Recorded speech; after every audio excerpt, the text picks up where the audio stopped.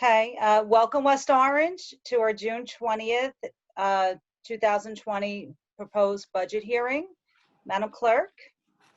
Good morning. This is to inform the general public that this workshop meeting is being held in compliance with Section 5 of the Open Public Meetings Act, Chapter 231, Public Law 1975.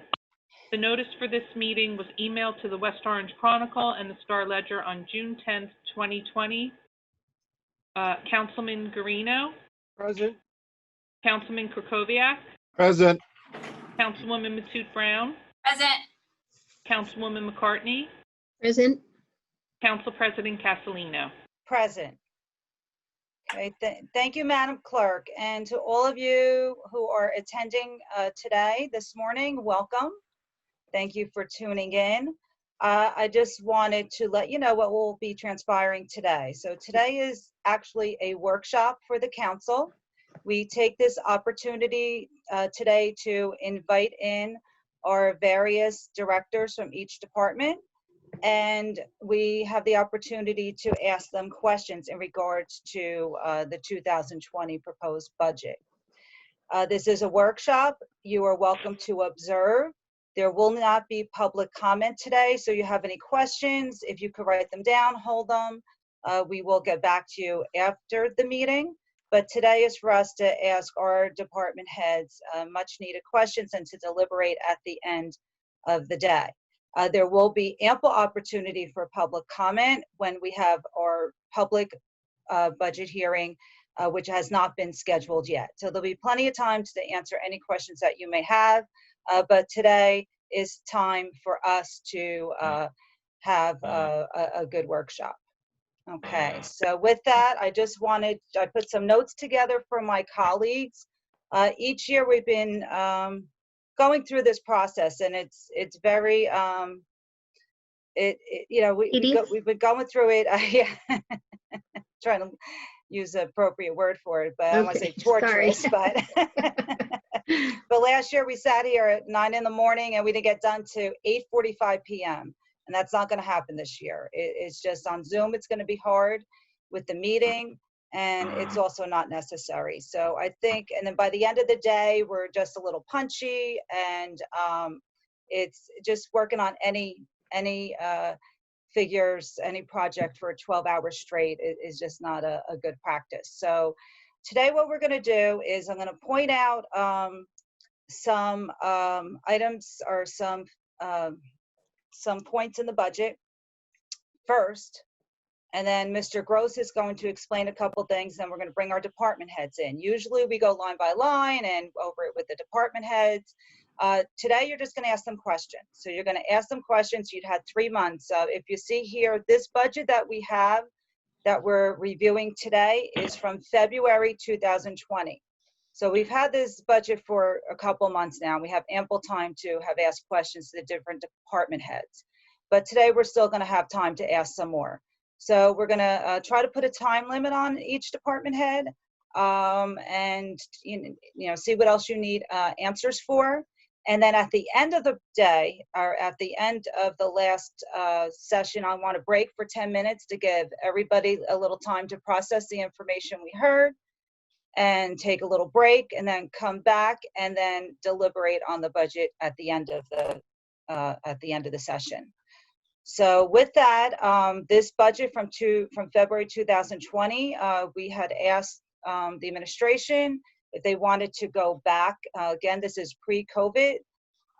So we had asked the administration if they wanted to go back and make any changes, and they did not want to make any changes from this budget. So this budget that you have today in front of you, the average assessed home is $338,106. It represents a 2% increase from last year, and that impact to our taxpayer and ourselves is $74 per year. If we wanted to go with a zero increase, you would have to find $1,214,987.95 to be cut from this budget today if you wanted to go with a zero increase. And just to give you a little retrospect on when we look for cuts, I know we usually look at each line and 2,000 here and 3,000 here. I mean, we need, in order to reduce the impact to the taxpayer and to deduct in $25 increments, we need about $400,000. So I just want you all to keep that in mind today when you're asking your questions and when we deliberate later. So for every $25 we want to reduce, so say you want the impact to be to the taxpayer $50 for the year, you would need to find $400,000 in cuts today. This budget contains $500 in capital improvements. We're not voting on that today. Mr. Lepore we'll have a separate meeting for that. So today I would recommend just leaving that line item alone. Mr. Lepore will have to present to us what projects were completed last year. And Mr. Gross will have to do an analysis and see what's going to be needed for this year. They're not there yet. Also, this budget does not contain any, as I said in the beginning, any recommendations from COVID-19 crisis or additional training for our police department. So we are still in crisis with certain situations. Needs still have to be assessed. And so that's something to think about also. And what I like you to do is refer to, when the department heads come in, I would like you to go to the back of your book to your organizational charts, which we're all thrilled to receive this year. We've had asked the administration to get that together for us in previous years, and we are very, very thankful. We have them itemized by department. I know I couldn't get it on the screen because our budget book is so big. Nice job, Mr. Gross, this year, but and just so the public could see, you know, each department is clearly organized for us this year. We show what vacant positions we have. We need to know what's going to be filled. So those are some of the questions you could ask our department heads where they're at with that. And again, please remember this budget was crafted February 2020. Now, talking to my school board colleagues, they went ahead and approved their budget and leaving room in there for anything that may have to do with COVID and other situations. So again, when we're looking at cuts at the end of the day, these are all things I want you to think about. So with that, we will bring in our first Mr. Gross. So Mr. Gross, the question that you've been asked by some of us, and I know I have asked it. So you're not going to change this budget, and you're going to keep this budget as is. And with the threat of loss of revenue this year due to our crisis situation, can you please explain to my colleagues and to those listening in, how do you propose to make up for those lost revenues if we approve this budget today as is? Good morning. Something close to it. Good morning. Thank you. Let me frame the budget a little bit, and then I'll get to answer that question after I do that. This budget, as you said, represents a 2% increase. Will represent a 2% increase in taxes across the board, impacting the average taxpayer about $74 a year. The budget itself has gone from $85,793,000 to $88,320,000, and that difference is made up with increases in the increase in taxes that I mentioned, as well as, for the most part, an increase in the utilization of surplus. The drivers of these increases was primarily $1 million in salary and wage, $650,000 in health benefits, and there's increases in debt service and OE to make up the difference. This budget does not contain anything COVID related, and for two reasons. Number one, on the appropriation side, we did receive a $2.26 million appropriation from the CARES Act, which to date we've spent about or committed about $600,000 for that, and that we feel that that's going to cover us as far as our out of pocket is concerned for the CARES Act for this year. in terms of the other obvious impact, and we've talked about this before, is a reduction in revenues. And this gets to your question as to why we can move forward with this budget. Initially, when COVID hit, we were running over 12 to $15 million behind revenue collection.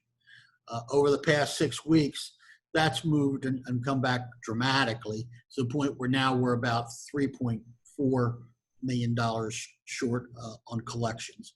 And we usually run about $1.5 million to $1.5 million to $2 million this time of year. So we're really not too far behind.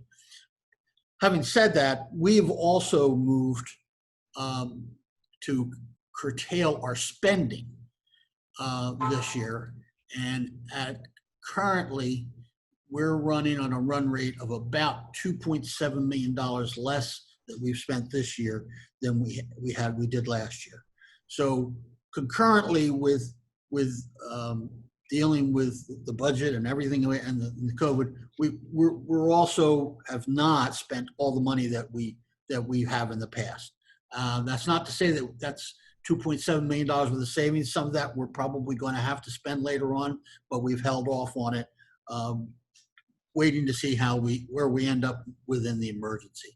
So that, and the high probability that the legislature will allow us, if we run into a shortfall, to fund through a refunding bond over a 10-year period any shortfall that we have. We feel confident that the council can move forward with this budget as presented, because it represents what we believe are the essential services that the residents need, and therefore we recommend you moving forward. Okay, thank you, Mr. Gross. Mr. Sayers, did you want to say anything before we started today, or? No, I think Mr. Gross covered it all, and I think we'll move ahead and see where we go. Thank you. Okay, great. So, Council President, very, very briefly, I just want to remind the council, as I do every year, that in order to decrease the mayor's proposed budget, you only need a majority vote, 3 votes of the council.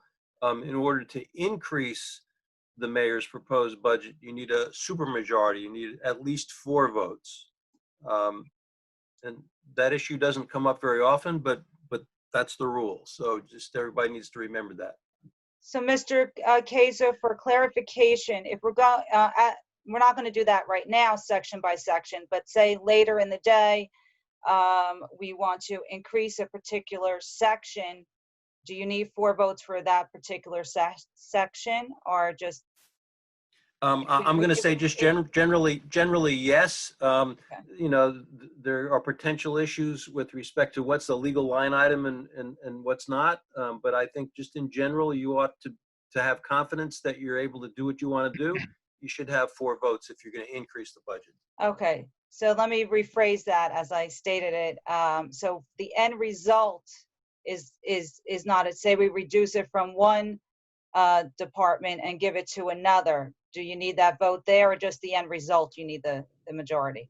I think to be safe, you want to eat for each thing you want to increase, you should have a supermajority. If the issue comes to play later on, we'll deal with that as it comes. Okay. It's based on each budget line, so Right. not a subline. So, for instance, in the salary and wage, if you want to raise hourly and decrease overtime the same amount, or that does not require. But if the whole line at the end, if you're raising one more than you're lowering the other, so the whole line, the whole section goes up, then that requires a supermajority. Right. Okay. I doubt we'll have many of those conversations, but just in case, I wanted to get a good clarification. Council President, I have a Thank question. you. Yes, Councilwoman. Thank you. First, I want to say thank you for this narrative on the first slide, because a lot of our questions are on that slide, so that I appreciate that. John, it's really for John, out of the $2.2 million CARES Act, are there stipulations on what it can be used for? Because, right there on that slide, we are concerned about employee training, police training. Can those types of expenditures come out of that CARES Act? If I can convince them that it's related to COVID. But so Ah. please, the type of training that you're talking about is not really, That's true. it's That's not true. It's COVID just driven. simultaneously, right? It just happened at the same time. Okay. So unless I can, draw a nexus to the COVID, that's the only way I'd be able to use it. I can tell you that we're aggressive on that. I understand. Thank you. Council Thank President. you. Council Yeah, President, I also have. yes, Councilwoman. Thank you. John, I think it's important to understand when we're talking about salary and wages, how much of the $1 million is contractual versus mayoral special requests. Special requests are running around are approximately 200,000. Thank you. Thank you, Councilwoman. Does anyone else have a question for the administration before we get started with our department heads? So, Mr. Sales. Council President, I just have, Mr. Gross, what document are we working off of? The actual budget or the one that you sent us with the changes? I Well, want to right. make sure everybody's working off the same document. Okay. Each document, the two documents there, one is a subset of the other. So right now we haven't moved into that section. So the anticipation was to work from, at least initially, the document which was the summary of the changes. Right. That's what I thought. I just want to make sure everybody's on the same page, that's all. Great point, Mr. Sayre. So my colleagues, if you have a question, please specify if you're working off the summary that Mr. Gross had sent us the other day and what page number versus the actual budget book. Okay, so this way we're. Let me tell you a little bit about the documents. The summary document, the changes. The only thing that's different are the first 2 pages, which is basically a list of all the changes. All the other documents that are in that document are the same as the document in the master budget. It's just there's fewer of them. There's only the pages that relate to the changes. So that document, if you refer to it, also the page numbers in both documents are the same. Obviously one document doesn't have all the pages, but where it does, they're the same. Thank you, Mr. Gross. And I'm going to ask my colleagues to, because of the time constraint today, to please focus your questions primarily on the documents in front of you. This is not a time to have conversations about other issues within their departments unless it's related to the budget directly. Okay? So with that, I'm going to ask Lauren, you have the schedule there, I don't have it in front of me, so you could let us know who's up at bat, so to say. Sure. Ha ha. Ah, you're good. You're good. I And will say, let me thank Lauren. You have been doing an awesome job for us. I mean, your technical skills, I mean, you're spoiling us. So oh, thank you. great job. Great job. And I will say you are running behind, not behind, excuse me, in front of schedule. It is, we did plan till 9:45 for questions. We do have someone in the pool who is a little early if you wanted to do Mr. Vecchio first, instead of waiting for his 10:30 time slot if he's ready to go.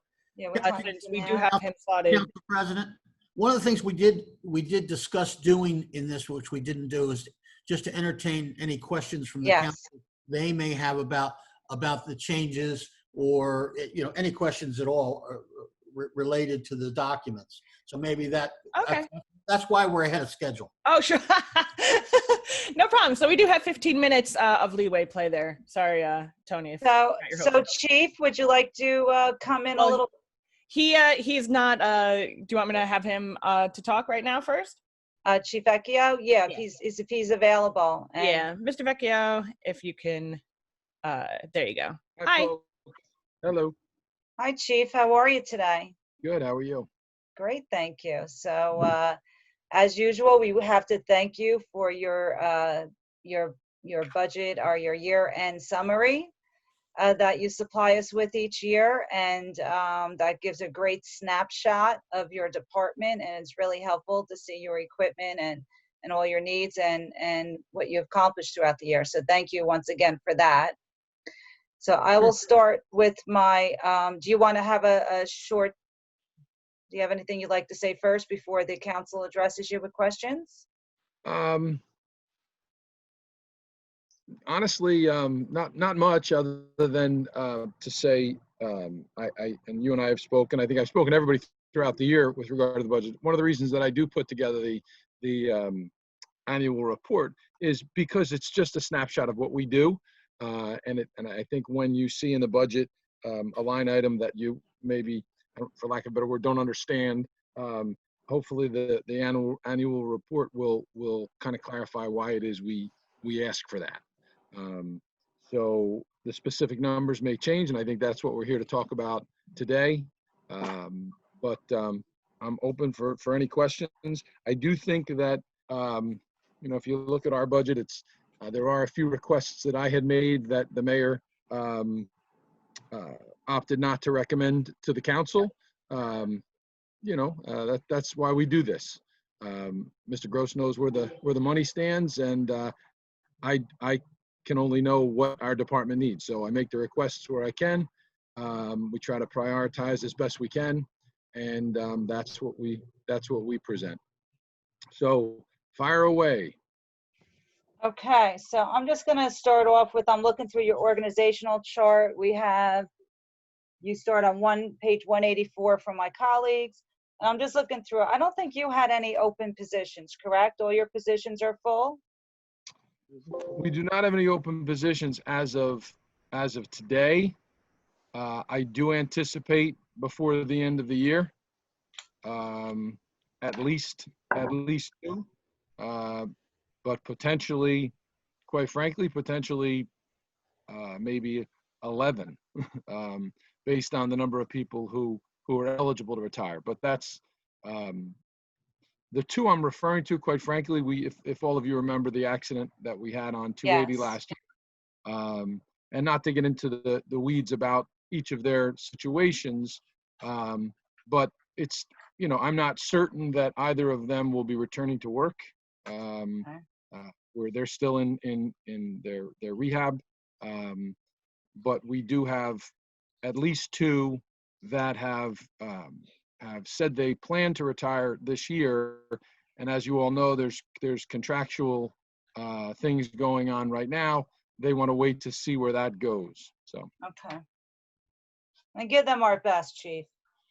I will. Thank you. You have a picture of the accident in the book you gave us, and it just, it's still so surreal, so real. Yeah.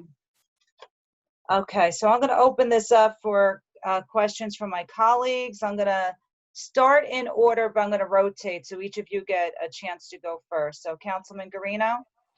Thank you, Council President. Good morning, Chief Vecchio. How are you? Good morning, sir.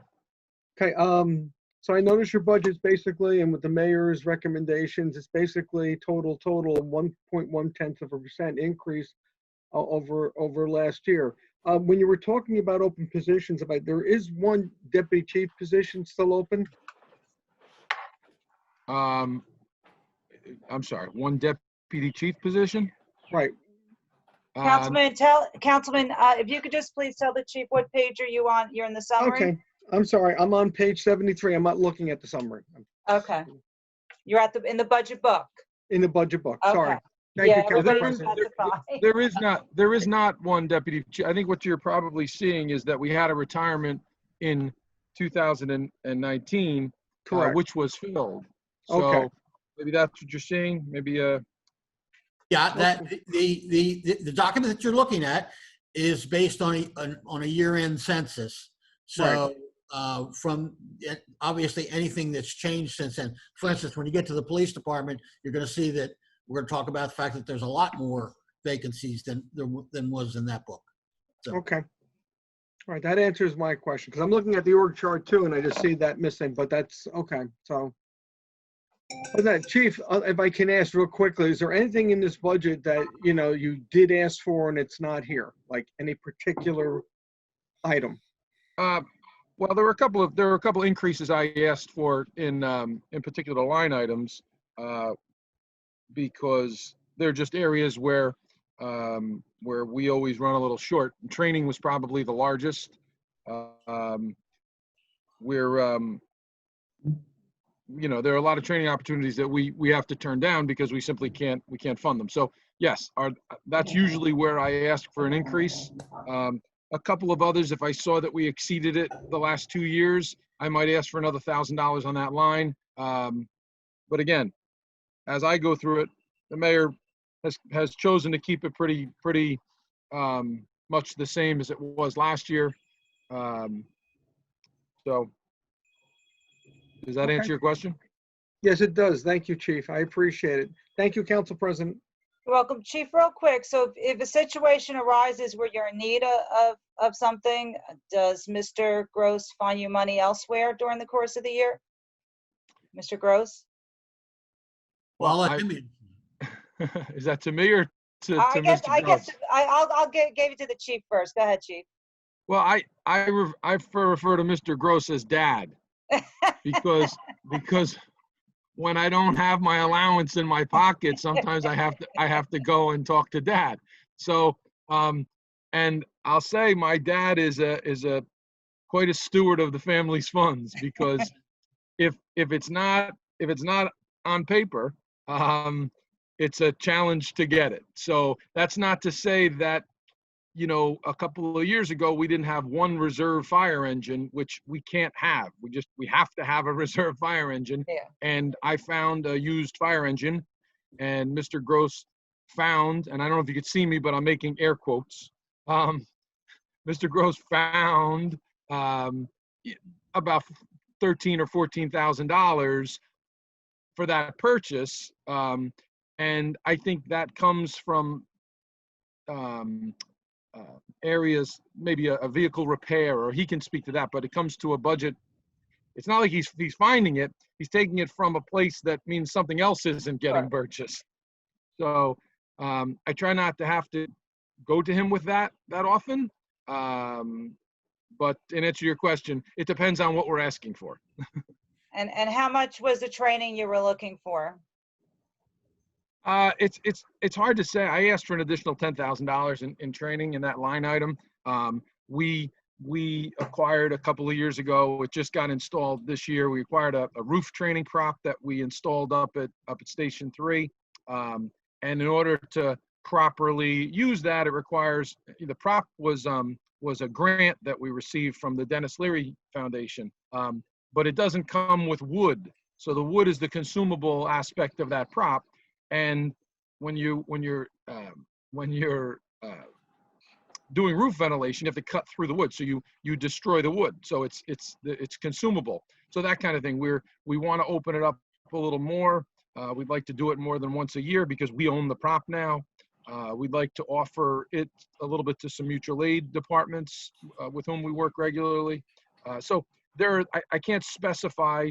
All I can say is that each year we see that we run out of our training budget before we've completed the things we wanted to complete, if that makes sense. So sometimes what we do, if it is a training opportunity that we really, really either have to do or we really, really don't want to miss out on it, we have a certain fees that we collect, and it's not a lot of money, but certain fees that we collect have to be used. They can be used by the fire department for training. That's for training and equipment. That's what you can't be used for anything else. So occasionally we can dip into that. But I just thought that since it was happening every year, that's a line item that I thought we should have increased. Okay, thank you, Chief. Councilman Kukoviac. I'm sorry, I just want to interrupt for a second. I deeply apologize. I did not promote Chief to a panelist, so he is in voice only. Would you like me to put him on camera? I apologize for that. We would love to see him. Okay. Oh, wait. Wait a minute. Wait a second. Let me put pants on. All right, your computer's gonna do something. Just give me 1 second. Sorry about that. While we're going through that, I just want to piggyback on something the chief said. Our budget is our plan for the year, and any plan has needs and it has wants, and that's my job is kind of steer through and identify what's a need and what's a want. So when the chief talks about having to come to Dad, he's probably not too far off, because that's what families do. And I can say that I think I can proudly say this, that I don't think anybody's ever come to me with a need and they didn't get it, whether they had the money in their budget or not. We found a way to make it happen.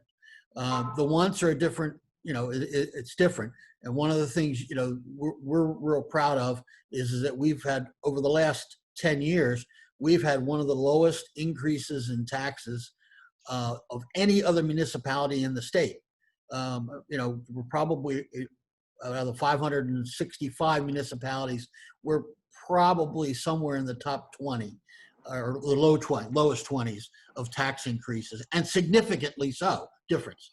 And one of the ways you do that we've been able to accomplish that for our taxpayers is to set an anticipation that when it comes to the things we can control, that we're not going to increase our costs, or try hard not to increase those costs. And we've done that successfully. That's not to say that we haven't. That's not to say that we haven't done new initiatives. And certainly, we're always open to that. If there's something new that the chief feels very, very strongly about and wants to try it and see how we do, and so it can be evaluated, we're happy to cooperate and figure out ways to do that. And I think everybody knows that. I think the chief knows that. Thank you, Mr. Gross. We appreciate that. Councilman Kukoviac? Nothing from me. Okay. Councilwoman Matu Brown. And before I start with you, I have to compliment you. You get an A+ in the questioning and getting everything over to the administration. With the rest of us, I think we're picking up the phone and sending random emails. So great report, Councilwoman. Kudos to you.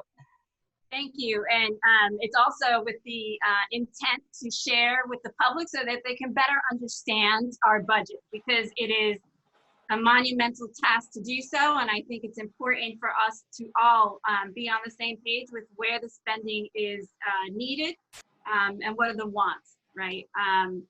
Chief Vecchio, thank you for joining us today and for always being so conscientious and also a good steward of our tax dollars. I had the pleasure of visiting with you your firehouses and saw some needs and structural concerns that we should look forward to discussing in the near future, particularly when we are talking about the debt service and capital improvements. I think that the question that my council colleagues asked with respect to the training was also of concern to me. Understanding that you do have the tools, but sometimes the training falls short. So I'm hopeful and happy to hear that there is ways that sometimes Mr. Gross can facilitate that for you. Since we have you here and since the public is listening, and this is not something that we usually have a lot of access to because nobody wants to come and sit on a Saturday in town hall for a budget hearing. Can you just, if you had a target wish list for things that are needed structurally in the department, for instance, and with specificity to our growing development in town, and our firehouses and how they are placed strategically or not. Can you just give just an update for something for us to think about going into discussions of debt service and investment into infrastructure? So last year, when the master plan was put together, they asked me to come in and speak a little and asked kind of the same question. And this is by no means what I expect because I'm a realist and I know that, but when we had our ISO review a couple of years ago, we were able to provide them with some information that upgraded our classification, which was great. When I asked how we could get even higher, the answer was revolved around a lot of structural changes that would have to be made and would be crazy costly, meaning take away 5 firehouses and build them now where they need to be. That's not, I know that that's not a thing. Again, he asked me for my wish list and that would make things ideal. So you kind of back up a little bit and think, how can we make things better with the infrastructure that we have? And that's what we try to do. Using the structural, the the buildings themselves, yeah, there need to be some repairs. They've already been started. They were started. Yeah. It was made pretty clear a couple of years ago that before we do any cosmetic work inside, we need to tighten up the outside. So roofs, fix some leaks that we're getting in through the masonry, things like that. So, and a lot of those are big ticket items. So when the council approved the architect engineering company to come in originally and put together everything that kind of needs to be done, I was asked to prioritize those. And quite frankly, what I did was, because I understand that the skeleton needs to be sound before anything else, I said, obviously we have to do that first. And this was all with Mr. Lepore's advice, because I'm not an engineer. But then we tried to do a sprinkle of cosmetic with that. So for example, this year we're planning to do another set of roofs. And there, I think it might be on your agenda for your meeting Tuesday, to hire a firm to write the bid specs for this go around. So once that happens, they're also going to include, I think, depending on where the bids come in, some interior work at fire headquarters, which has been needed for a while. So that's kind of where we are. I don't know if that answered the question. It did. Since we have you here, I wanted your voice to be, to reflect what those considerations are for us moving into discussions of debt service and capital improvement. While it's not going to be discussed here, but you are here. So I just wanted to take advantage of that opportunity. Sure. And also one thing that I know when I was talking to different departments, does the fire, and I didn't see it in the line item, and maybe this is a Mr. Gross question, and with the focus on revenue generation, the fire department does inspections. Do we charge fees for those inspections? As I understand some other municipalities do. Do we? I didn't see them in here. There are different types of inspections we do. What life hazard inspections we actually do on behalf of the state of New Jersey. They pay us, if you will, to do those inspections. So yes, businesses who fall under a life hazard classification, and there's a whole bunch of reasons why that would be, and there's a few hundred of those, and I put that in the annual report as well. Yes, we do receive money for that. All other inspections which are not required, we call them, life safety inspections, where we go into the mom and pop shop and tell them they have extension cords that are exposed, or the exits are blocked, or something like that. Currently, those are done out of, just fire prevention, and we don't charge for that. That was something that the administration felt was an additional tax on businesses, and chose not to do that. There are several other municipalities that choose to do that. My guess, if we build, that might be maybe a $40,000 additional revenue if we were to do that. But again, that was an administration decision. It's not like it hasn't been discussed. It just, that's what the mayor decided. He preferred that. And as it depends on how you look at it. Some people might look at it as, businesses are struggling as it is. That's just an extra thing. So I can add that, and it may surprise you to learn, we're already working on the 2021 budget, and we've had discussions with the mayor, and the mayor's authorized us to do a complete evaluation of these types of revenues, potentially for 2021 budget. So certainly something that we're aware, we have always been aware of, but this may be the time that is necessary to move towards that. The mayor's always trying to shy away from fees, because he always believed that those fees ultimately make their way to the taxpayer, and it felt like they were just another tax. So that's just his viewpoint of the world. However, he is agreed, and we are doing an evaluation of these types of fees for 2021.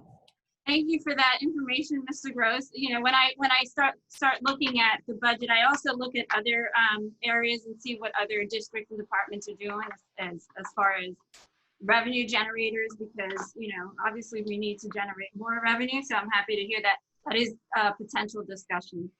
That's it for me, Council President. Thank you. Thank you, Councilwoman. And just so you know, the council in years past, this is something not just with the chief's inspections, but throughout with all the other departments. It's something that we've been pressing the administration for the past few years to do, to look at the revenue drivers. Also too, especially when we get into with zoning, with property maintenance. Mainly, you know, we've asked last year for the mayor to look at, even if you don't want to hit residents with the first offense, but definitely the second and third offenses, because it's also about if you pay with the penalty, you may not, you know, have an additional offense. So it's something I'm glad, Mr. Gross, I'm glad to hear that is finally getting done. I know with COVID, you were starting to do that, and COVID pushed everything off. So I'm glad to hear that's, you know, back on your list of things to do. Councilwoman McCartney. Thank you. Morning, Chief. As a business owner, I appreciate not the additional fee, just to follow up on that conversation. And we already do pay for the inspection, and I really appreciate the advice and recommendations that are made during that inspection. So I would look closely at adding additional fees to that. That's not really what I was going to say. I just picked up on that conversation. I really wanted to say thank you for submitting basically a status quo budget for 2020. And the increases that are requested in here, whether needs or wants, are negligible, except for the training. And that is certainly something that we can look at if it becomes necessary. So really, it's a thank you, not a question. Council, Thank you. Council President? You have one more question, Councilman? Yes, I'm sorry. I didn't think we were going to go detail by detail like everybody's been going. So I just have one question that's very important to me for Chief Vecchio and the fire department. Chief, I don't see any, like, you know, the major expenditures for the equipment and the safety equipment of our firefighters, which I deem is one of the most important factors of operating a great fire department that you do. So how is our expenditures going and adjusting for our fire department personnel's equipment? Excuse me, Councilman, what page are you on? Sorry. And the budget book or the budget book? I don't use the summary. I need the budget book. So. Okay, what page on the budget book are you looking at, and what line There's item? equipment and on page 77, I believe. 77. Are you seeing where it says life-saving protective clothing? Yes, Is that sir. what you're looking at? Yes, Chief. 112? Yes. So I apologize. I sat outside so my kids didn't make any noise, but now I have somebody weed whacking. So I apologize for that. We can't hear it. All right, good. So, Councilman, to your question, so that's more of a maintenance line item, because for those of you that don't know, a complete firefighter protective ensemble, from helmet down to bunker pants and turnout coats and everything, is upwards of about $8,500. So per ensemble. So what we've done is we actually, and it's in capital, we do have a capital request every year because there's a shelf life to these things. So we do have to, there is turnover. So we do have to replace gear. So there is a capital request, but that's not what we're talking about today. And that capital request is to cover the replacement of the gear. Okay. This is basically repairs. If someone tears their bunker pants, we're not going to spend another $2,000 on them. We'll spend $100 and it'll get professionally repaired. Right. Okay. The chief is right. The equipment, again, it's very expensive, but it has a useful life of more than 5 years. So some may dispute that, but generally that's accepted. Therefore, we do pay for it out. We actually purchase it with capital dollars and then maintain it through the budget. Okay. I was just concerned because I didn't see it. I wanted to know. Do you know what the estimate is for the capital budget? I know we're not discussing it, but what's the estimate that you're going to put in for the capital budget for firefighters? I believe that request, and I think I do it every year, is $25,000.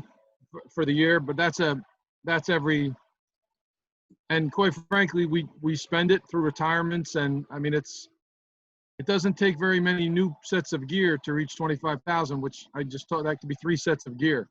Right, that's 3 sets, $8,500 per firefighter. Yeah, Okay, when you factor in everything.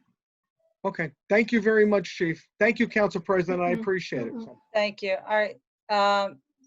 Thank you, Chief, for coming in today. I know we had a long talk yesterday.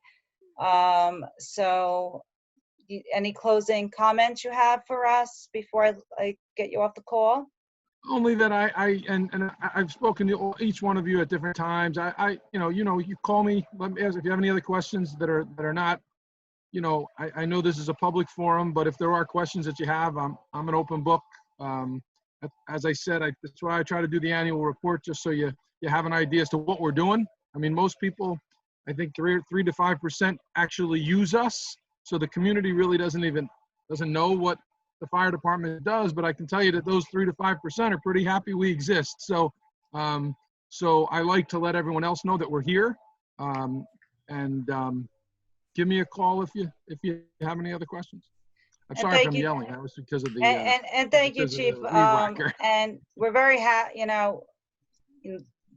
past few couple months with COVID, and especially your guys were on the front line being exposed, and we appreciate all their efforts and taking care of our community. So thank you all for what you do. Since it's a forum to do this, I can't thank our guys and gals enough, because to your point, most people don't see what they've been going through the past 3 months. Yeah.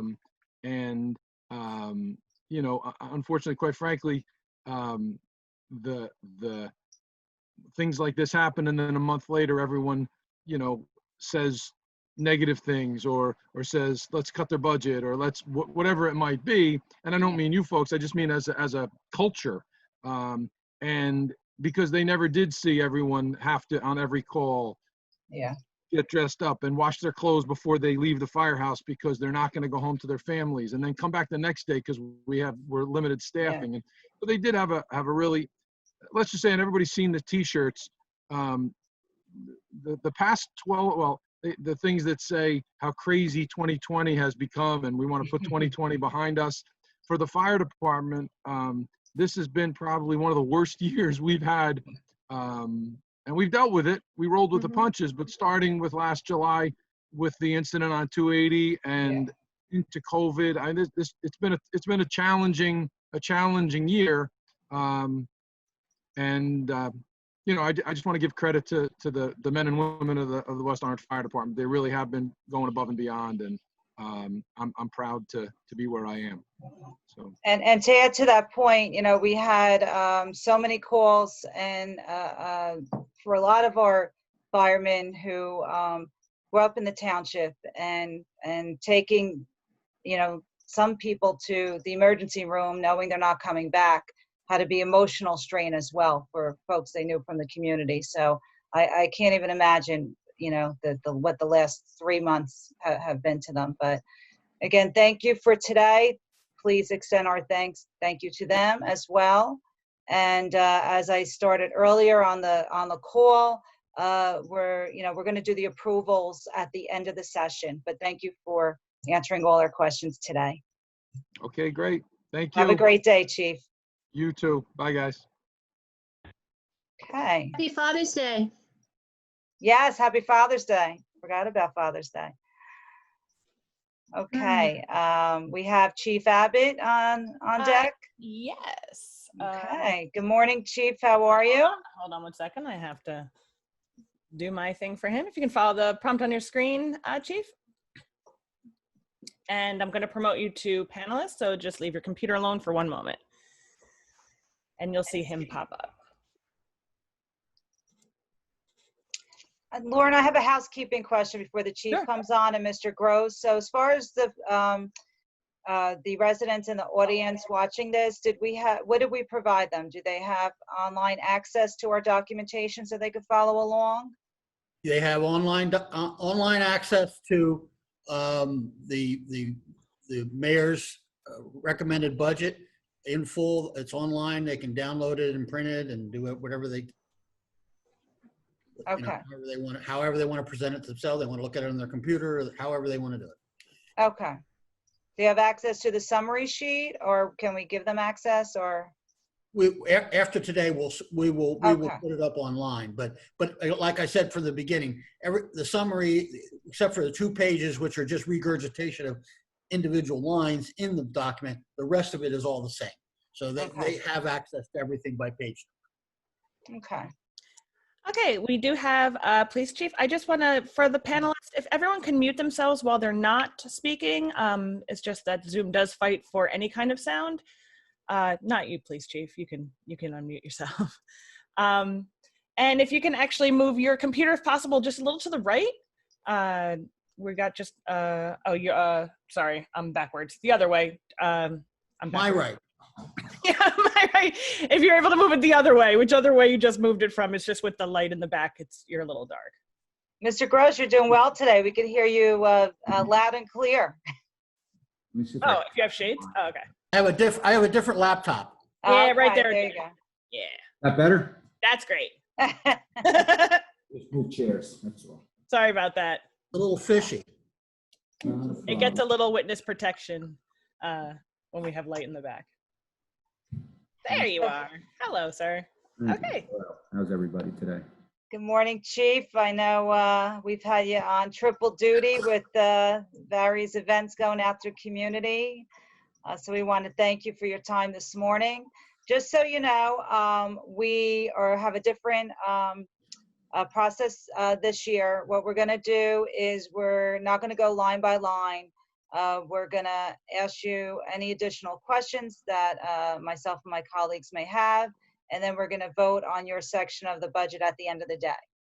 So what I'll ask you to do, if you'd like to make some opening remarks to the council, and then we'll proceed with my colleagues asking you questions. Okay, so this is my 23rd budget as a police chief to the Township of West Orange. 3 different mayors, and it's never an easy task.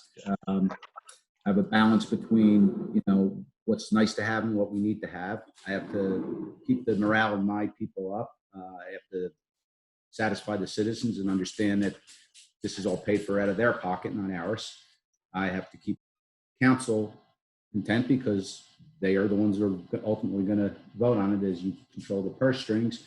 I have to work with the mayor, the CFO, the business administrator, and often legal counsel to put this budget together. So I've always been of the opinion, and you probably heard me say this before, that once the budget is determined by the administration, by the mayor, it's not my position to come in and fight further for what the end game is. I'm not going to try to usurp the mayor's authority. I know he's got to take the whole town into consideration, but all these things need to be balanced. So the arguments that are had in private between mayor, the CFO, Jack, legal counsel, and myself. And once we come to a final resolution, that's the end of it.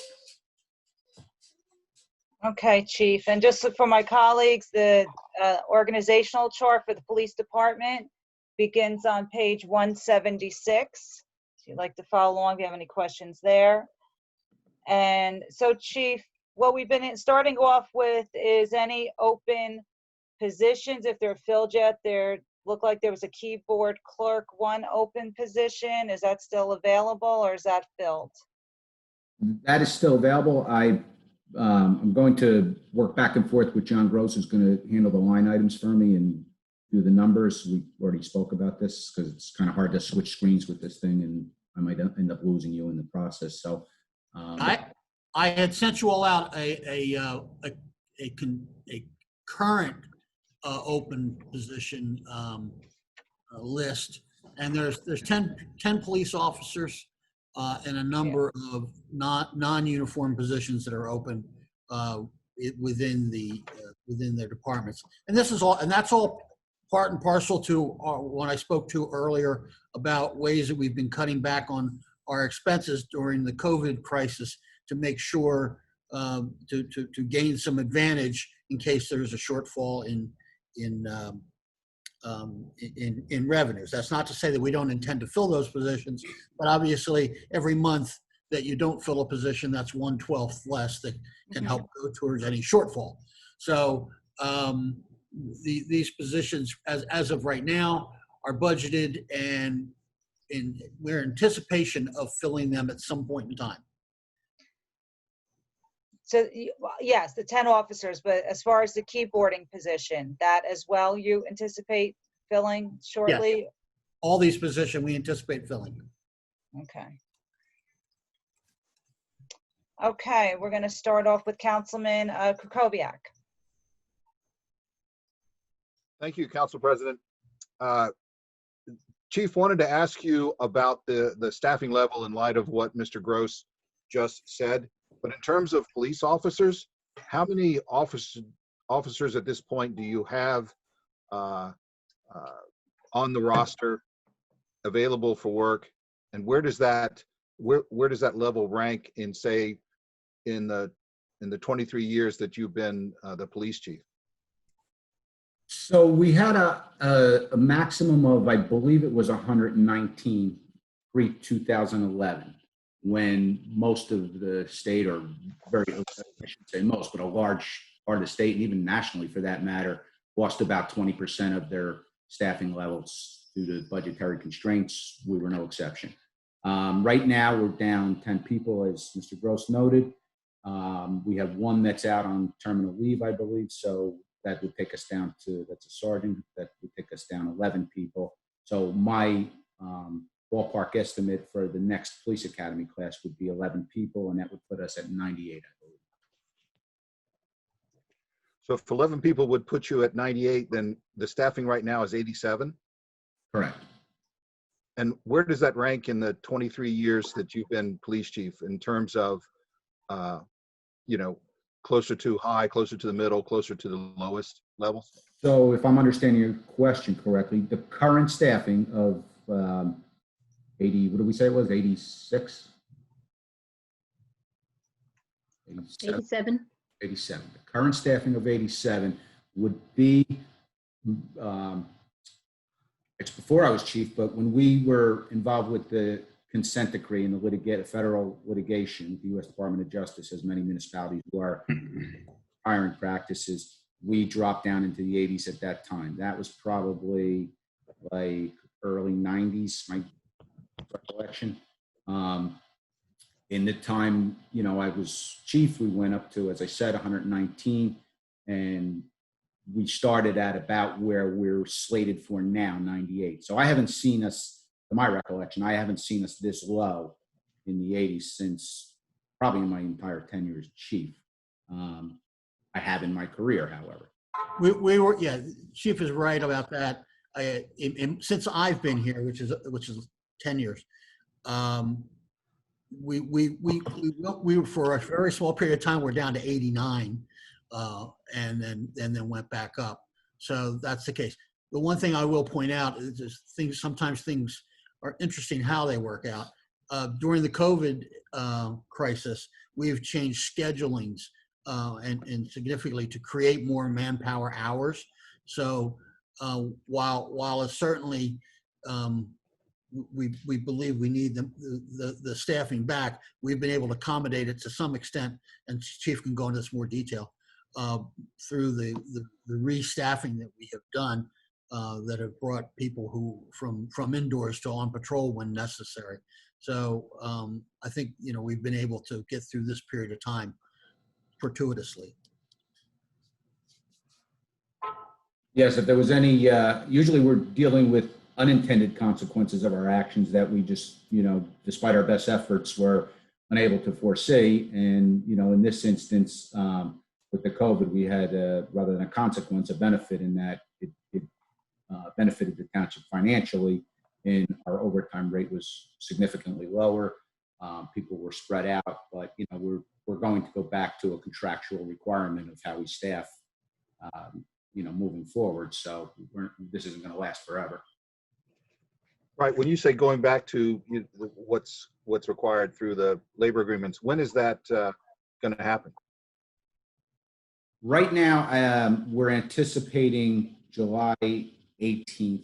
The unions prefer to do it a little bit earlier. We're trying to navigate that, and it's possible we could do it July 2nd into the 3rd.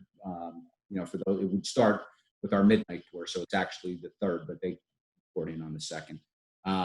It's possible we'll do that, but there's a little reluctance because we're not certain that the physical barriers that we've ordered and are being installed will be installed on time. So far, this company seems to be moving according to schedule. We're actually waiting till Monday just to see if they start the police building, and if it looks like that can happen, we may move to do that. There's a number of moving parts to this, as you can imagine, with payroll and Mr. Gross's people, our people scheduling, civilian employees coming back to work. So I really want to make sure everybody's safe. That's the priority. I don't mind trying to help the unions out and do this a little bit more expeditiously. I understand they want to go back to their normal schedules. I just want to, safety's paramount for everybody. Oh, absolutely. I'm sorry, this sort of came out of left field for me. When you say physical barriers being installed, what's actually, could you explain a little bit about what that is and how it impacts the scheduling, please? Well, as you know, the way it impacts the scheduling is that for COVID, everybody that worked inside, such as detectives, administrative people, everybody was put back into the patrol pool. So they're going to go back to their original assignments, training, staff service, internal affairs, so on and so forth. So the physical barriers are the glass, for lack of a better term, you often heard them referred to as sneeze guards. So they go in between the desks. The years ago, the move was both in the corporate world and in government was to take them down so there was more interaction, more open space. Now, in the post-COVID world, people are putting them back up, but they're going with like a clear plexiglass, so at least it has the appearance of more interaction. Oh, okay. Okay, thank you. I wasn't aware of that. We're doing that townwide before we bring back any employees. Okay. Mr. Gross, just while you're sort of on screen, what's the cost of that? Of doing all of this with Probably when we're done, it's probably going to be north of $100,000. So that comes out of the COVID fund, correct? Yeah, that'll all be coming out of the COVID fund. Thank you. Chief, you mentioned that you were probably looking for about 11 people to be coming out of the next academy. I know it's a long, lengthy, expensive process to put people through the academy. What's the sort of timetable we're talking about here? Of you actually getting people, probationary officers? It's really minimum of a year before you really see the benefit of these academy graduates, because from the time you hire them, they go to the academy, then they graduate the academy, and you often lose people in the academy too. So they have to either be recycled. If they're medically withdrawn, we try to give them a second bite at the apple and send them to another academy class if they wash out for behavioral issues and so on. But so you take that, you take the graduation, and they have a year that they're considered a probationary employee from the time they graduate the academy. They have to do at least 3 months with a field training officer, and we try to expose them to every shift to learn the different nuances of the shifts. And then, some of those people have to be recycled back through the training program, which is an additional 6 months. So we're talking somewhere in the vicinity of a year before they're on the payroll the whole time, but before they're a productive employee on their own, so to speak. Right. So what you're saying, basically, the bottom line is that they will be regular officers in the schedule by about this time next year? If everything works out right, they will be a little bit later than that, because we're not ready to hire right now. The list just came in with good backgrounds, and the next academy class, I believe, is going to start in September. So if you want to say a year from September, I think that would be legitimate. Okay. Yeah, and I'm just trying to get these details because, as you know, this is a concern of mine that when we get really low on manpower levels and we're doing a bunch of overtime, I'm just not sure that that's the most effective, that produces the most effective force. So I appreciate all this information. One more thing I wanted to ask about is the training budget. You had asked, I think, last year the training budget was $17,500. You had asked, I think, for $19,000 this year, and the mayor bumped it back to $17,500. Well, you know, what I do is I supplement our training budget with our forfeiture funds. So we typically have enough. This sketchy part of doing the math that way is that you really don't know what's going to come in forfeiture. So you kind of try to use an average. I will say that $2,500 or whatever that amounted to is not going to make or break us. Okay. The reason I'm asking is because obviously the effectiveness of the police has been in the news, to say the least, for the last month or so. And one of the areas of concern for a lot of people is having the best trained officers you can possibly afford. And I'm a believer in that. It doesn't look like, it looks like we could do a lot more training if we gave you more budget. But when you introduce the forfeiture funds, I don't know the issue of forfeiture funds and coming in to help pay for training. I don't have a clear picture of where we've been with training and where we might go with training to make sure that they're getting as good a training as we can possibly give them. Can you tell me, just even though the budget item is 17.5, how much you're actually spending in a year on training, and could you use more? Could you increase the effectiveness of the force and the officers if you had more training budget? It's a difficult balance because you also have scheduling issues. So as you take people out of service to train them, quite often you have to replace them with overtime. This isn't true with every position, but it is with especially the line officers. Being the only, as you probably well know by now, seeing all the emails back and forth over the last several weeks, being one of roughly a dozen and the only Essex County town that's nationally accredited, our training is looked at by outside agencies every time we're accredited, and we're on our game. So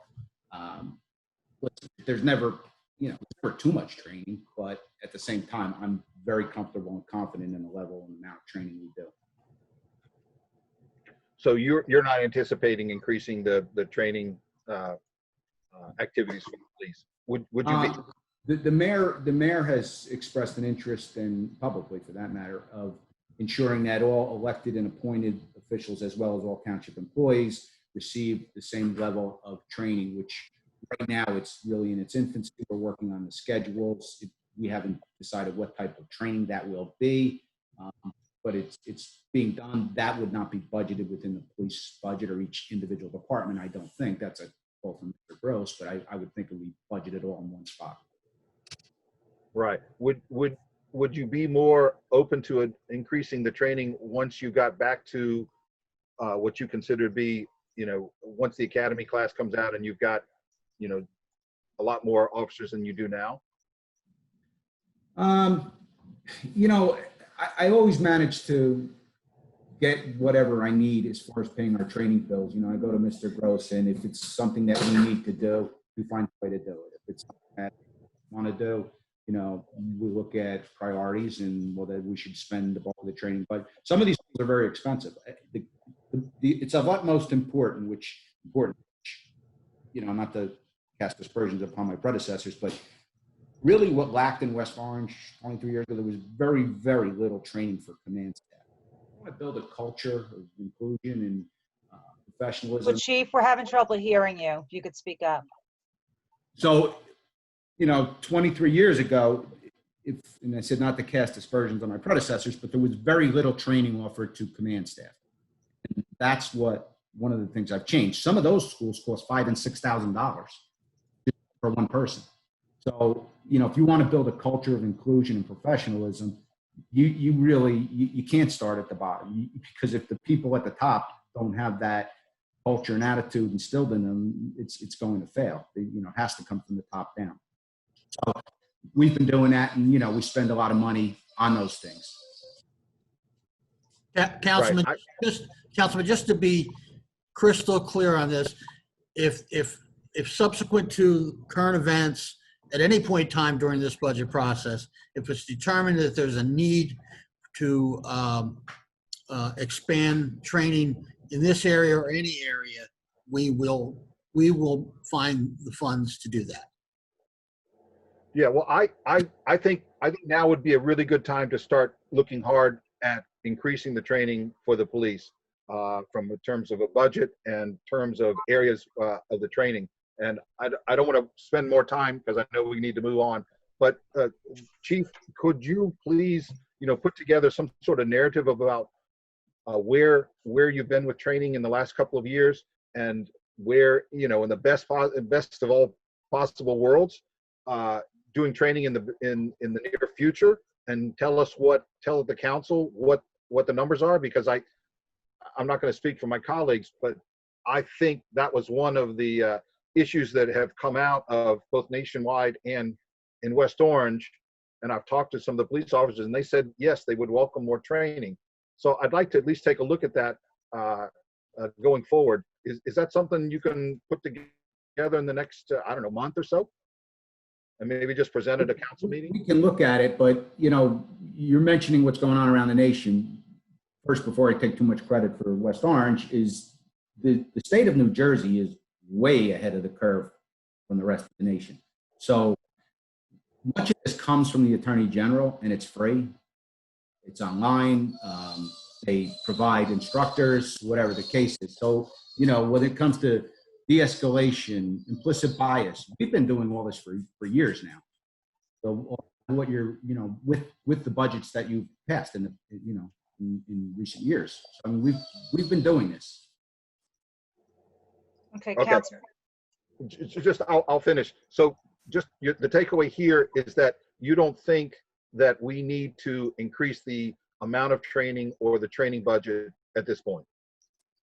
Not right now, because there's some, there's a decent amount of money in forfeiture as we speak. So I'm comfortable that for the next, 12 months at least, we'll be fine. Just in the next 12 months, how much would you be spending on training, including the forfeiture funds? I'd have to look at what we spent last year, and then also look at some of the younger command staff that's now coming up, that's been recently promoted, and some of the schools they need to go to. Now, like the FBI Academy is a fabulous school, and I've probably put 6 people through there in the last 23 years, but right now, like the 2 youngest captains haven't gone.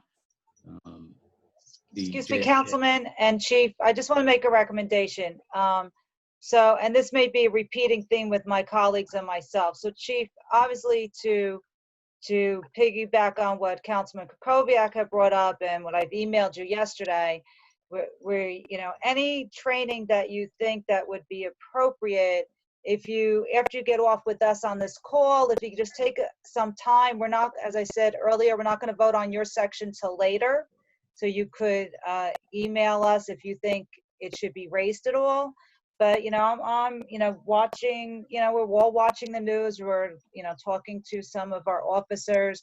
Do you have scenario training for our officers? So things of that nature. So if there's anything that we want to be prepared, we don't want to see an incident here, God forbid, that has happened elsewhere. So if there's something out there, if you just take a little bit time today, because today's the time if we're going to need to increase the budget, even if it's 10,000. So I can tell you unequivocally that if the atrocities of late occurred in West Orange, it would not occur for a lack of training. That I'm saying as we sit here right now. We train all those things. We preclude them by policy and training. We do scenario-based training. I recently sent you an email that the ICP put out a long list of best practices, and I had Captain Rich McDonald go through it and Red Fawn answer. And there were some areas where we could improve, and you were copied on that, so you'll have that at your disposal. But I don't think that that's going to cost $10,000 to do. Okay, when you get a chance, would you mind just putting together a narrative of the training in the last 3 years? What are the courses, number of officers, how much you spent? And you don't really have to look at what you might do in the future, because it sounds like you don't think we should. So could you just do that and just get it to the council in the time that you can? I know you got your hands full right now, so But I think the council would benefit from knowing more about what you've been doing with training. Thank you. I would, and I would just also ask you to bear in mind that when you talk to other police officers besides myself, is that they probably can't answer those questions off the top of their head. And any cop's going to rather go to training than go to work. So, you know, just take that on balance and consider that. Yes, I hear you, Chief, and I appreciate the advice. It's just, I think training is one of the areas where we could make an improvement and make a good force, an excellent force, even better. Do you have any suggestions where we need to improve? No, like I said, you're the expert. I was hoping you could. I'm just always willing to listen. I mean, before we throw, look for a solution to a problem that doesn't exist, I throw money at it. I'm always willing to listen. If there's something that we're not doing, we're far from perfect. I'm far from perfect. I make mistakes probably every day. And if there's a way to do something better, I'm always willing to listen. Yes, certainly not implying that. I think we have an excellent police force. Thank you. And a good portion of that is because of your leadership and the leaders that are below you. Like I said, I just think we can make an excellent police force even better in the area of training. Thank you. Thank you, Councilman. I just want to interject, Chief. I just think just the temperature out there, and just been on all our minds just to make sure that we're. And I know you've been sitting with the various groups in town and having a lot of conversations these past couple of weeks, and we appreciate that. And before I turn over to Councilwoman, just real quick, because I wanted to ask you when you first started. I know we're not talking about capital today, but in your capital, do you have vehicles included this year in that, or any renovations to the police station? I don't believe I've seen the final capital budget yet, John. You probably answer that better than me. We always ask for these things, but the finalized budget. Absolutely, their vehicles are requested. I don't think there's any major capital improvements to the building itself requested this year. There's other major requests, includes radio systems and electronics and IT things. So the police capital budget this year is will be larger than it has been in the past. And Chief, could you just explain the process? We may have some officers on the line right now, just to understand if there are needed renovations in their building. What is the process that it comes up the chain of command to you? How does that information trickle up to you when we're looking at those kind of improvements? Well, police administrations, who's an extension of my hallway, handles that, and they coordinate with mostly with Louis Reynolds, but Lenny Lepore and Joe Pelos. I'm sorry, Chief. Can you talk louder? I said police administration under Captain Callie handles that. They report to me. They fill me in on these things. However, they work closely with mostly with Lou Reynolds, but also with Joe Pelos and Lenny Lepore on getting these things done. In the past, this was always. Buildings and Grounds was always budgeted directly with DPW, but recently there's been more of a sense from John, and I don't like to speak for John, he's here, he can speak for himself, to put these in each individual budget so that we can defend what we need when those questions come up. Okay, thank you, Chief. So I'm going to turn over Councilwoman Matu Brown. Thank you, Council President.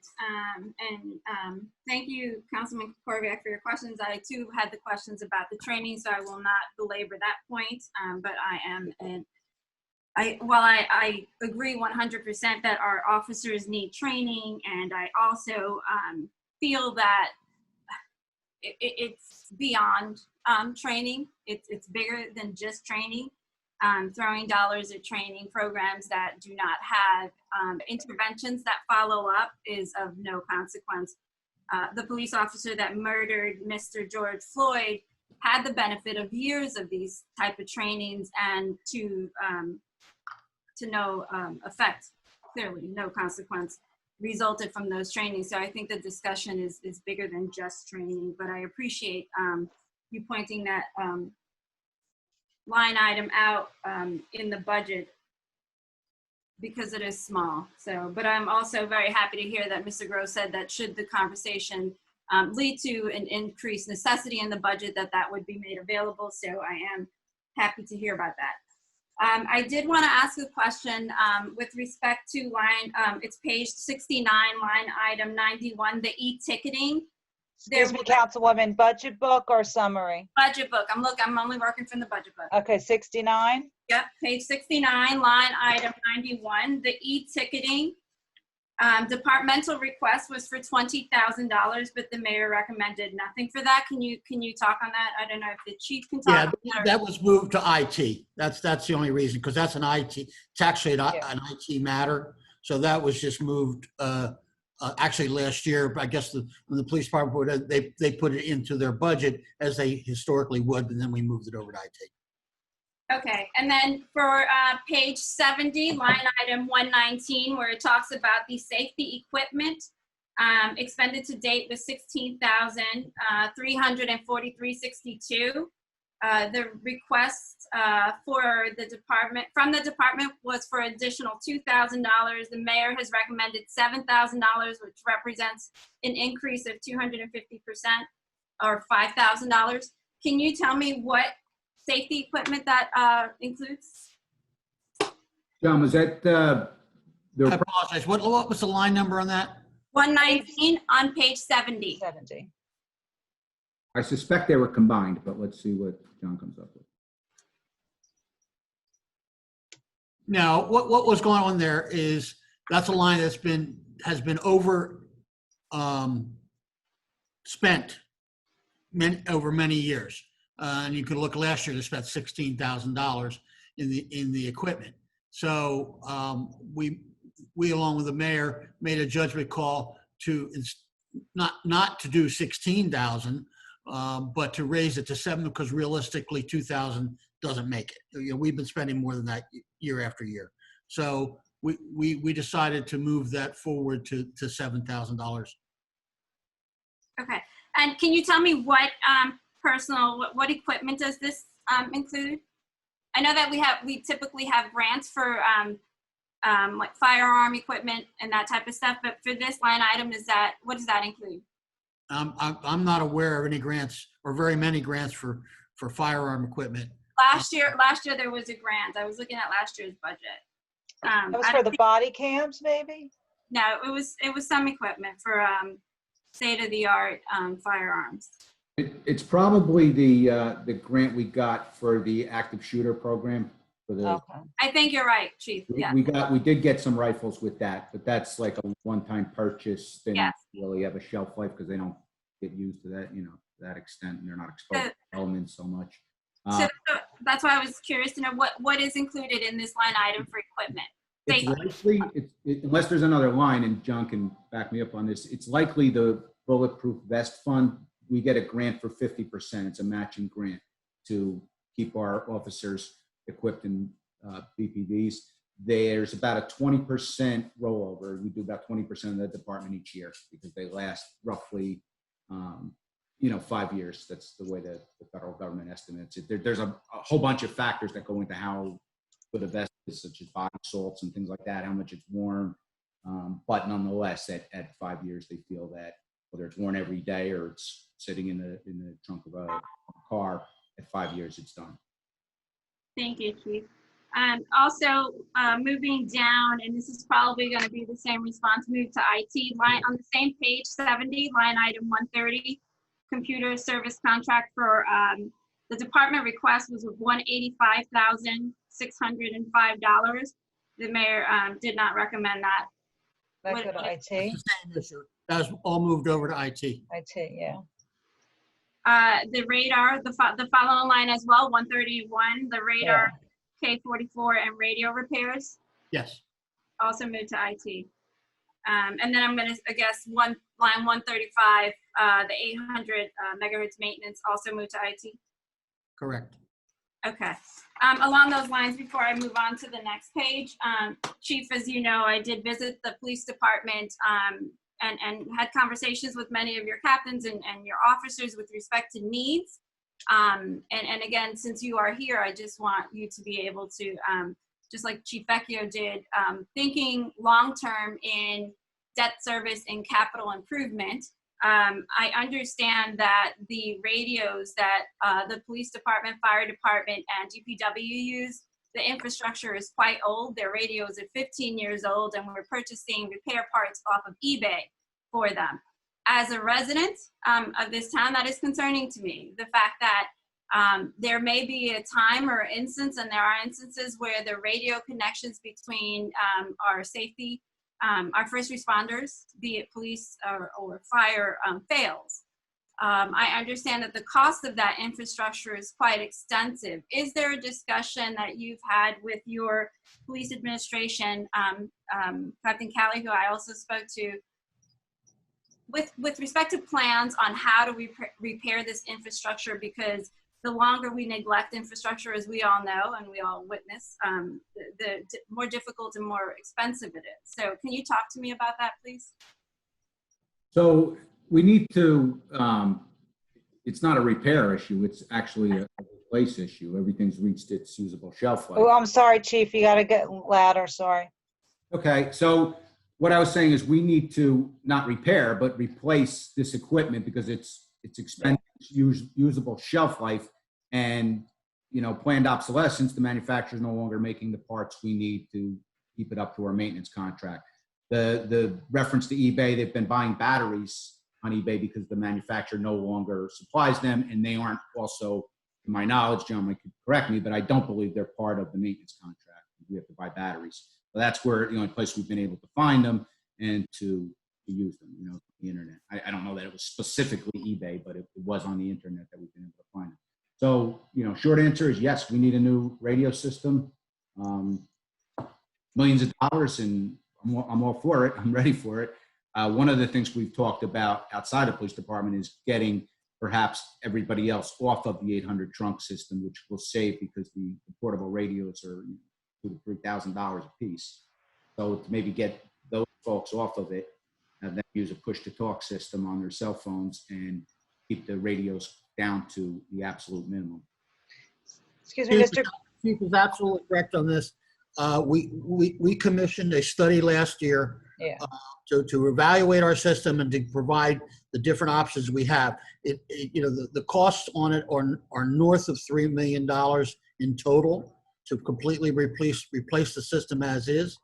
We're looking at phasing in over the next 3 years a plan to replace the infrastructure, then the radios, and also at the same time looking at how we will be able to mix in less expensive cell phone radios or cell phones for communications, as opposed to very expensive walkie-talkie radios, which now are obsolete.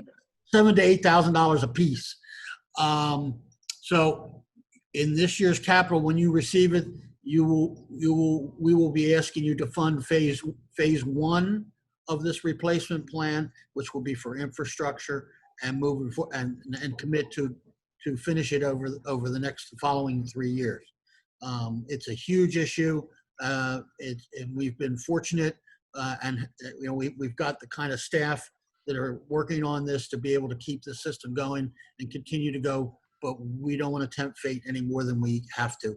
It's before this year, everyone was telling us we had to spend $3.5 to $4 million up front.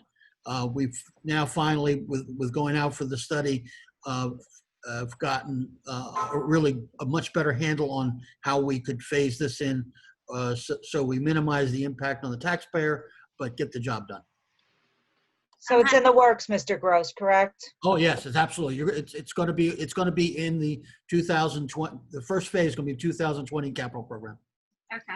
I appreciate that information. And also, I ask these questions because particularly in this time, it's important for everyone to understand, but having the chief here who knows better his department than anyone, and also having participants who are probably larger in number today because we have the Zoom platform. In addition to the discussion about defunding police, I also want to make sure that we are clear on some of the things that are absolutely necessary to fund with our police department, because it keeps us, you know, and our first responders as well safe. I mean, those discussions can be had, but I just wanted to make sure that that was on everyone's radar as well with respect to the cost of that infrastructure, which is incredibly, it's large. But I'm happy to hear that there is a plan moving forward. Mr. Gross, I did ask with respect, and you, in one of my set of questions, asked for the update on the vehicles for the police department and their status. And I know that you replied that there was a something attached, to see what was attached, but I did not see what was the attachment with respect to the number of vehicles that we have at the police station. And the reason I bring this up is because during my conversations, many of the police officers also shared that they were sharing vehicles, and the vehicles are not up to standard conditions in some cases because they're older, including one that was recently retired that had a stop sign welded on the base of their police car. So I just wanted to know, also thinking ahead to capital improvement, infrastructure, and debt service, particularly since this time interest rates are going to be incredibly low and are incredibly low. Just want to put that on my council colleagues' radar as well as we have these discussions about debt service. And also to let the public know that, you know, these are things that are also in need of consideration. So can you tell me the number of police cars that we have and the overall, like how often do we change them out? I apologize that report didn't get attached to that email. Yeah. We just recently did an assessment, so I have it, and we'll send it out to you. Okay. I don't know the actual numbers myself. I can tell you that in reviewing, when I did review the report, most of the vehicles were considered to be in good condition. I'll let the chief address the complaints that you've received in terms of the utilization of vehicles at the departmental level. But I can tell you that we have we do have a vehicle replacement program, and that we replace vehicles every single year. I think there was 1 year since I've been here, since we implemented that plan, that we did not, and that was about 3 years, I think 3 years ago, Chief, maybe. Yeah. But we made that up, and we bought additional ones the year following.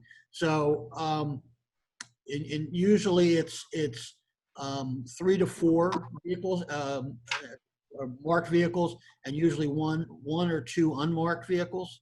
But I'll let the chief talk to the specific complaints. So one of the things I did back, I don't know how many years ago it's now, but when I first took that 1 year stint as director of staff operations, I say that tongue in cheek. I went to Louis Passercio and I said, Lou, this has always been an issue since I came to the job. And I said, I want you as the professional mechanic to tell us when cars come out of service and they're no longer serviceable. I won't question you. I won't try to convince you to leave it in because we don't have cars. We're going to keep everybody safe, and you're the head mechanic. It's your decision and your decision alone. Just days ago, a handful of days, not even a week, he sent me a text message that car 49 came in for repair. It has X amount of miles, it's X amount, what year it is, and he's taking it out of service. So these cars come out of service regularly. I'm not familiar with any car that had a stop sign welded in it. I'm not going to say it didn't, but I saw things like that when I was a young patrolman, where the floorboards rotted through and street signs were thrown on the floor for us to put our feet on. I haven't seen anything like that in a long time. Is it possible? I guess it is. And if that's the case, it's probably only for the people that's used on a highway job to block traffic. I'm very, very confident it's not a patrol vehicle. But again, you know, it's. I just want to interject, Chief and Councilwoman, just so you know, just give a little history. A couple years ago, we had asked the Chief and Mr. Gross. They did a study on the vehicles a couple years ago when I first came on the council. The 1 year, that year we purchased 10 vehicles that in 1 year, about 2 years ago. So Mr. Gross, you could get Councilwoman that information. I did recently talk to one of our officers, and there is a need when they have side jobs. They're pretty much caught up, but if they have to go out on a side job, they're sometimes short. But for daily use, we seem to be right there, but we do need to keep the rotation. Great point that you brought up, Councilwoman. We need to continue what we've been doing it, but we've been working on this for the past couple of years, and we, of course, are dedicated to doing so. Councilwoman, do you have any more questions for Chief? I do, thank you. Great. I know that if you can talk about the cops hiring grant that totaled $500,000. I know Mr. Gross said that so last year there was a cops hiring grant totaling $500,000 for 4 years, providing for the hire of officers. And I asked what the status of that hire was, and it was pending, the response was pending review of impact of future budgets. So I just wanted to better understand if the cops grant for hiring totaled $500,000, and it was provided to hire additional officers, what impact for future budgets are we looking at? I don't understand. We didn't draw it down on the budget. It was awarded, and just for lack of a better example, it sits dormant in an account until we draw down on it, but there's also a match requirement. So we haven't drawn down on it. We are in this budget, I believe, and I'm going to let Mr. Gross speak to this, but I believe 2 of the 10 to 11, I think by August it's going to be 11, but at least a 10 for, as we sit here today. I believe 2 of them will be funded through this grant. Is that correct, Mr. Gross? We are in this budget, we're anticipating funding 2 through the grant.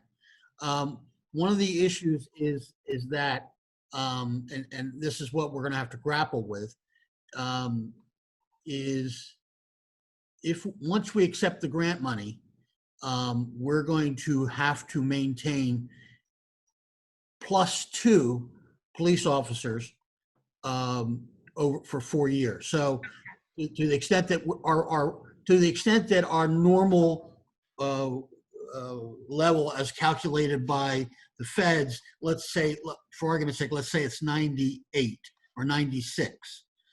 If it's 96, we're gonna have to maintain 98 for 4 years, which means this grant really only covers less than, at the end of the day, less than 1 year of money. It covers up 125,000, but the average of that over 4 years is about 125 a year.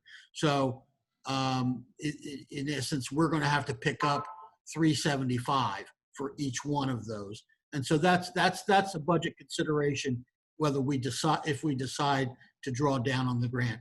And we're now low enough in staff that I think the chances are reasonable that if we hire everybody back, we would get up to that 98 number. We might be able to do it, but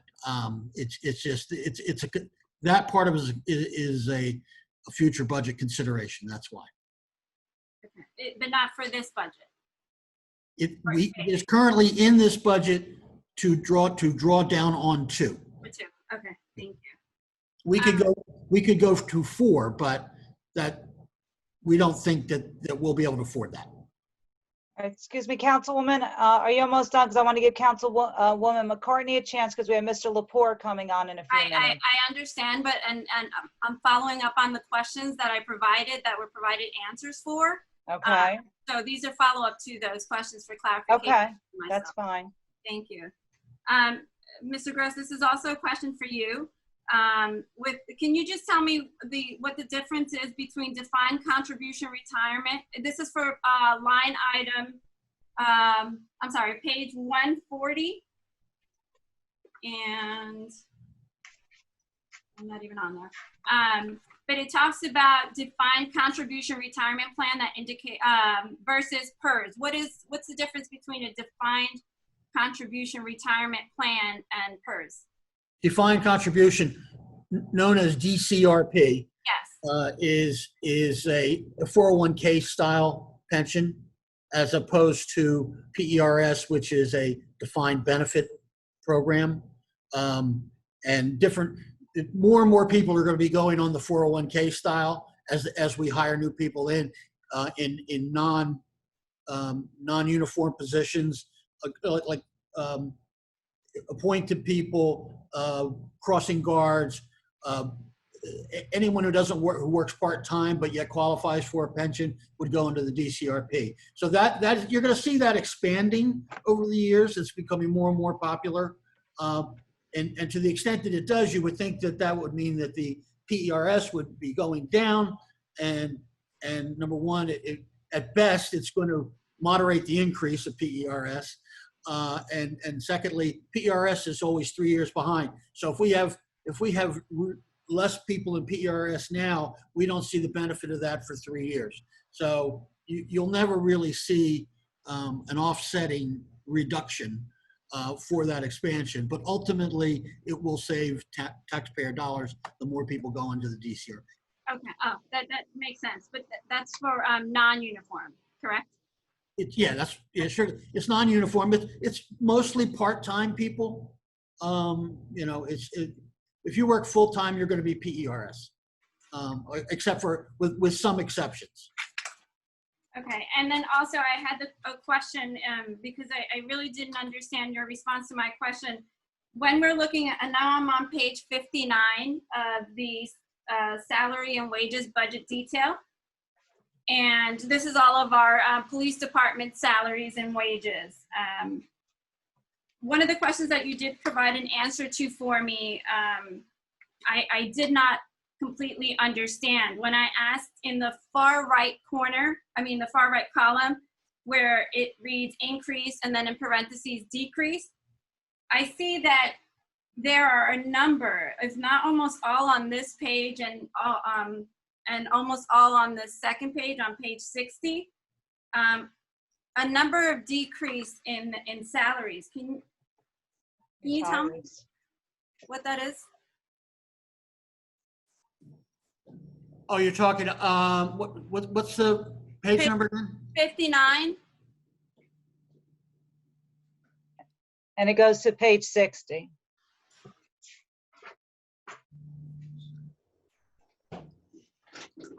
I'm sorry, I apologize. That's okay. My screen is not acting properly here. I think if it's what I remember, I think you're talking about the total budget was lower this year than last year? No. The salaries for each individual police department employee, the column where it indicates increase or a decrease, there is a number of staff and police officers, lieutenants, captains who indicate a decrease. Your response was slightly over budgeted in 2019. Yes. So when we budgeted, the numbers that we had last year are slightly higher. They were over budgeted. There was an error in the calculation last year because we were trying to build in money in anticipation of a settled contract. The number wasn't correct. So what we're budgeting now is to offset that, and obviously it goes back down because there wasn't a settlement in that contract. So then does that represent to our police department a decrease in salary? No. Okay. No. Okay.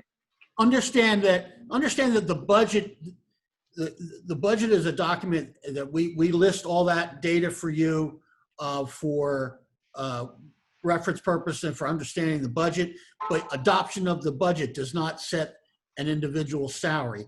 Their contract and all the different factors that go into it is actually what they're paid on. The budget only gives us the assurance that the money is there to pay it.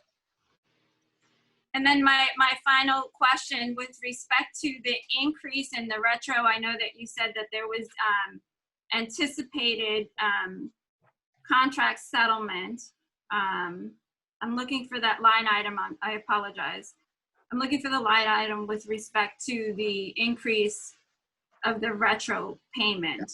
We have, as you know, we have several contracts that haven't settled yet. We set aside funds in anticipation of settlements of those contracts based on our estimates. That's what that last year was based on. Last year's, you remember the last year's contracts that did settle settled for either 0% or $1,000 or 1%. So it's a much lower number.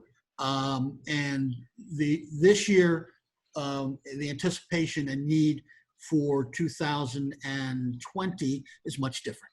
And that's why that's increased. But that is money that's set aside in anticipation of retros. And those unions that have not, those contracts, the labor organizations that have not settled, there's 3 of them, correct? That's correct. So the fire department union, the police union, and the superior officers union. Correct. Okay. Councilwoman, that's on page 141. Thank you so much, Nick. No problem. Appreciate that clarification. And then the last thing I just want to just put out here for my council colleagues as we're looking at this budget, understanding the need to diversify our department and having those conversations within the confines of this particular budget item, to seriously consider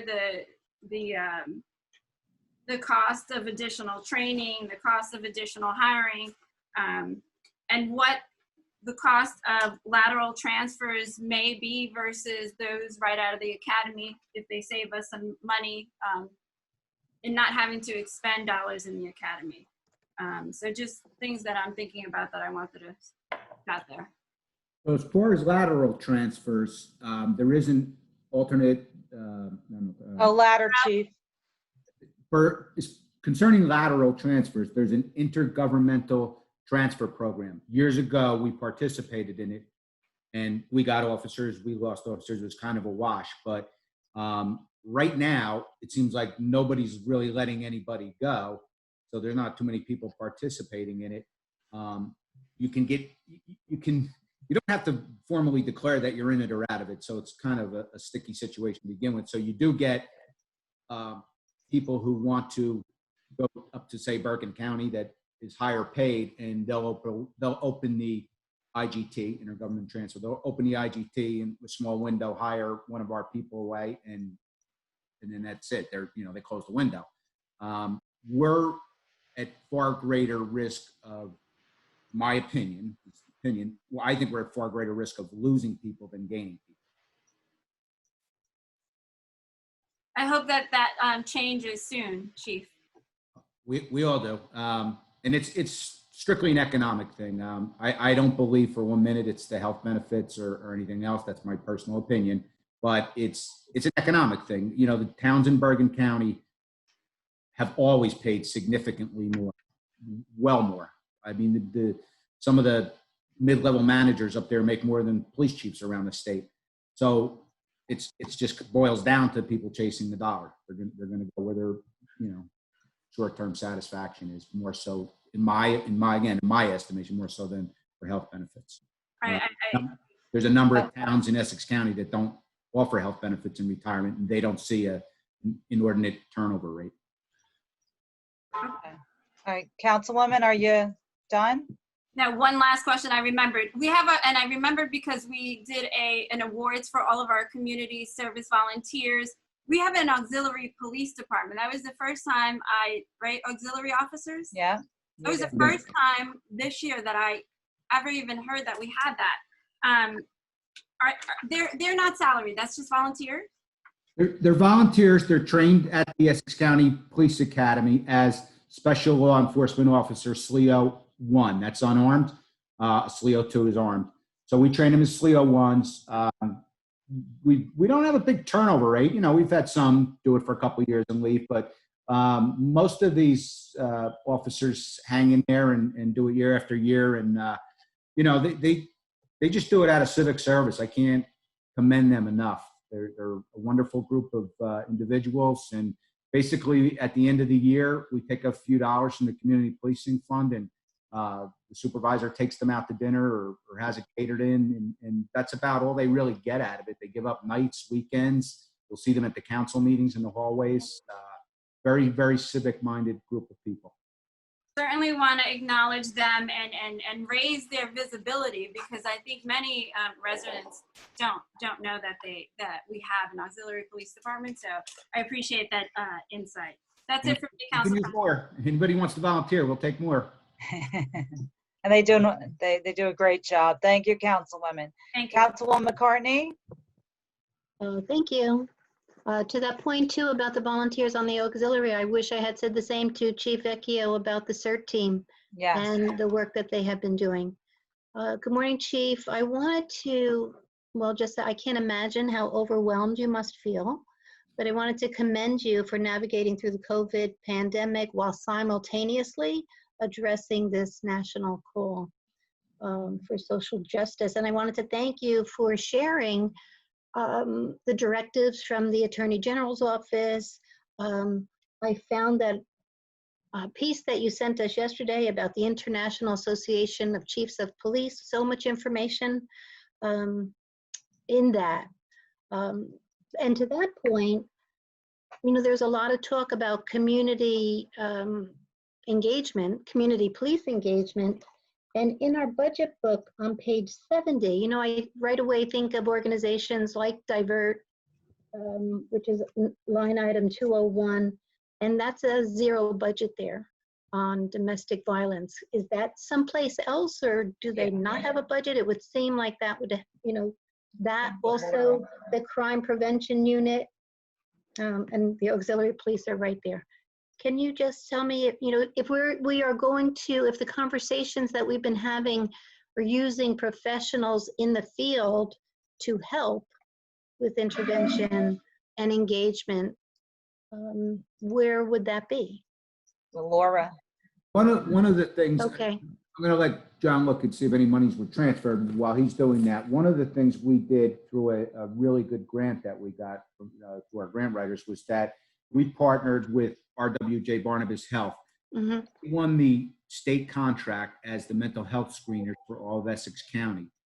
They were looking for a police department to partner with, where they would work out of. So I jumped on that opportunity as soon as I heard about it. And the screeners can work right out of our Washington Heights Timothy Gross police substation. All they asked us was for a small office, a desk. They bring a laptop. They have their own cell phone, so it really wasn't a hardline expense for us. And we get the benefit that, you know, we develop relationships with the screeners. They're working in our building, but they are responding to all of Essex County. So, you know, in that regard, that's being done. Now, recently, we've done some work with Bob Davison from Essex Morris Mental Health as well.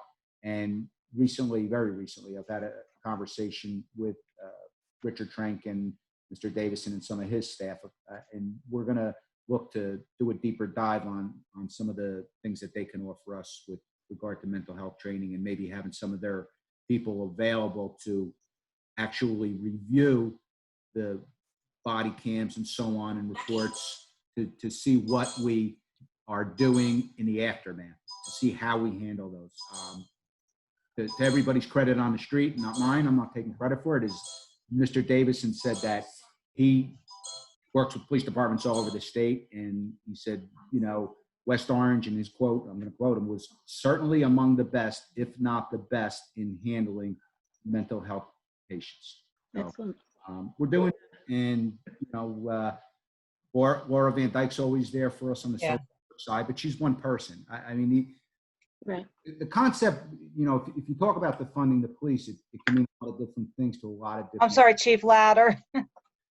I said, if you talk about the conversation of defunding the police, it can mean a lot of different things to a lot of different people. And if everybody's willing to have an adult conversation about it, it's not necessarily a bad thing. It's a reapportionment of funds to take certain responsibilities away from the police, shift them to the neighborhoods, and shift them to social workers and psychologists. That's something that, you know, we should be moving towards in pure honesty. I don't know that that requires less cops in our instance, because we're already down 10, and that's 10 down from a high of 119. So I don't know that it means less cops, but it definitely means giving the power to the neighbors to do their own foot patrols. It means giving the ability of social workers to respond directly instead of the police, and only call the police if they're in danger, and same with psychologists. So, if everybody's willing, once again, to have the adult conversation, there's a lot of good things there. A lot of this is given to the police because we're a 24-hour operation, 7 days a week. My tagline is always, we're better than White Castle, even they close on Christmas. We're always there. So these things get put on us when we're not really appropriately trained. Regardless of how much money you put in the training budget, no police officer is going to be a psychologist, and no police officer is going to be an LCW, unless we want to send them to college for 4 to 6 years or maybe longer. So that's not going to happen. But if we can do that and empower residents to, putting up a sign at, neighborhood watch and people maybe have coffee once a month in their house, that's not it. I mean, that's like the old model, and it doesn't work. You have to really empower people to really keep their own neighborhood safe. So I'm going to work on trying to get somebody to spearhead that. And the idea is to take it out of the hands of the police and empower the neighbors to do it themselves. That's how I viewed it also, even speaking to the youth caucus, same thing. And it was really to supplement what's happening. I had a question about when we started this about the police budget. Chief, do you know these new demands for community policing engagement? Are the officers that are in the academy now, has that training been upgraded at this point? Do you know? There's very few academy classes in action right now. Now, you may have seen the academy class the other day. I did. Food drive. They're special law enforcement officer twos. We talked about our auxiliaries are ones. They're the twos that will be armed. So it's a very small class. Those people aren't paid. They're there on their own time. Take classes in the hopes that they can get. They have to be appointed by a municipality to get into the academy as a SLEO 2. So they have that. They can also, in non-civil service jurisdictions, be hired direct, and then they're sent back to the academy for additional training that they didn't get as a SLEO 2.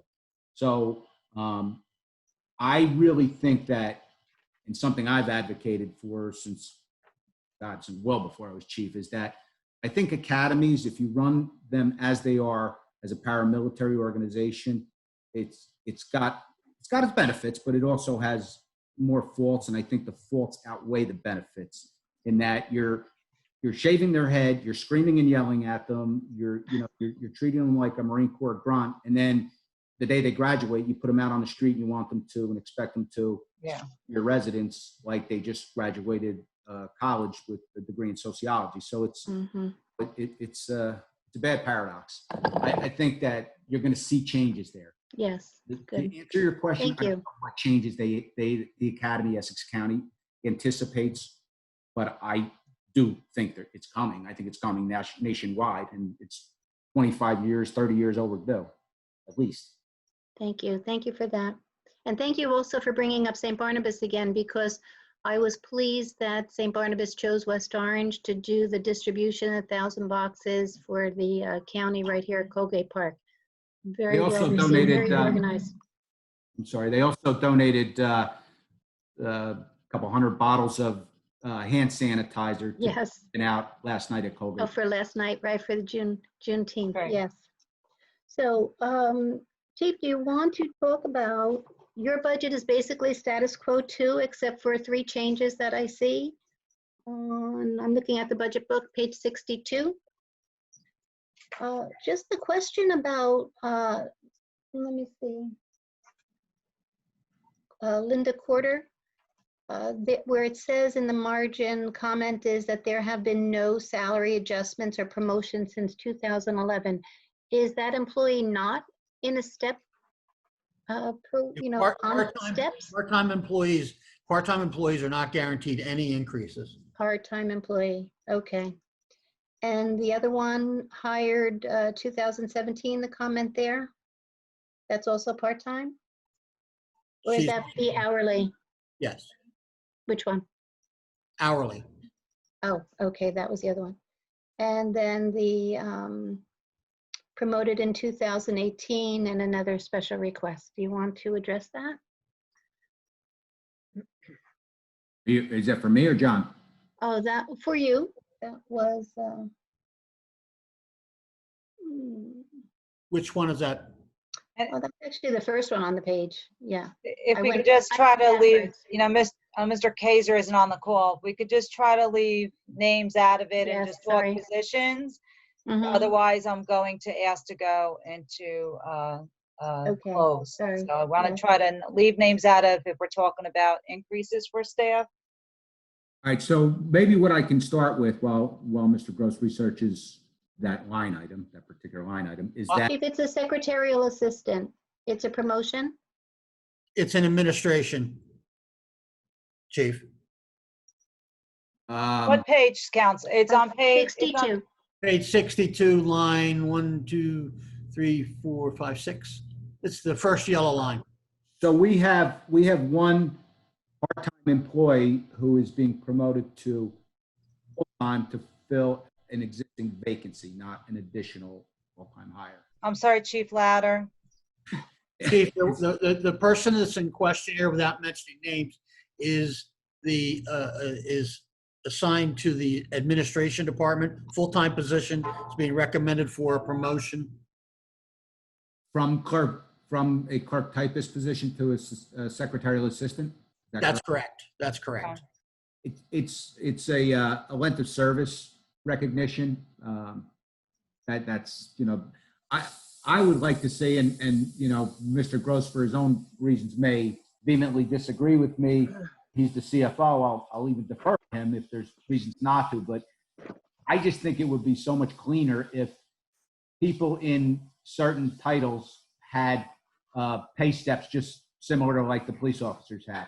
Now, if they're part-time and they shouldn't expect to move up, their hourly wage stays the same. That's one thing. If they can just move up, once a year for 5 years and they're at top pay, it's just always, it's difficult to navigate because you get requests from certain supervisors that, want to see their person rewarded, and maybe the other supervisor didn't put in for it.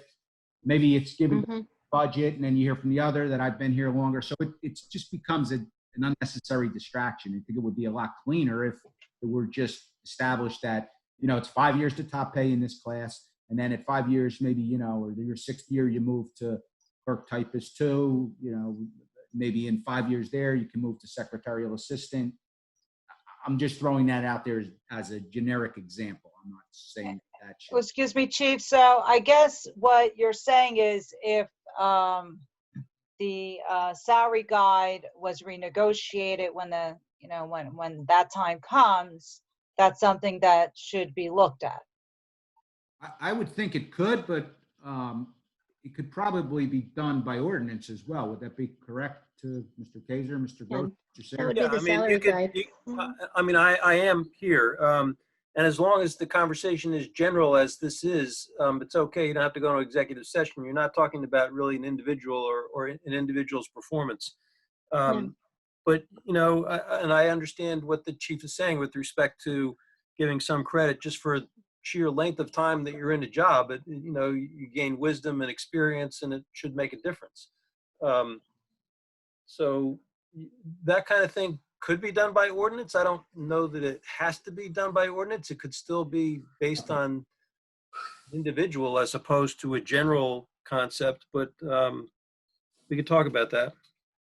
Just for clarity, all full-time positions are attached to a step guide and a step range, and they go through that. It takes about 6 years to get through a typical step range, and all full-time positions have that, and they flow through that automatically. What the chief is referring to are part-time employees, and part-time employees do not have ranges. They are hired at a salary as determined by the mayor within a range that is established by the council, but there's no automatic movement from one place to the other. I think what the chief is suggesting is that the practices that we have for full-time ought to also be in place for part-time, because he believes, and I don't think he's necessarily wrong about this, that it often creates inequities within the workplace. And sometimes becomes problematic. Thank Thank you. you. And we could Thank discuss you. this further when we're deliberating. Councilman, do you have any other questions for? No, that was it at this time. Thank you. Thank you, Chief. Great, thank you. Councilman Garino. Thank you, Council President. I'll keep it short, and I thank all my colleagues for covering a lot of the bases for the rest of us. Just a real quick housekeeping issue though, Mr. Gross. You know, I know on every page in every department, you've moved all IT into IT, but what I really like to see is you need to show exact expenditures for each department. I know a lot of, divisions move everything as a one thing. It's a slush fund. I hate to use that word, but you pile it all into IT. But I need to see, annually what each department is expensing in IT. This is how you can also make a better budget. This is how you can, improve your capital expenditures, knowing exactly what the departments are using in IT related communications, computers, software, supplies. That's what I like to see. And I'm not speaking for my other colleagues. I'm saying this is, as a financial person, this is what I like to see. So hopefully we can get something like this, I appreciate that, Councilman. However, last year, and it's actually started 2 years ago, Yeah. Based on council's, some urging from the council to create the IT department, we began moving over, and we did last year. There's not been any movement this year. What you're seeing in this budget are remnants where within the department, the department itself, with seeing the line populated when it was also populated by the IT department. So, Right. and we'll get that straightened out. But what you're asking is to go back to move the IT back into the departments.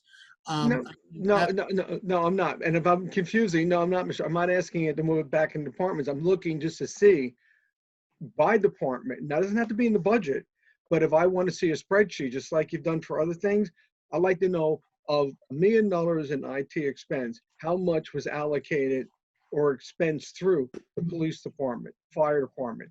It's just a provisional way to see exactly what department is affecting the actual expense of IT communications and expenditures. That's the only thing. I'm not asking it to go back in. I'm just asking for a summary sheet that shows during fiscal 20, this is how much the police department required of IT expenditures. That's all. Okay. Well, why don't we talk about that offline? Maybe you and I will sit down and we'll see what can be done and what can't be done. Because frankly, most everything now is being drawn into central. So, we're most of the expenses, except for small things like one is that we've talked about today was the e-ticketing. That's all police. But for the most part, most of the IT stuff now is multi-departmental. But let's sit down and look at it. We'll talk about that offline, sir. Thank you. Okay. Thank you. Chief, thank you for being here today and for all the explanations you've given to all my colleagues. My one question is that the police department staffing and manpower, less than 2% is allocated to traffic safety. And I've had great, response and support from the police department, particularly the Traffic Safety Bureau Officer Jasek, and good luck on his retirement. Scott Smarsh, and Sergeant Squires, and Rich McDonald have been very helpful to my pedestrian safety board with all the things that we've done, with all the safety improvements we've allocated throughout the town in the past few years. New traffic lighting, stop signalings, safety crossings, speed bumps, speed controls. The one thing is that with all these improvements and all the things going on, we don't have enough allocated to traffic safety, particularly for our schools, for our students, for our seniors. And like I said, and I tell people all the time, you can put in all these massive improvements, all these new traffic lights, all these new stop signals, but without traffic enforcement, it doesn't really matter.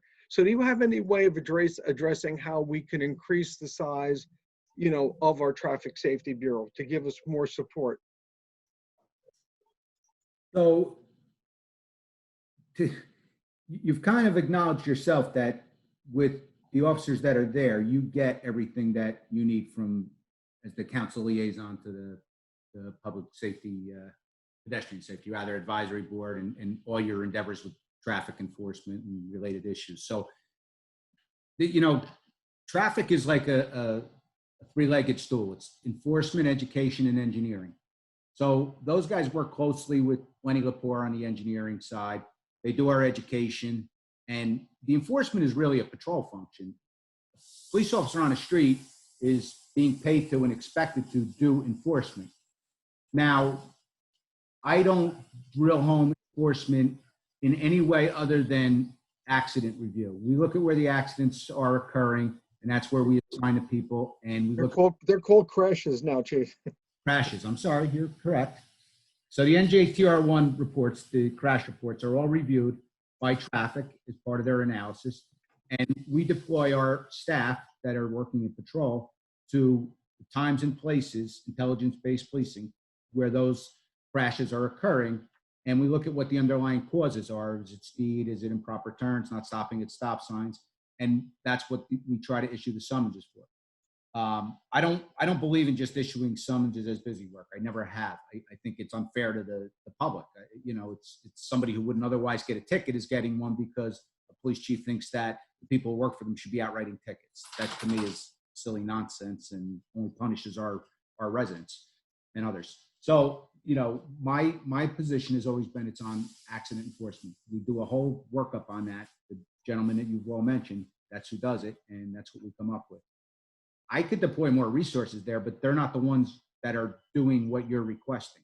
And if you were saying to me that in your studies and your work with the PSAB that you're not getting information in a timely manner or so on, I would certainly look at that and see, are they just not being responsive, or are they that overwhelmed? And if they were that overwhelmed, then I would put more people there. But I haven't heard that complaint from anybody.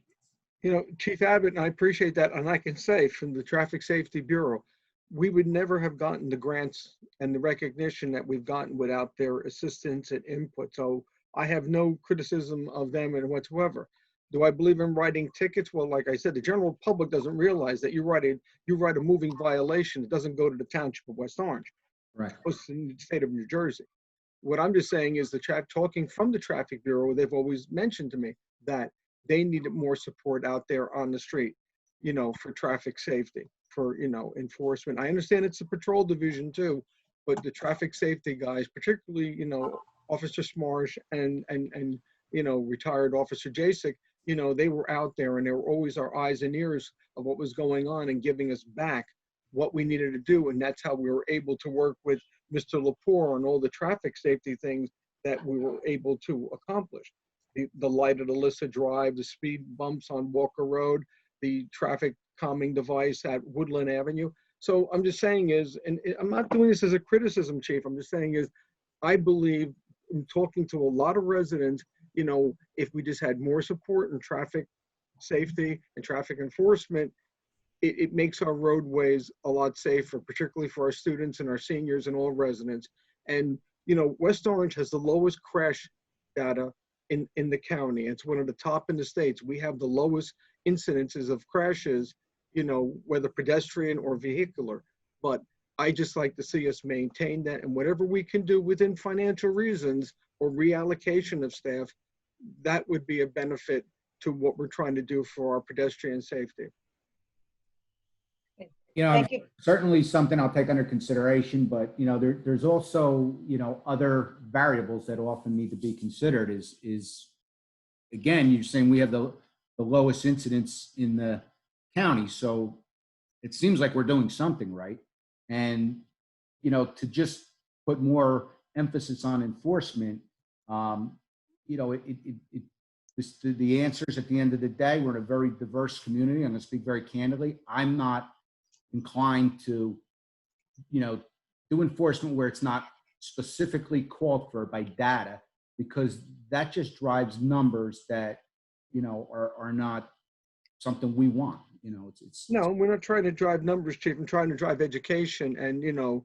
Well, we can do you know, if there's an education component that we need to speak to seniors about. I mean, you've seen, because you're probably arguably the most hands-on with your position with the PSAB. I don't mean to offend any other council members there, but it just seems like I deal with you more often on this than the others. You've seen a number of our auto pedestrians and fatals are people who are walking in the street, wearing dark clothing in the early morning hours, things like that, contribute to crash rather than, and that's an education thing rather than the motorists. So you've seen and I've seen where that type of an accident, because I'm old school, that type of a crash occurs with the motor pedestrian, and people right away are like, well, we need more radar, we need more this, we need more tickets, we need more cops out there. And really it turns out to be that what you needed was education for the poor person who was struck. They were not crossing at a light, they're crossing mid-block, they're crossing in the dark, things like that. So, these guys are able to educate, but you also have to put the person in the classroom to be educated, and that's not always. And my last question, Excuse me. Chief. Okay, good. We need to wrap up, Councilman. Okay, my last question is, are we going to replace Officer Jasek in the Traffic Bureau? Probably not until I get people out of the academy, but at some point, yes, I would expect that we will. Thank you, Chief. Thank you, Council President. Thank you, Councilman. Chief, real quick, and past couple weeks, and always proud to say that we practice community policing here in West Orange. Last night, I quickly stopped by after work, Colgate Park. I saw our bike patrol out there. I was very pleased to see them. Again, just, we pushed, Councilman Guarino just talked about traffic safety. Now I'm going to talk to you a little bit about needs in community policing department with having our bike patrol out there. Are you okay with this budget moving forward with those needs? I believe that we will, be able to survive with the budget as written. And as I've said in closing, the past 23 years, I will always do my best to serve the people of West Orange and the people passing through West Orange and the businesses of West Orange with, the best of my ability. I'll always, there'll never be for a lack of effort is what I'm trying to say. And I'm very happy. We have Sergeant Diaz up at West Orange High School, our school resource officer program that started many years ago with John Morella, Officer Keith Holly, Kevin Bresney, Andrew McCrone. I forget Michelle's name. We had a woman officer up at West Orange High School. You see now a lot of your police officers today, they're in that age range when my kids were in middle school when this program first initiated, that we have police and fire officers. They're great role models for our students in the community. And I know we keep looking at funds to try to obtain additional school resource officers. We worked with the Board of Ed and the grant writer this past year, and the Board of Ed received $300,000 from the COPS grant, which was great. Unfortunately, we couldn't obtain another school resource officer from those funds, but just moving forward, just remembering how important that is for our community. A few years ago, how conversations shift. We had active shooter drill, which you mentioned earlier, in training. And so we look forward to any research or any information you could give us with future training. That was my big, my big concern with this budget, and making sure that our community policing department has what they need. Because I think moving forward for our community, those are two important items. I thank you, Chief, for coming on. If you have any real quick closing comments before we bring Mr. Lepore in. Just to piggyback on what you just talked about with the school resource officer program, is that what is also available in New Jersey is what they call a SLEO 3. I mentioned our auxiliaries are SLEO 1, Special Law Enforcement Officers, the acronym SLEO. So they're ones, they're unarmed. Twos are armed, and you see them working in, grocery stores and things like that. We don't have any twos. The threes are strictly at schools. They have to be a retired cop. They have to be under 65 years of age. and they can work in the school. They don't get any benefits. It's an hourly wage that it can be paid either by the Board of Ed or paid by the township. In the end, it's all coming out of the same pocket. I understand that, but that is also an option, because you're not paying medical benefits, you're not paying pension. It's strictly an hourly wage. You can hand select who you want. They serve at your pleasure. You can not, reappoint them if they don't work out. But that's something if we were to consider expanding that program to the level that we had in the past, where, the Central Six, both middle school, the high school, and then a sergeant overseeing the program.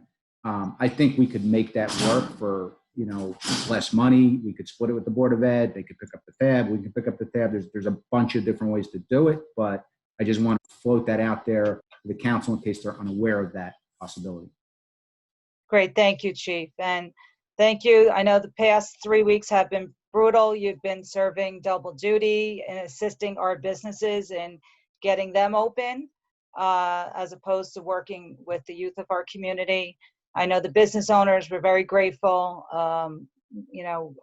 helping them with our restaurants this week. We look forward with our exercise facilities being outside next week. So as we move forward, and to all our police officers, we can extend our gratitude working through this crisis with COVID.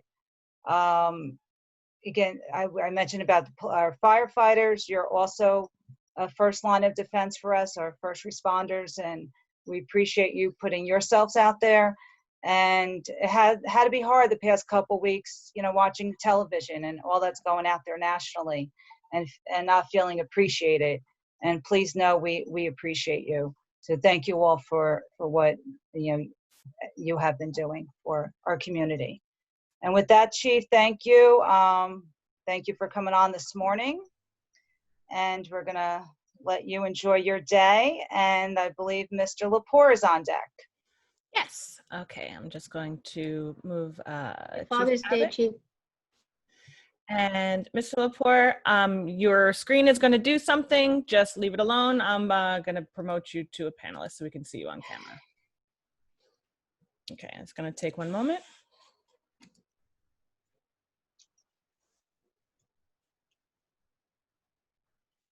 Okay. And if you can follow the prompt on your screen, please.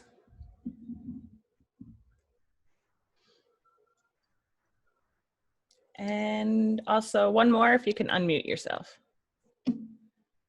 There we go. Hi. Good morning, everybody.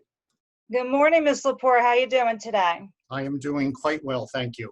Good. So as usual, we were doing well and we're behind schedule. You know us, we like to ask lots of great questions. I'm sure we won't disappoint you with the questions that we have. Just for the sake of time, and I just want to start with you. We're not going to vote on your portion of the budget. We're going to wait to the end of the session. So we're not going to go through it line by line. But however, you are also so involved in our capital budget, and I don't want to get into a full discussion because we need to save a little time here. But Mr. Gross, we will have Mr. Lepore give us a detailed list and go over at a future meeting, correct? Yes, we will be providing you with a complete list of last year's projects, where we are with those, and projections for this year. So, Ms. Lepore, the question I'm going to ask you is, so we have right now this year budgeted $500,000 for capital projects. And so my question to you is, if there was any, always you want to use as much as your capital as you can. Is there any wiggle room? Is there any projects that could wait till the following year? That if we need to say we're short $50,000 to $100,000, would we look into that? Obviously, we don't have the projects in front of us because we're not doing that at this point in time. But I just wanted to hear from you right now, just in a general statement, where you're at with that. Is there any wiggle room that could be moved to next year? I know we've been working on the firehouses these past couple of years. We started that with those improvements with the roofs and the much needed bathrooms. And I know with the police officers, we've been moving on the vehicles. So I know we have strategic plans in place for our needs with infrastructure. So again, just not to get into detail for the sake of time, but you see any wiggle room that Council President, before Lenny Yeah. answers that, I just wanted to mention that this capital improvement fund is calculated not based on Lenny's project list at the end of the day, but it is a number that allows us to provide our 5% down payment to any capital bonds that the council Okay. approves during the year. Now that will fund up to $10 million in capital. So if indeed the council throughout, not just here, but throughout the year, passes less than 10 million after this has been appropriated, whatever the balance is carries forward to the next year. So it is, just so you understand, this is not a spend it or not. It's an allocation that you put aside based on if you need it. If you don't need it, you retain that money for future capital use as well. So it's not directly tied to projects, but now Lenny can talk about, where he thinks, where he wants to go, because it hasn't been, we certainly have more than $10 million in requests. Absolutely. Where we land, frankly, on the requests are more driven by what the council does than it does by what Lenny requests. So, but I'll move that. I'll give it over to Lenny now. Thank you, Mr. Lepore. Council President, can I just add something very quickly? Sure. Actually, 2 points. First of all, in our long-term capital plan, we've projected to spend more than $9 million this year on capital projects. Yeah. So it's not 500,000. That's just the down payment that allows us to borrow. Yes. We've got a ton of projects. I would like to just ask a key question for me is while we're going through this process is to figure out what projects would make a difference to our cash flow and our budget if we didn't do them. So for example, we borrow to fund a lot of these projects except for the 5% down. But if we don't do the projects, then, or we postpone them, then we don't do the borrowing. So we don't start paying interest on the borrowings that we make. And I just like to put that in the mix just in case, because I know Mr. Gross has already said somewhere that 2021 budget is going to be a pretty tough one. So if we put off these projects this year and don't borrow the money, we won't be paying debt service on whatever we borrow next year, starting next year. So it might help us a little bit with the budget process. Councilman is completely correct.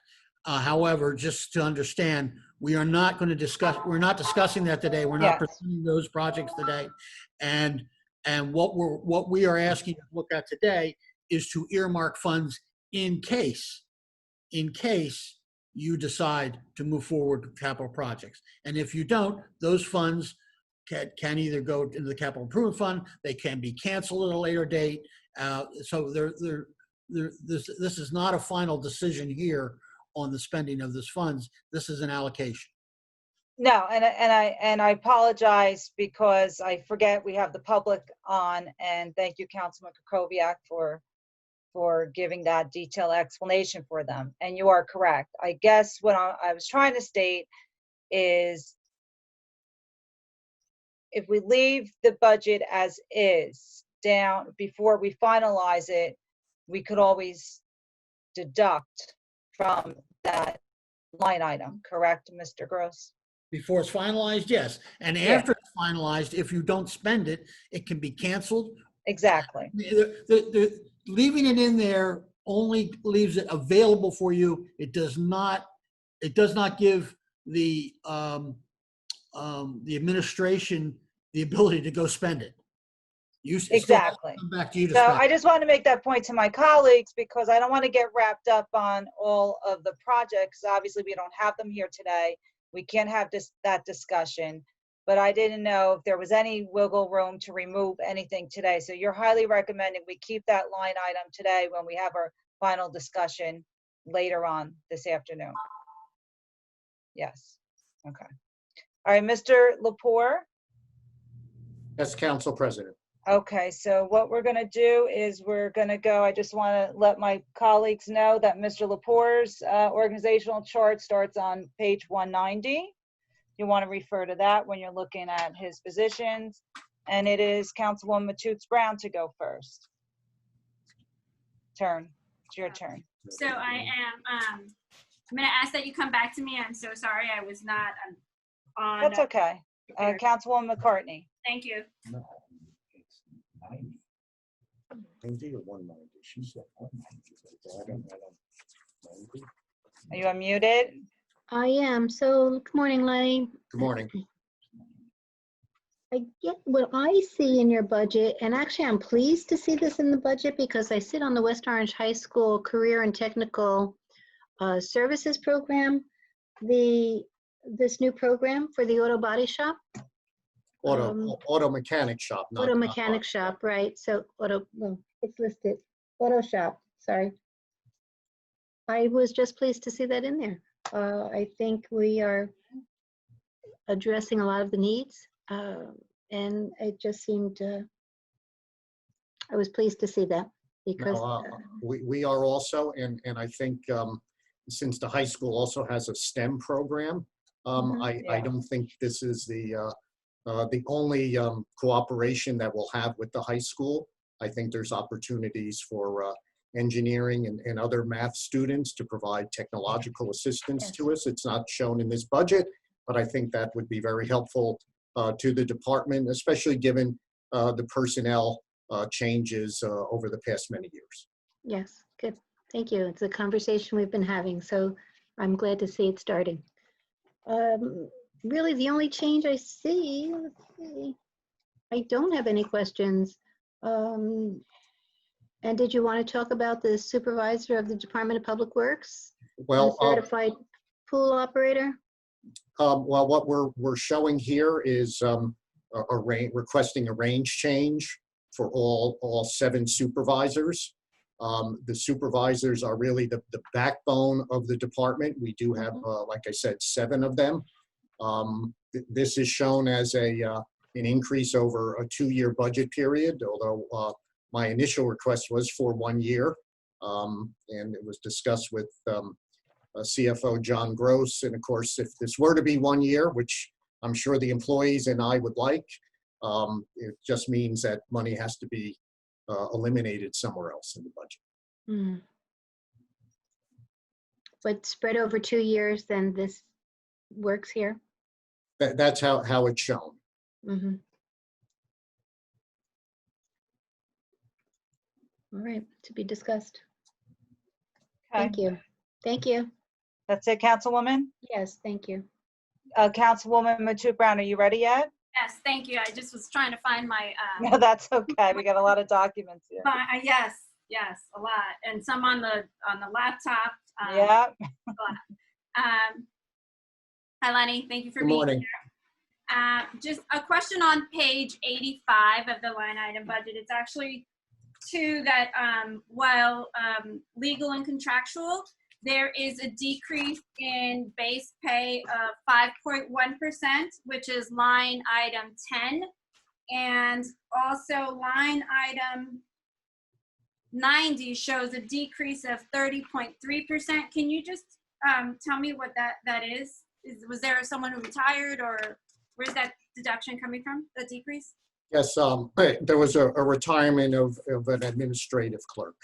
So that's where the big change is, as well as a drafting technician. A drafting technician? And they Yes. were both full-time positions, correct? Yes, they were. And do we intend to, is the plan to rehire to fill those positions? What is the One has been filled by a keyboarding clerk. So a significant reduction in title and salary. Okay. Is that the position that's indicated on page 86 being open? There's an open position, yes, there's an open, and then since then, there's been another open position which will also be filled. So the anticipation is that these will be filled. The difference you're seeing in the decrease is from the change in the steps. You go, when you start with somebody new, they go back down to the lower step. So that reduces the amount that's in the budget. And no longevity for the new employees. Right.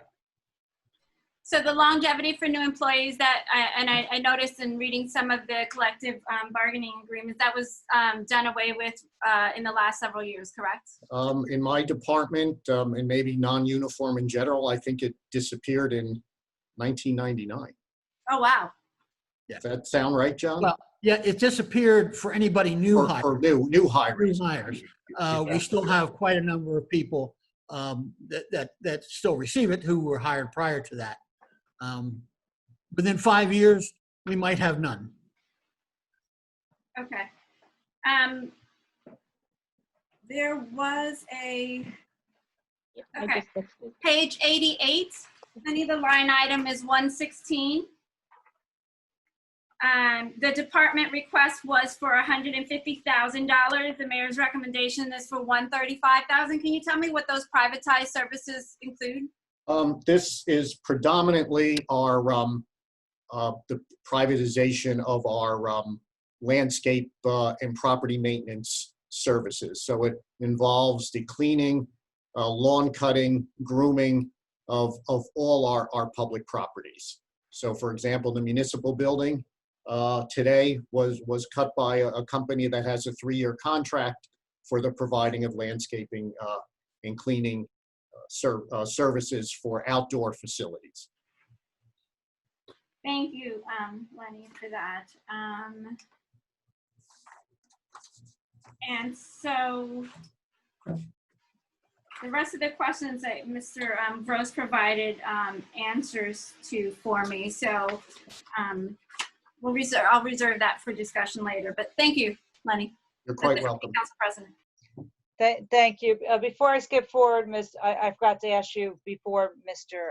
Lepore, on line 77 on that page, you had asked for, and this is on page 86, you had asked for $95,000 for maintenance on all buildings interior, and your request was only granted for $86,000.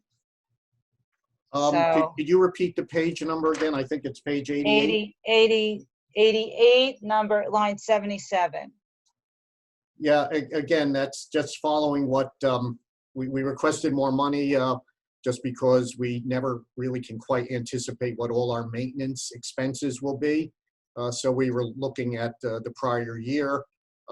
Usually and fairly consistently between our building services and our central garage are the most difficult to predict what our annual costs will be, because we never quite know some of the maintenance expenses that may get thrust upon us during the year. So I guess my question and my concern was, and I know right this year because of COVID, but be there anything new you would implement that you would need more money for in regards to maintaining our buildings because of COVID in the future, where, you know, once that grant money goes away, we may need to sustain some practices long term. So that where my concern was. Well, if that's the case, you would probably see that in a subsequent budget. Some of the cost of maintaining some of the, say, clear plastic barriers, some additional costs of sanitation. That's not necessarily reflected in this budget because this budget was put together at the end of last year, submitted at the beginning of this year. So I think that's something that we would have to consider in ensuing years. Okay. Plus, this year we're only going to incur the cost of those through COVID and maintain it through the COVID money that we have. Okay. And any additional expense in the future years would have to be budgeted in that budget. Okay, so that may, yeah, okay, so we may see that down the road then. Okay, Correct. thank you, Ms. Lepore. Councilman Guarino.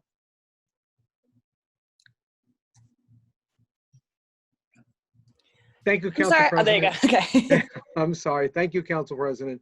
Mr. Lenny, how are you? Hope you're doing well. I'm fine, thank you. I hope all And are I well. also want to thank you, Lenny, for all the assistance and all the work and efforts you've done with pedestrian safety, all the improvements that a lot of the residents find are long time coming. And I just want to thank you for that and your department. It's been very, very beneficial. My question is leading to that and going through on page 96 of the budget in street services and traffic O&E. You know, I see traffic beat and paint, and I see signposts, and I see traffic, and but pavement striping and markings. I know one of the big issues that we have, and a lot of the residents I speak to, a lot of the streets in town, our streets, not the county roadways, really need upgrades in their crosswalks. And I was wondering, do we have enough money in the budget to, repaint, to upgrade those crosswalks, and also with the new stop signs, the LED stop signs, and actual signage in itself? Are you budgeting enough in here? Or are they There is being- also, Councilman Garino, money budgeted in our capital budget for new signs, new street markings.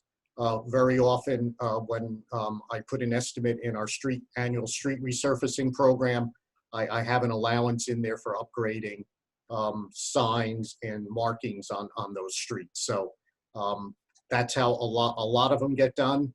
But obviously, since we're only paving a street every 20 years, and we're painting, striping, and upgrading signs usually more frequently than that, there are additional line items in the capital budget for that.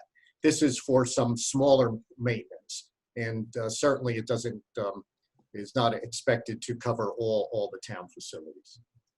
Okay, so I understand. So you've allocated it through the capital, and that's going to be discussed at another meeting. Yes. So That's so correct. thank you for that. My question then reverts now to street, snow plowing, snow removal, and such. Have you thought about going to any other? I mean, you've been lucky this year that we didn't have such a major impact with snow and ice conditions as we have had in the previous years. But and this is not on one of the pages, but just thinking of street salt and chloride, have you been thinking of going to any other products and equipment to maintain our roadways during hazardous weather conditions? Well, we do have a truck with a brine tank so that we do pre-treat our roads with that brine. So that's something we added a few years ago. But typically what we find that works the best is the salting of our roadways. Okay, so and talking about salting of the roadways and with the inventory I'm sure you bought for the prior year, what's the shelf life of that salt, the chloride? What is the life expectancy that you can keep it from year to year? It certainly will last from year to year. We've never had to keep it more than 1 year, although that would be nice to think about. But it can certainly last more than 1 year. And for example, in our 2 storage sheds, we have salt that has been delivered since earlier this year. Just so you know, I happen to be also with Joe Pelosi at the Public Works building, but the shelf life of salt, I don't want to say is indefinite because we've never had to use it after more than 1 season, but it lasts from 1 season to another. Okay, so basically from what you bought for this past fiscal year for the winter, and I'm sure, I can't say how much you used of it because we had some days you had the crews out there, but what impact would you say would that carry over into this fiscal year for your budget for salt and chloride? Would have it any impact? How much? 100,000 or? I think that we're probably in good shape because I always tell people winter doesn't end in March or April. It really ends December 31st. So this is something we're still going to need probably for late fall and the very beginning of winter. So I would not anticipate any change in that budgeted amount. Okay. Typically, we're usually asking for more at this time of during the budget hearing based upon the winter, but here we're not asking for any more. Okay, and my last question, Lenny, is basically, and it's, whether it's capital or not. If it's capital, and we'll miss it, but I'm saying is the current equipment we have, our trucks, our spreaders, and everything, are they up to par? Are they reliable? Do they need replacement? Or are we going to get a few more years out of them? Well, we've had replacements, so we always will have trucks that need to be retired, and ones that are almost new, and certainly ones that are in the middle of their lifespan. So every year we put together the capital budget based on what we think our needs are going to be. Those needs have changed. We started a number of years ago outsourcing and contracting for snow plowing and salting our roads. So that has reduced some of our capital needs, but it does come at an operating expense. Okay. Lenny, thank you very much. Thank you for your department and the great work that you do for the township and its residents. And thank you, Council President. You're welcome. Councilman Kukoviac. Thank you, Council President. Mr. Lepore, the West Orange High School auto shop line item, I think, is new this year. Could you tell me a little bit about this program, please? Well, this is a program that Chief Abbott and Director of Staff Operations Abbott, as well as Lou Pizercio, have been working on. We currently have 2 mechanics in the garage. In addition to the 2 mechanics, there are private services that do provide maintenance of our vehicles. So this is supplementing and benefiting both my department as well as students at the high school to give them hands-on training and also to assist us with a lot of the routine maintenance of vehicles, fluid changes, tire rotations, brake replacements, normal wear and tear items and normal wear and tear maintenance on vehicles. And when is this program scheduled to start? Well, we were hoping to implement it shortly. The COVID-19 pandemic has got us a little behind on this, but hopefully this summer. We do have 1 individual who we're processing now, so it should start pretty close to the first of the month. We're asking for a budget up to 4. I don't know that we'll get that for this year, but we expect this is going to be a year after year program. So we probably would have had more budget for the COVID issues, but we're looking forward to the summer. I think it's going to be a very successful and needed program. So how many hours, say, per week would you schedule an individual to do this work? Would they come over, for an hour or 2 during the school day, or would they come after school, weekend? We budgeted for 2 people a day. But we were going to do 4 students. So basically be like a 3 and 2 over a 2-week period. Normal 8-hour day. Oh, an 8-hour day. Okay. From what you've described, I think there's some mutual benefit to both sides for doing this. My question is, why do we need a line item of almost $5,000? Because we're paying minimum wage. Right. We're going to pay them. So this isn't an internship. This is a job. Well, it is not. It is not for free. That's correct. We're paying. Okay. Here's my question. If it's an internship, a lot of internships aren't paid because, for the obvious reasons, there are mutual benefits, especially for the intern getting experience. What I'm asking is, why is it that we have to pay them when they're already getting the benefit of professional experience? Because they're taking their summer vacation where they would normally be out working somewhere, and they're going to, and instead of working at what the other typical summer job might be, including the pool or elsewhere, they're doing something that's getting them the education. It's an incentive for people to do it and come. And if the council doesn't want to, if the council is not interested in doing it as a paid internship, we can see if anybody's willing to do it as an unpaid. Our understanding is that there wouldn't be anybody this year. Can I interject for a second and ask Mr. Lepore, because I believe, and excuse me, Councilman, just to give you a little light on the program, because I was still on the school board when we initiated and brought in Mr. Ferreira, the teacher.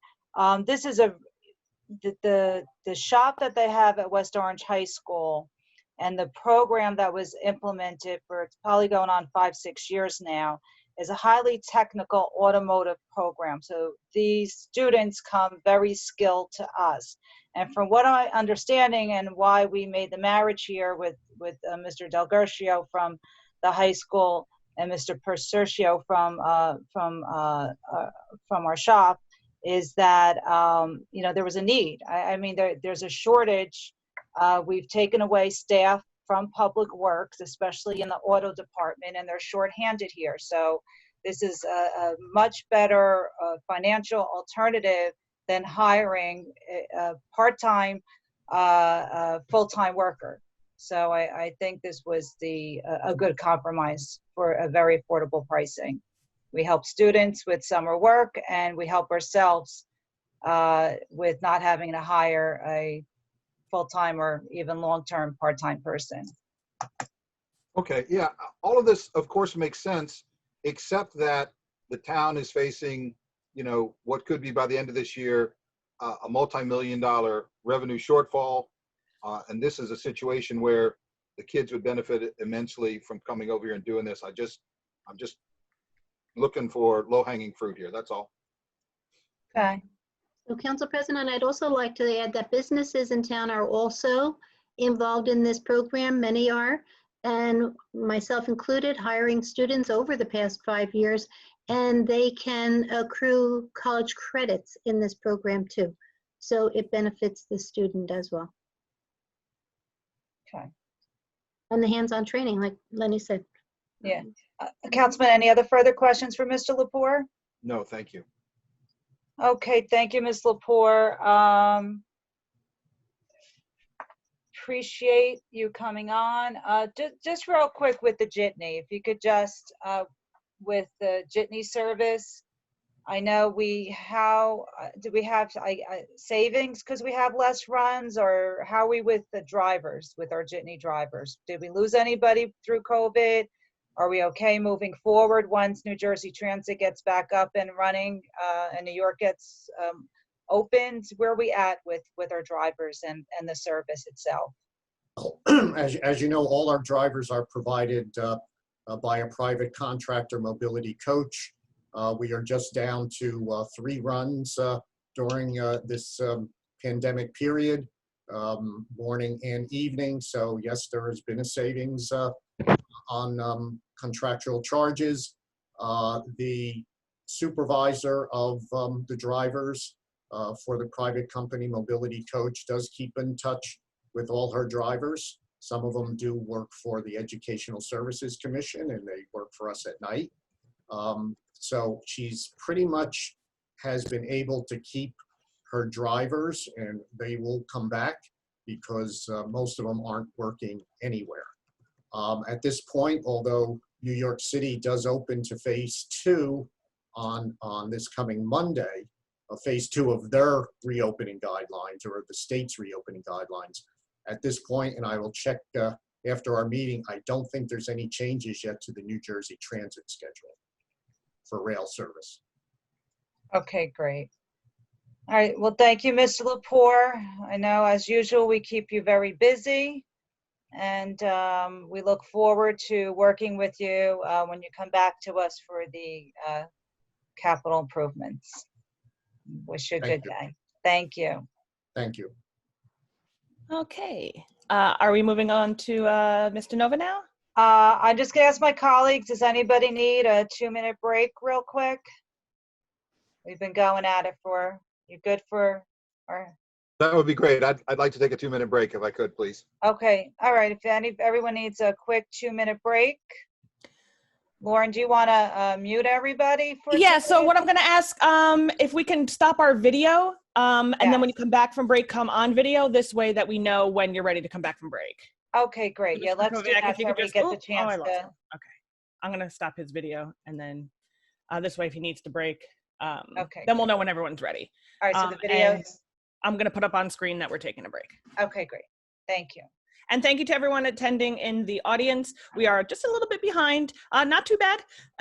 So we're coming up on Teresa DeNova next, which was at the 11:10 spot, and then we'll be heading into the next group. Thank you.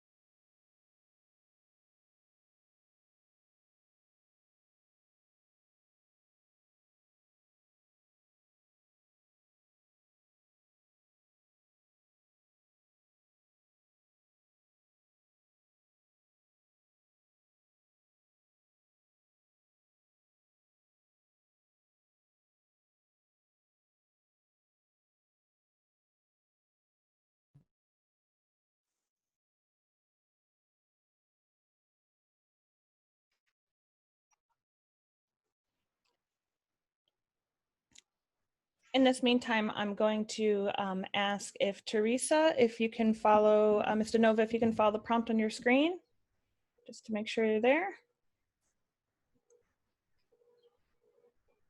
Now, Lauren, will you get our pictures back or do I have to touch? You can just hit the start video on the bottom of your screen. Okay. What page are we starting with, DeNova? Please. John, do you know? Mr. Nova, are you on? I think I am. Oh, there you are. Okay. I'm gonna promote you to panelist, so don't touch your screen for a moment. It's gonna change on you. John, Yes. do you know what page we're on now with Mr. Nova? I'm looking. Hold on, I will look it up for you. Lauren, it says I can't come back on because you're blocking me. There you go. Okay, there I am. Okay. General health. I might need to Start. ask everyone to start their video. Page. 101. Thank you. Yeah, 101. Got it. Thank you. It's all these great new security features. Am I back on? Jack, yes, you are. Thank you. You're welcome.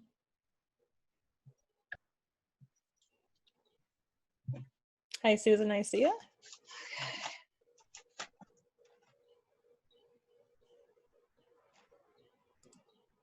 Did everybody go get a snack?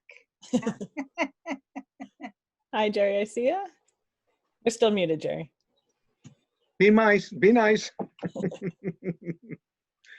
I have my exercise bike here that I'm on while during the meeting. I have a little slim bike that I got to get my riding in. Start your video so we can Wow, see you're really talented, And you Lauren. like my temporary curtains, right? I Because do. It's, yeah, the sun is a little higher now, and now it's not like you're on the sun. Lauren, was the agenda up before? Yeah, the agenda was up. Yeah. Oh, yeah, we need that back. Okay, Yeah. somewhere I lost it, so I don't know how, okay. There you go. Yeah, I just put a screen that said a short break for anyone if they popped into. Yeah, the but I meeting. meant before that, towards the end of the last session, all I had was black. So I had the pictures, I had all the videos lined up, but somehow or another, I lost the No worries. slide. Are you able to see it now? Yeah, I can see it now. Okay. I guess my computer needed a little break too. Oh, it may have been me. That's what I said. Okay. I don't know if it's on your end or No, on it my happened end. to me, John. What's that? It happened to me too. Oh, okay.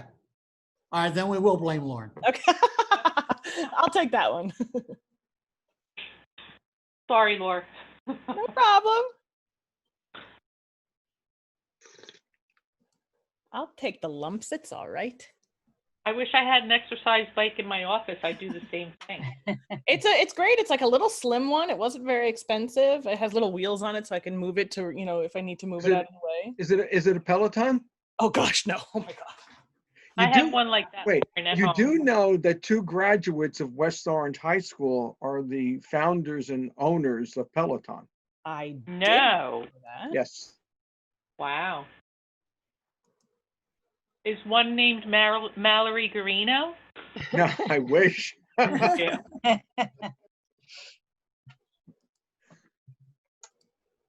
Oh, you see the level of talent that comes out of our high school. Yeah, it's amazing. Gary, the sun has moved. Oh yeah. You're not blinded out anymore. The sun has moved. Oh, okay. I can take down my curtains. I'll leave it the way it is. Whatever it is, it's right.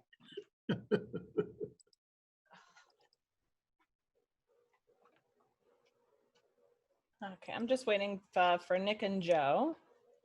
If by chance Nick and Joe are here and I can't see, if you can put in the chat.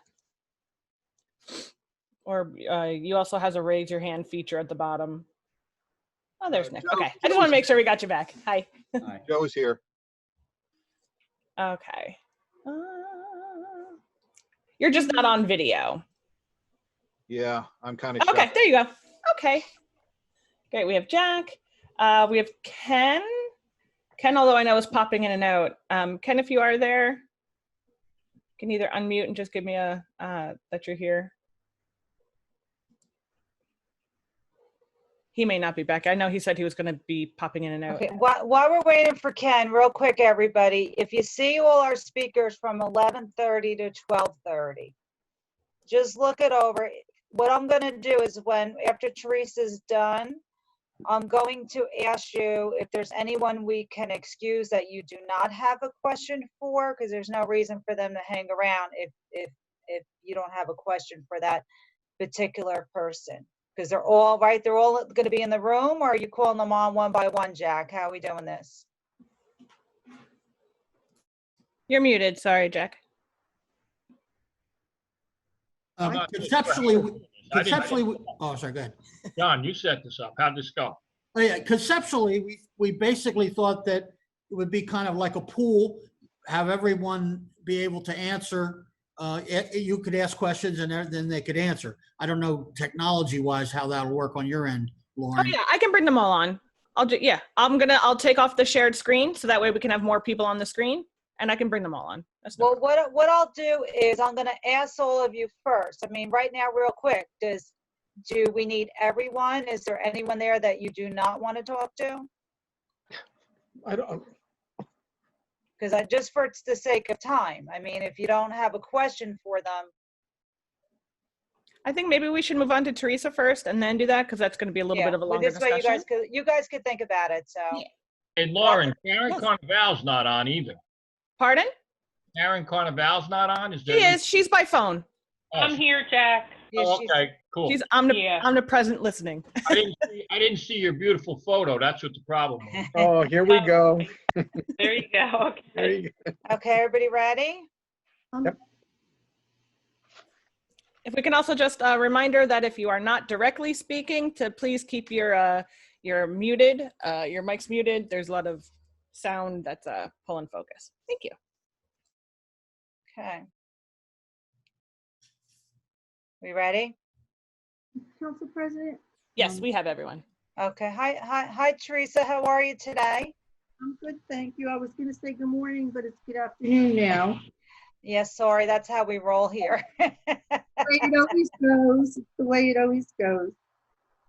I just didn't know if you can maybe tell me, is there a little bit of a different process this time? So here's what we're gonna do. So we are not gonna go through line by line. I'm gonna go around to my colleagues to see who has questions for you. And then we're going to vote on the budget later on this afternoon after we speak to all the directors.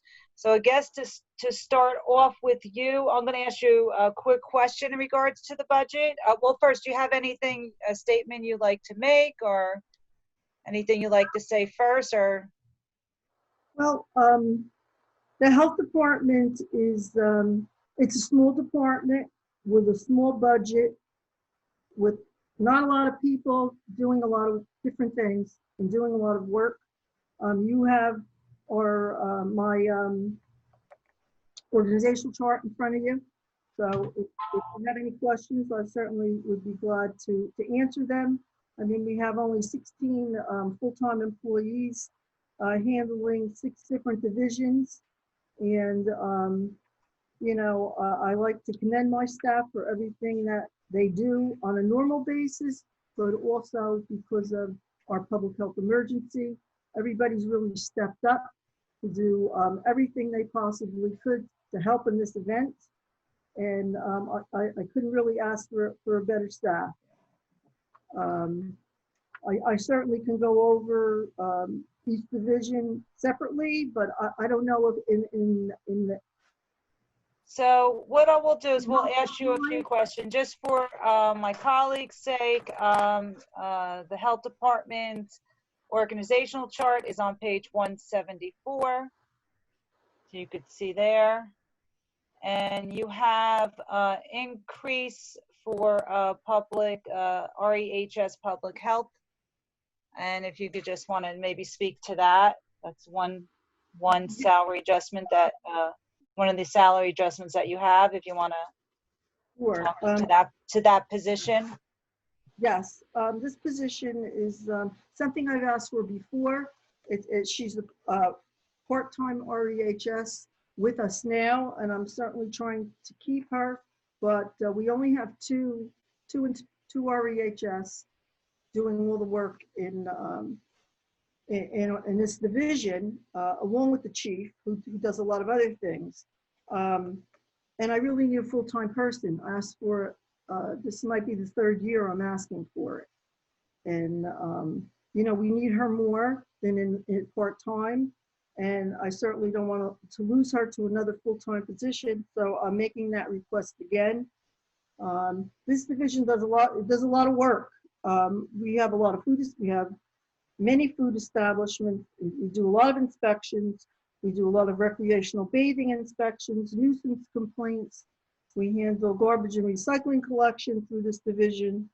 And, it's the bulk of the work as far as the health department goes is really being done in this division. And I need another person. We used to have 3 or 4 people in the past. And when people retired and left, we didn't replace. And I think now's the time that we need to do that. She's a West Orange resident, living in West Orange, and has really done great work for us. She works, on the weekends a lot of times. She was at the festival yesterday helping. And, I'd like to get her full time because I really need her. And how many hours now is she working? Well, she was only budgeted for 20 hours, but John let me increase her, I think, to 28, because during this emergency, I moved the environmental staff up to the OEM to help with the public health emergency and work with the nurses. So now they're back doing food inspections, the outdoor dining, swimming pool inspections. We have a lot to do now and a lot to catch up with. The year's half over already. So, we're only really talking about a half a year. And then you had another request for the omnibus driver. That was the request we denied last year. And also, yes. And I'm still asking for that request. And that's for our senior services department? Yes, senior citizen bus driver. We have 3 bus drivers, three full-time bus drivers, and then the part-time bus driver and a dispatcher. And, years past, we had 6 or 7 bus drivers. So in order, for us to do what we need to do as far as dialysis and doctor's appointments and food shopping and wherever else we're going to take, it'd be nice to have the other full-time person, and I might be able to do a little more. I might be able to do a day where we take the seniors to, something more recreational to expand it. But it's difficult because we have people take vacation, people get sick, people take personal time. So then we don't have 3 drivers, we have 2 drivers. It's not really enough. We normally, on a regular basis, it's over 13,000 trips that we do. And, it's a needed service, and we don't want to ever reduce it. I don't want to have people waiting on a list that can't get a ride.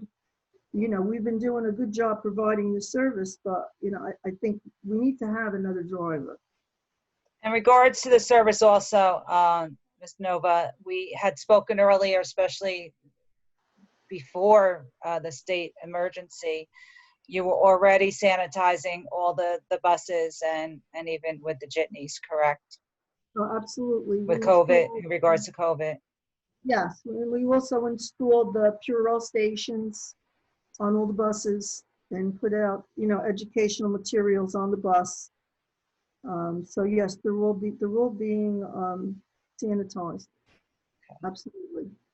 And I just have one quick question in regards to speech and education. I saw you cut the e-cigarette budget a couple.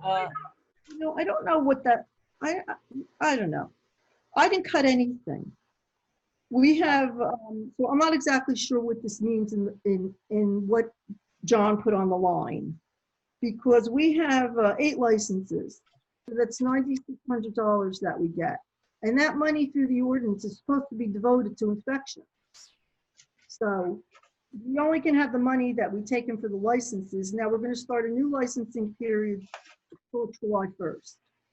So we inspect these establishments, but we go around and inspect a lot of other establishments to make sure that nobody else is selling e-cigarette products that isn't supposed to be selling. And so it's kind of split in half the year because the license starts on July 1st. So you have half the year, I guess, half the money and half the year the other money. We used to have, let's see, 72. We used to have less licenses. We used to have 6 licenses. Now we have 8. So I don't know. I can't answer what that line means because I don't. Mr. Gross, can you? Yes, of course, I can answer the question. This is page 103, line 125. Yeah, it's strictly based on the previous year's usage. Right. We, generally speaking, we're not going to increase a line until it's actually being utilized. So, if Teresa needs to get more inspectors out there, she can do that, and we'll figure out a way to get through this year. We'll do transfer or whatever we have to do. And then the next year, obviously we'll budget it, but we're reluctant to budget more than what was spent in a year, sans some other circumstance. She's right. There are funds available to fund it, and we use those funds, to offset the cost of it either way. We'll make it work for her. Okay. I was just concerned about the enforcement of it. That's all. This does not limit the enforcement. If enforcement needs to be ramped up, it can be done. Thank you. Who didn't go first yet? Councilwoman McCartney, did I start with you last time? I start with you now. You have a question for our... I really don't have a question. I think it is important to move from part-time to full-time in that position. I understand the need is there. Having been the past 3 months directly involved with the senior community now, delivering lunches and dinners on a daily basis. And I do want to commend your staff because they have been very helpful with concerns and issues and policies that needed to be put in place during the COVID pandemic for the Rena House and Degnan House. So I don't have a question. It was a thank you. Okay. Thank you, Councilwoman. Councilman Guarino? No, Council President, I don't have any questions for Teresa. Thank you. Thank you. Councilman Kukoviac? None for me, thank you. And I guess I asked all the questions, Councilwoman Matu Brown. Sorry, everybody. Council President, you did ask a lot of the questions that I think some of us have had. And Mr. Nova, I do want to say that last year I did vote no for the transition of a part-time to a full-time jitney driver, and realized the error in that when I attended one of the mayor's jitney town halls. There is certainly a need for additional bus drivers for us. Does this part-time to full-time also cover the jitney riders, or that's under a separate maintenance contract? Not maintenance, but provider contract. No, this is separate. These are municipal employees, and it's just for senior citizen and disabled riders. Okay. And as far as for the REHS, what is REHS? Can you? It's registered environmental health specialist. Okay. And there really are inspectors that do the food establishment inspections and recreational bathing inspections, septic inspections, youth camps, body art, tanning, massage, nuisance complaints, all of our inspections. And I see that the part-time to full-time, the date of hire was 2000, so we're now 20 years later. And I understand the need to have additional assistance in that area. There was one more question that I had. I know I did ask that for the omnibus driver. That was all that I had. Thank you, Council President. Okay, thank you. And Ms. Nova, I just want to, I know it's been a rough couple months for you as well with COVID and attending all the state meetings and your participation. And I just want to thank you. I know how tough it's been, and I appreciate your assistance coming online this week with getting our restaurants open and working with them. And even when we had to shut the restaurants down, you went, you and your department, that you were out there with all of our businesses educating everyone. And I know it's been a past couple months working with our senior services as well. It's been a lot this year. So if there's anything else you want to close with, and like I said, we're going to discuss everything later. After we're taking a different approach this year, we're just going to review the whole budget with the directors, and then talk about what we need to do at the end of the session. So if you have anything else you'd like to add to the conversation, that would be great. Well, more employees I can get, the more I can do. That's the only thing, I could say to you. I wouldn't be asking for the things that I'm asking for if I don't think that they were needed. Over the years, when we reduced staff, I always tried to keep the budget low. I didn't make a lot of special requests. We don't have a lot of people to start off with. So it's not like the people that came before me with the larger departments, police, fire, DPW, we're a small department. And I'll tell you, all the employees, they all do a lot of work. They really do. And they stepped up for this emergency. We're having some people work remotely.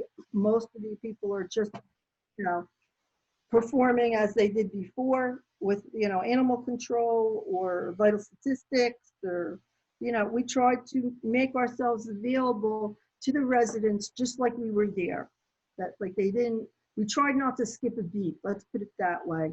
And there were some people that complained because, if you're answering a phone from home, sometimes you have to use the restroom, sometimes you have to eat something. We had to change our messaging because we realized people were calling us at night, and they're answering 4:30 to 3:30, 8:30 to 4:30. So it was a little different, but we did some Zoom marriages. We did marriages outside. We did whatever we had to do to try to let the residents know that we were here for them. And it was different, certainly a different way to be at, my end of my career, pretty much.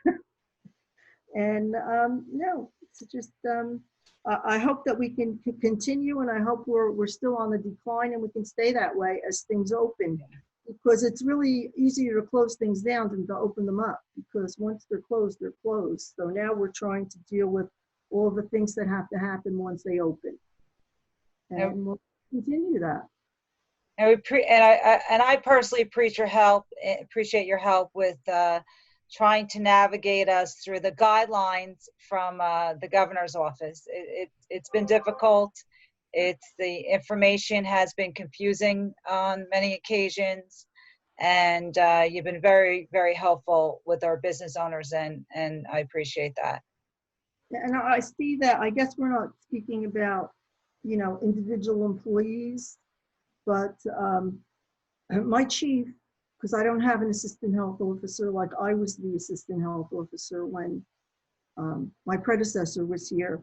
I mean, he's invaluable to me. And really, I don't know if I could have made the transition that I made without all of his assistance in helping me supervise and having all the IT background to help us with phones and Chromebooks, and just there's a lot of technical experience that we need really to do the things we do today. And that's not me, unfortunately. I try to do the best I can, but really invaluable to me and my staff. So I guess we're going to speak later then. Thank you. So we will relieve you from the call. We appreciate you coming on, and we hope you enjoy the rest of your day. Okay. Okay, thank you very much. Thank you. I'm going to move your screen, Teresa. And Okay, so how would you like to proceed now with our next group? Do you guys want to speak first and then we'll figure out who we're promoting? So, yeah, so Mr. Gross and I yesterday thought this would be a good idea. If we, we try to gauge as of who we question the most. We put them in the beginning of the meeting today. And actually, a few of them probably should have been in a separate time spot. But what I like to do now, if my colleagues, if they do not have questions for anyone on the list in front of you, can everybody see the list from their screens? Mm-hmm. Yep. Okay. If there's anyone there that they don't need to speak with, I'm just going to poll because I just don't want to keep people on the call if we're not going to call upon them. I'm going to make it easy for you for two of them. Joanne Gagliardo contacted me this morning, and she won't be able to make it. So Okay. I'll certainly answer any questions you have. Okay. For her. And Laura Van Dyke is moving today. Oh, okay. She is, while she didn't say definitely she wouldn't be here, I'm not surprised that she's not here. So She is not on the call currently. Okay. I'll try to answer any questions you have if you do regarding any of her issues. Mr. QB is also not on the call. No. Okay. Council Is there President, if you can just tell me, go down the list and tell me what the departments they represent are. So Kevin Dillon is for what department? From our tax assessor. Oh, that's right. I've met with him before. I'm so sorry. That's okay. And Anna DeSantis is purchasing. Right. Mr. Keogh is recreation. Mr. Tracy is building. Okay. Ms. Adams is our zoning. Ms. Bowers is our court. I haven't looked at from our court. And so is Judge Dowd. And Mr. Kuby's not on yet, so. Okay. Is there- Council President, yes, Councilman Kukoviac. I'm sorry, I did have a question for Ms. DeNova, but it might be something that Mr. Gross could answer. She is still on the call. Oh, okay. I can move her back over. Okay, and maybe If you have something real quick. Yeah, it was the line item of welfare services sent to county. Hold on one second. Let her come on so she can. Thank you. I'm sorry about that. No problem. What page, Councilman? I actually pulled it off of the 45 changes summary that. Okay. I think I can address that for you, Councilman. If you recall, last year we made the move to send our statutory welfare department to the county. Yes. It was there for, so we funded it we funded it for, I think, 4 months. So when you look on your budget, you have 4 months worth of appropriations in that department, which are now going to zero because we're not funded it at all this year. So that is what you're looking at. There's an OE and a salary portion of that that is now zeroed out because we're not performing those services at the township. Okay, thank you. Sorry about that.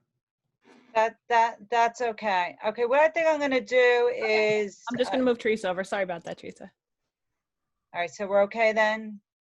Did Teresa want to add to that or we're good? I moved her over, I'm sorry. Okay, no, that's okay. Okay. All right, so let's continue. I'm trying to think. I don't want to keep people on the call if they don't have to be. Does anyone have question? I believe Ms. Bowers and Judge Dowd they would participate under the same line items, correct, Mr. Gross? Yeah, they're both here for the court. Okay, let's talk about the court real quick.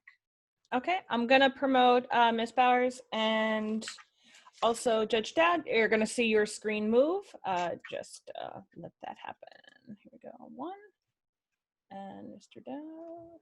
2, 3, 3. Promote panelist. Okay. Hello, Ms. Bowers. Hi.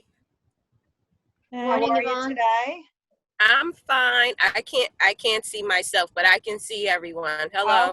Ms. Bowers. I think once you start talking, you'll pop up on the screen. So okay.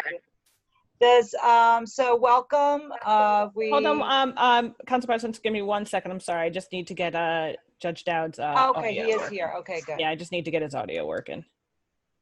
And Ms. Bowers, it depends on how you have it set up, either in speaker view or gallery view. I can see myself now. Okay. Judge Dowd, can you hear us? Yes, I can hear. Can Thank you you hear so me? much. Yes, thank you. Okay, good. Good afternoon, Judge. So Good just real quick, what we're doing this year is we're not approving each portion of the budget. We're just asking you a couple questions, and then we're going to deliberate later in the day. So if either one of you have a quick statement you'd like to make to the council in regards to this past year, that would be great. Judge Dowd, you want to start off, or you want me to go? Okay. Go ahead. I couldn't hear what you were saying. I blacked. I apologize. Would you like to share with us about this past year with the court? Yeah, but I'm very pleased with what we've done. As you'll recall, we were short a deputy clerk last year, and it made it very difficult. And we were fortunate enough to find another very good one, which also he happens to be bilingual. Oh, nice. Ishmael Castro, and that has made us getting through what the changes we have to make because of the virus easier, because everything now is being done on the phone or being done through Zoom. And Mr. Castro has proven to be a necessary and very competent individual. We're very happy with him. I would want to give you folks a little bit of a heads up that all court sessions are done on Zoom now. None of us are in the building. Ms. Bowers goes in some days and works from home. Mr. Castro is in almost every day for part of the day and then works from home. The staff has been doing what I'm sure the staff has in every department, really, putting in the extra work. There are going to be changes that will stay here for a very long time. We, as you know, are under the direction of the Administrative Office of Courts, and they are talking about making some serious changes in how we handle simple matters and long-term changes. Part of that's going to cause the police, when they're giving summonses or tickets, to ask for information that they currently don't ask for, cell phone numbers, email addresses, so that we have an easier contact. And that may become mandated, and the tickets may require that information at some point. But we had a meeting the other day with Police Chief Abbott and his two deputies. I passed on the message from the Chief Judge of Municipal Courts, that the West Orange Police Department is held up as one that everybody should look to and do things like West Orange does. And I think we all should be, as residents, proud of that. Also, I think we have in the budget, one of our employees, Kathy, is going to have a change in title, which she's worked for and earned, and that was probably the only economic change that you'll see. Thank you, Judge. You're welcome. Ms. Bowers, would you like to add to that, or? No, I think he pretty much just summed it up. During COVID, everything pretty much changed. But the court, we've been pretty much consistent. We've been working throughout COVID. We were given a short window of changing our court from in-person to virtual. That was a very big task to undertake, but I think as we keep doing it, it gets better. I mean, it is hard for certain people to grasp the concept of you can't just walk into the court building and be serviced. Now everything's pretty much electronic. So what I've done is I've also been, working with Sherry to get our township website, the municipal court session, more inclusive of things that they would come in and do. So like I had them upload our citizen complaint form. That's online now. Plea by mails are online now. We have a section where if they are looking to contact us outside of, calling us on the phone, They can use the website to send us a direct message, which I'll be able to respond to. So it's been not an easy task, but I think we're handling it pretty appropriately. Yeah, I believe COVID forced us into the 21st century. So I'm going to just real quick to see if my colleagues have any questions. Councilman Guarino? No, I just want to say to both Ms. Bowers and to Judge Dowd to thank you for guiding the court and municipal court through the processes and maintaining with COVID, the new way of dealing with law and order through Zoom meetings. I know it's been difficult. I know you have a lot of pressure on you, the new changes from the Attorney General's office and what's going on, but I want to commend you both and your departments for maintaining the status of what has to be done and to serve the residents and the participants in the municipal court to the highest level. So I want to sincerely thank you both for those services. Thank you, Councilman. Thank you. Councilman Kukoviac? None for me, thank you. Thank you. Councilwoman Matute Brown? Thank you, Council President, and good afternoon, Judge Bauer, and Judge Dowd. Thank you for waiting and so patiently for us to get to you. No problem. I did have two questions. Just Judge Dowd, as a follow-up, I did hear you say that we were able to obtain a I'm so sorry. What the bilingual? The deputy municipal clerk was bilingual, and I know that when I was in your court, just observing what the process and asking what the needs were at the time, there was a request from our municipal prosecutor, Mr. Wenzel, in as much as the need for a translator. Can you tell me whether or not that need still exists? I know that you're using a translator line when you were in the court. How has that changed now that you're in a virtual environment? And is this need for the translator in the court still something that you feel is required? We've been getting along well without it. Mr. Castro handles all calls whenever there is a defendant, client, witness who needs assistance. He's ready, willing, and able to, and has successfully translated. During trials, we have to use a certified translator. We have, thank goodness, not had any formal trials since the COVID occurred. We would use the same service that we use in court because all of those interpreters are certified. I think to hire a certified person to be there full-time during court sessions would probably be very costly and not necessary. We can reschedule matters and use a fund that we have to occasionally have one. So I think we're pretty good there. I will talk to Mr. Wenzel to see if there's anything he thinks we can do better, but I think we've got it mastered. Thank you. Just to piggyback off of that, so there was a great need to have more Spanish more than any other language that's more prominent here in West Orange. So what we would do is we would hire an in-court interpreter to come, like Judge Dowd said, or we would use the language line. But as we use the language line, we're coming to find out that the services aren't what they should be. And then we would end up using language line and then happening to call in an in-court personnel because it's just the service is not what it should be.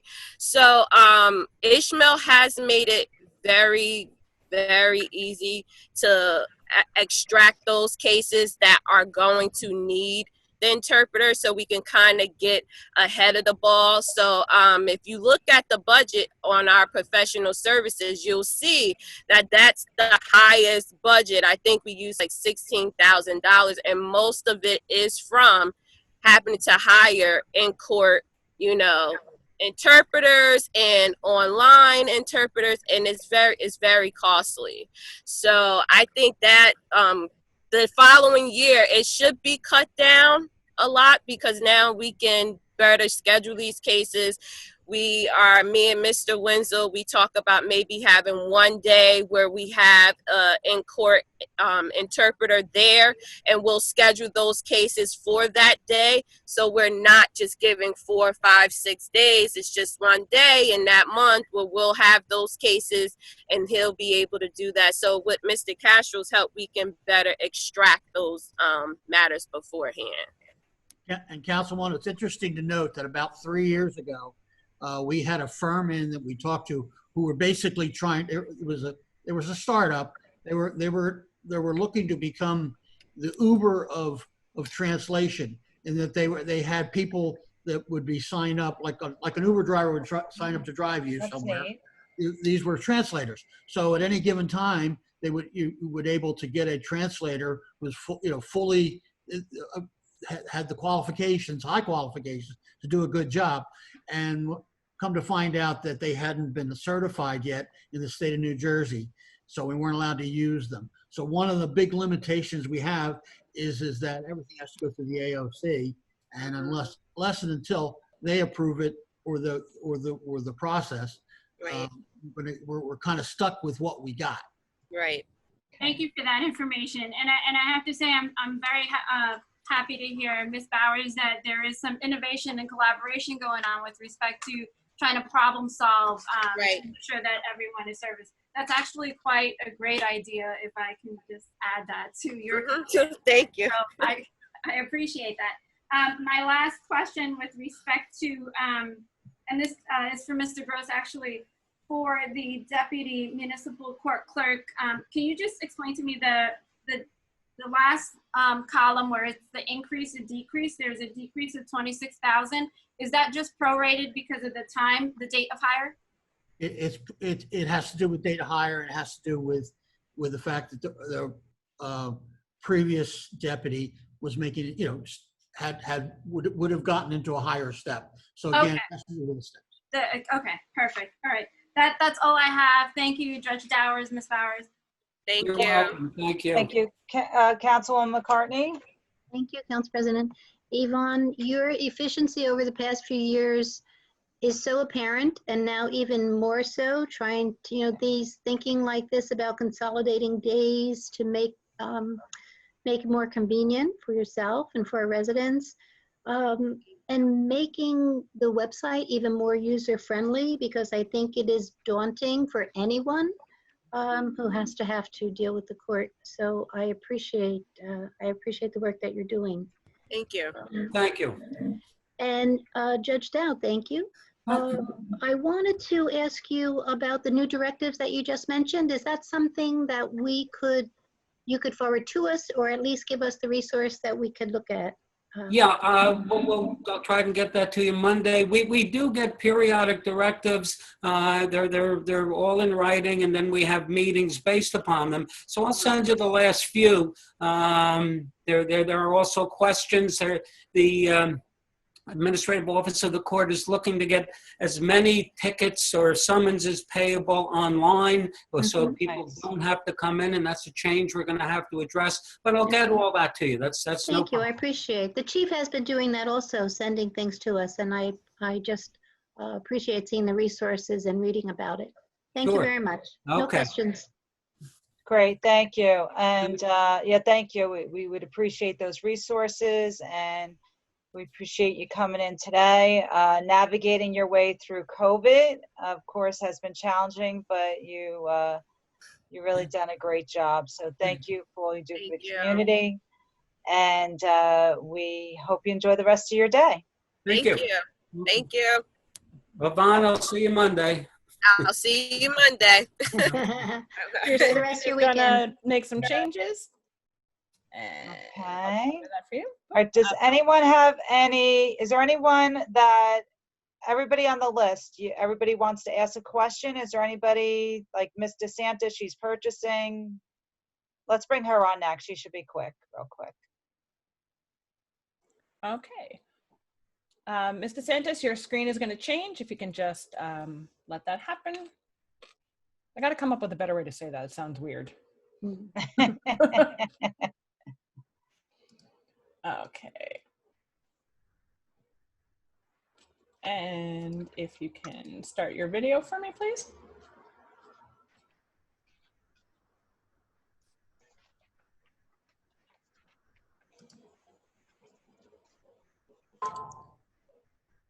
Mr. Sanders, if you can follow the prompts on your screen. Yes. Oh, okay. Can you start your video for me too?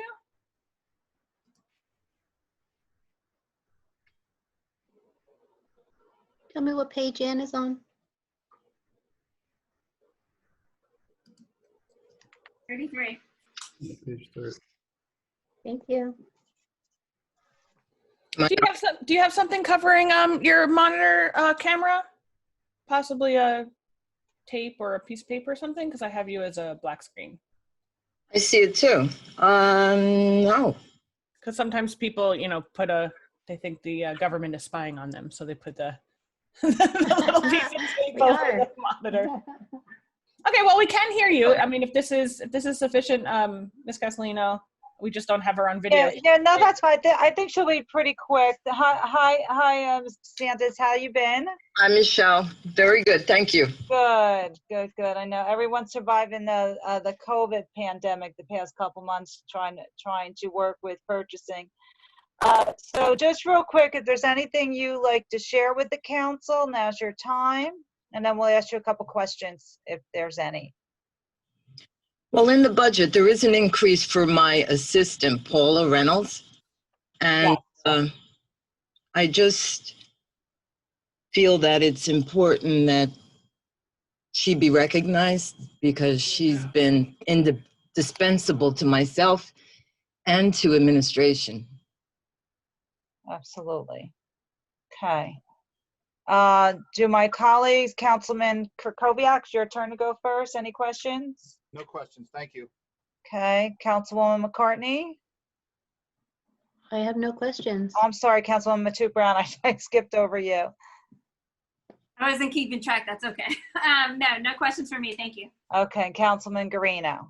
No, just want to thank Ann and her department for the tremendous work and for the due diligence and finding the best prices for all the things that we need to keep the township running and always being out there looking out for the best. So I just want to thank you, Teresa and Paula. This great job, and we couldn't do a lot without you. Thank you, Jerry. And Ann, I have to ditto that. I know the amount of work that comes through your office, and I appreciate you advocating for the position. So we appreciate that, and we hear you. What we're going to do is have a discussion later after everyone speaks and go over all the requests, and then vote later on your section of the budget. So we're not going to vote on it now, but we will have conversation later. Okay? I appreciate that. Thank you. Now, and I appreciate you waiting and coming on the air, and we hope you enjoy the rest of your day. Thank you. Take care, everyone. You too. Enjoy the rest of your weekend. And I'm going to bring in next Janice Gary Adams. Okay. And Janice, I'm going to promote you to a panelist. Mr. Dillon and Mr. Keogh, I know there'll probably be a lot of questions for you. That's why you got your last on the list if you're enjoying your lunch. Can someone tell me what page we're on? I'm so sorry. I'm looking on this list and I can't. 53. Janice, are you okay? there, So right? that's my husband's picture because I'm on his. Right. That's his. I apologize. I was on my phone. That's okay. And, how's he doing? He's on New Jersey Transit Board, so ask him. Oh boy. So that's his for his Zoom calls. For some reason I could not get it on my phone. I've been on my phone all day on Zoom calls, and my picture shows up, but for some reason when I went in here, it wouldn't work. I don't know why. Should start my day. Wait, let me start the video. Yeah, if you're able to start your video. Okay. There we go. Hi. There you are. Good morning, afternoon, everyone. Good afternoon. Yeah, I know everybody knows us by now too. I think we've been doing pretty good. Today. We're doing pretty good. Yeah, we're making up time, trying to make up time here. It's okay. So, Ms. Adams, first Yes. of all, I just want to thank you. I know it's been a crazy 2 weeks for you and your department running around getting our restaurants open with our outside cafes, which by stopping by a few restaurants this week, they can't appreciate enough of how you have accommodated them, especially with the paperwork. Literally, some of them filing paperwork in the morning, and by nighttime they're open. So I can't express the gratitude of the hustle that has been done to get our restaurants owners open. So thank you for that and your department. And I know they're very appreciative of those efforts. So what I'll do is I'm gonna, just so you know, we're not voting on any section right now. We're gonna vote on it later. What I'll do now is, whose turn was it to go first? I think Councilwoman Matu Brown, if you have any questions for Ms. Adams. Thank you, Council President. I did see, where's my page? There was a new line on page 49. I don't know if that's for Ms. And that's the budget book, correct, Councilwoman? Yes. I'm only working off the budget book. I apologize. That's okay. So it's page 49, and it is a new line for hourly pay. What is that for?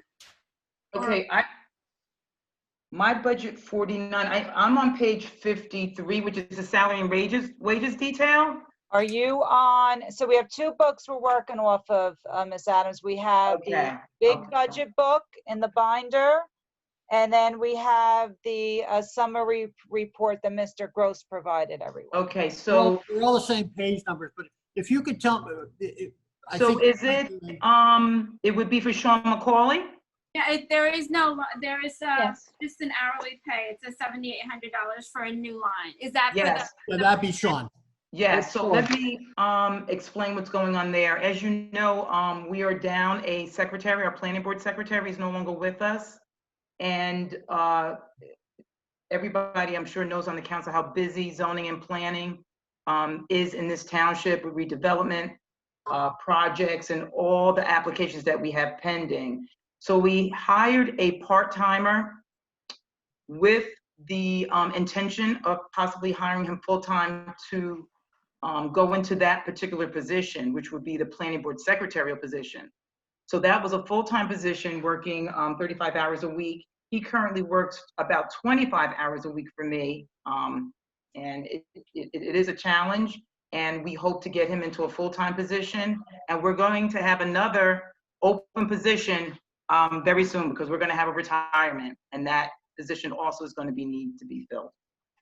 What is that position? The anticipated retirement? The anticipated retirement would be the zoning board secretary. The other. So those are two full-time positions. Currently, I have 1.5, and she's training him, and she is our expert. So this is going to be a challenging year with everything else going on. I was going to say, particularly with everything else going on, it will be very challenging. So I hope that we're able to assist, at least on the council's end, in providing support in that area. Thank you. That was the only question I had for Janice. Thank you so much, Janice. Sure, no problem. Thank you, Council President. You're welcome. Councilwoman McCartney. Oh, Janice, good. Thank you for being on the task force with the restaurants. Sure, no problem. Thank you for everything. We've been sitting in on the planning board meetings, our Zoom meetings. Always nice to see you. I guess I was going to ask the same question about the part-time position. You're just not ready to do that? Go full-time with that at this time? Well, as you know, Councilwoman, because you sit on the planning board secretarial, if I put in air quotes, that job alone requires a lot of detail, follow-up, administrative duties. In addition, the last few years, as you know, the other administrative clerk I had retired. and we folded those particular Mhm. responsibilities I get into it. 2 people. So I went from 3 to 2 to 1.5. Right. And I can't tell you where, I mean, I'm in the office at 7 a.m. It's a lot of work. So the plan is absolutely to have Mr. McCauley become full-time as he's trained and he gets to learn the planning board portion of the job and the other portions that we folded into that particular position. At that point, then hopefully we can get somebody else in to train to take over for Rose, because Rose is retiring. And Right. those are 2 key positions in this township. You know how busy the planning and zoning board are. We took, during COVID, we took a back step maybe for 2 weeks and we kept moving. We have 2 planning board meetings just this month. Oh, I know. And we have a The boards special meeting are- on Thursday. We have a special Yeah, meeting on we're- Thursday, right? Right, we are this town and we should be proud that we have all these redevelopment plans, that we have people that want to update their houses and come into the township and spend their money. But it's busy, the department is busy and we need Very. the personnel there to handle it. Thank you. So I guess then my question goes to John. John, since we are anticipating that position, do we need to have money somewhere when that happens? The budget is, the budget currently is budgeting for 2.5 people and so one So part. leaving that in there. So leaving that in there, because certainly it's debatable, but what is not debatable is going from 3 full-time experienced people down to 2 brand new people is not going to work. Right. So we're going to absolutely need at least 2 people and a part-time. Obviously, we'll see how that plays out and decide, and figure out what's the best mix moving forward once we get the new people into those positions. And the zoning secretary does need to be commended because besides taking on both positions, she is training Yes. this fella too. Yes. So it's difficult because, and this is something as an organization we're going to face over the next 5 years. We're going to have a major turnover just about everywhere. So we're working on succession planning, but this one is we're going to have to work into. Priority. Interesting also, though, Janisha mentioned about all the redevelopment projects, and I see an uptick in filming in West Orange as well. So there's so many permits being pulled to film here in our beautiful town.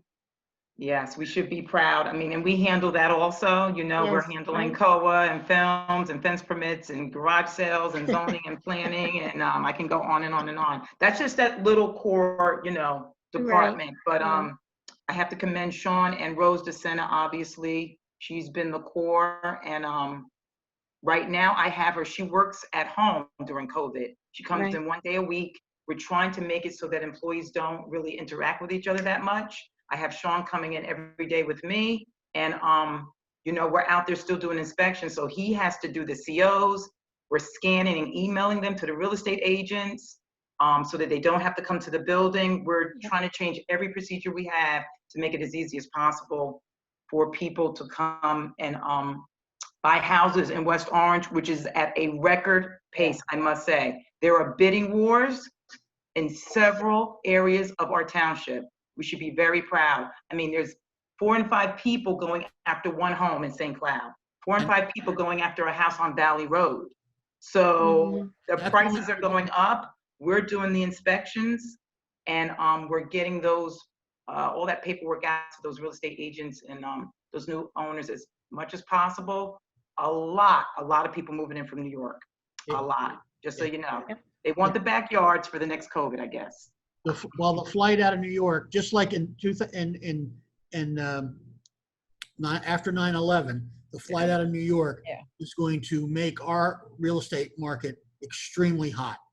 Yes. And it's going to last at least a couple of years. Mm-hmm.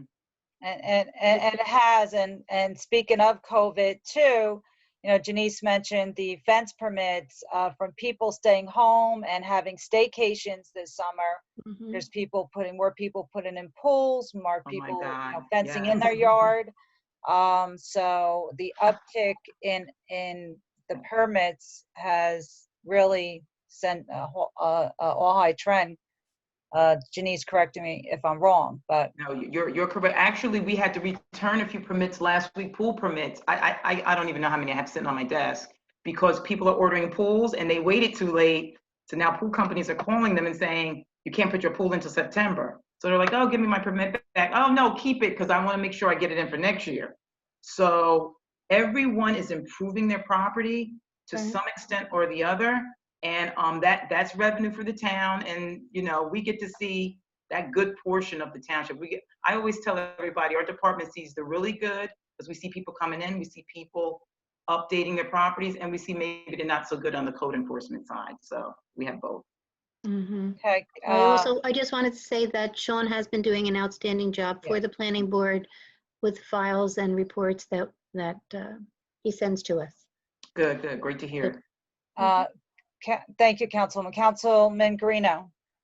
Thank you, Council President. And Janice, thank you and your staff for the great job that you do in maintaining this status for our town, meeting code and everything, which is very, very important. My one question to you, I'm just playing devil's advocate. Sure. At your current staffing levels in code enforcement, do you think you have the required staffing and coverage to properly and successfully do code enforcement? And this is not a dig, this is not a, you know, anything.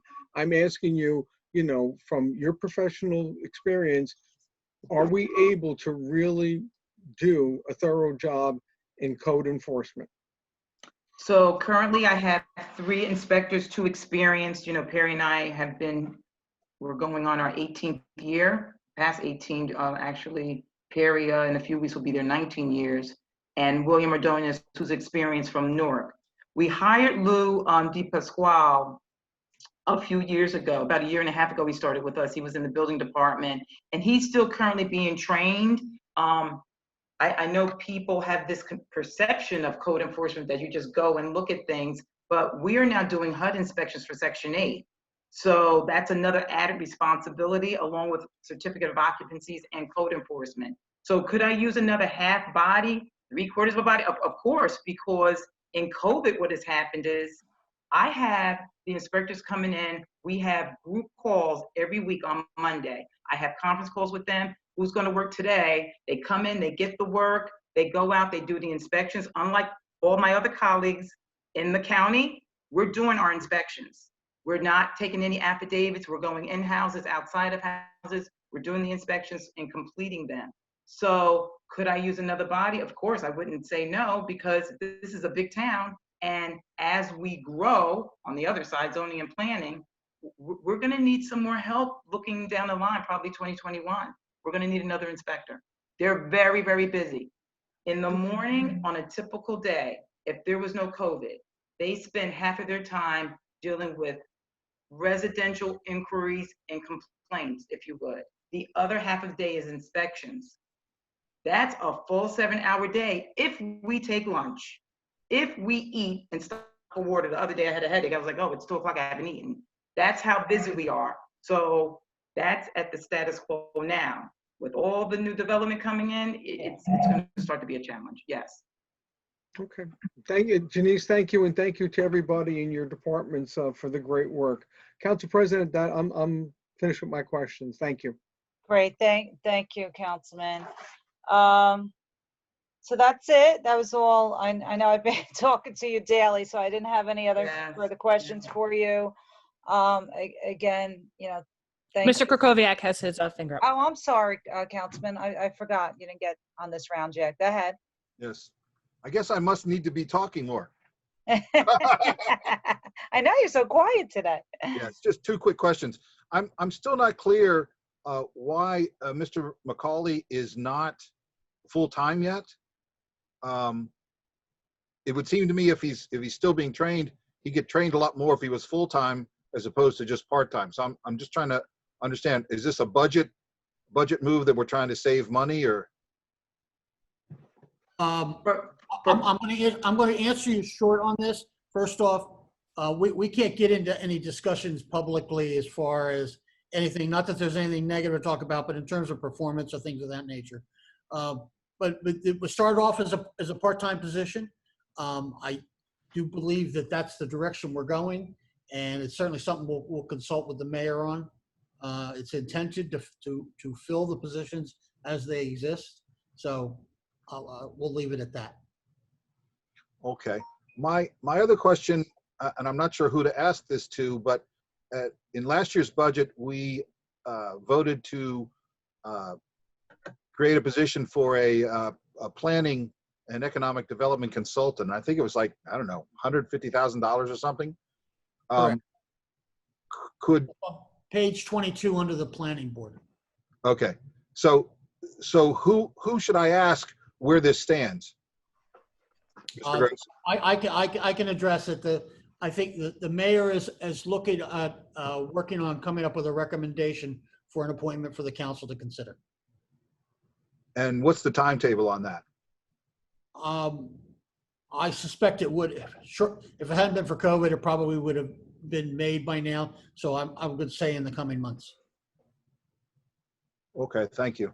Council President, if I can, just to Councilman Kukoviac, the last conversation I had with the mayor in this regard, and I know Council President has also had this conversation with the mayor, was right before COVID, and the discussion with respect to the resumes he, was reviewing. So I anticipate that, that will be happening shortly, particularly considering, our challenges as we move forward in this COVID space and trying to generate ratables. I think it is on the front line here.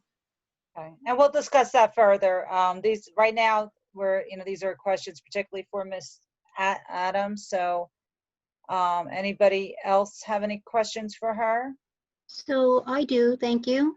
So Janice, on that, I didn't see it on that page. I was looking at town planner at 28,000 on line 070. I was looking for that economic development. I voted no on that last year. I know it was a surprise to you to see that in the budget. And considering that this year is half over, would you like to comment at all on that need at this time? I'll be honest with you. I wouldn't. I will go by what the council recommendation regarding the economic development. If the township feels that that's a need there, it's not for me to say either way. I don't know if that's a part-time person. I don't know if it's a consultant. I don't know if it's a full-time employee. I don't know those particulars.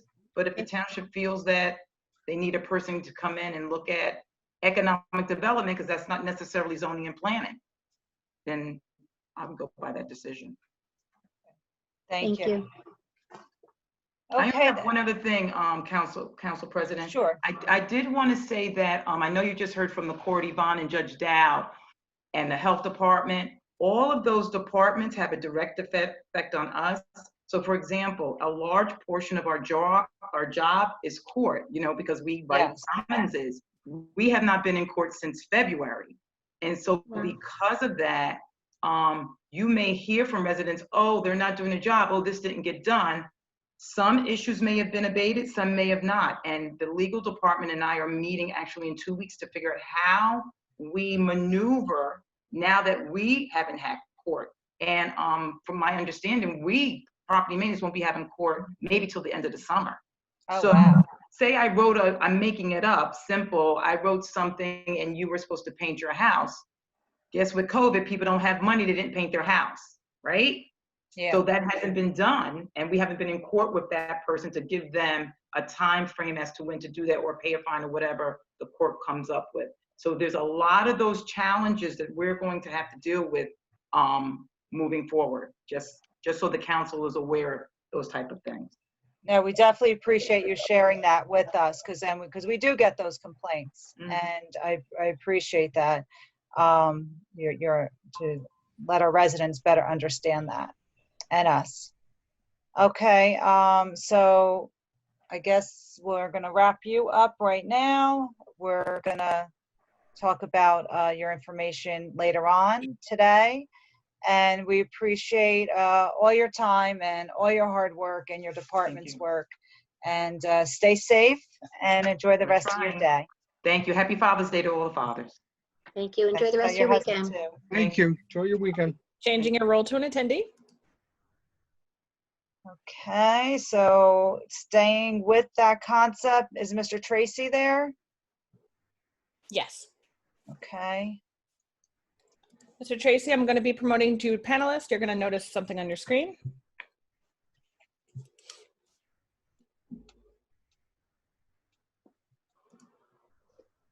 Lauren, are you good on time? Because we're going over now. Are you okay? I'm here. I'm good. Okay.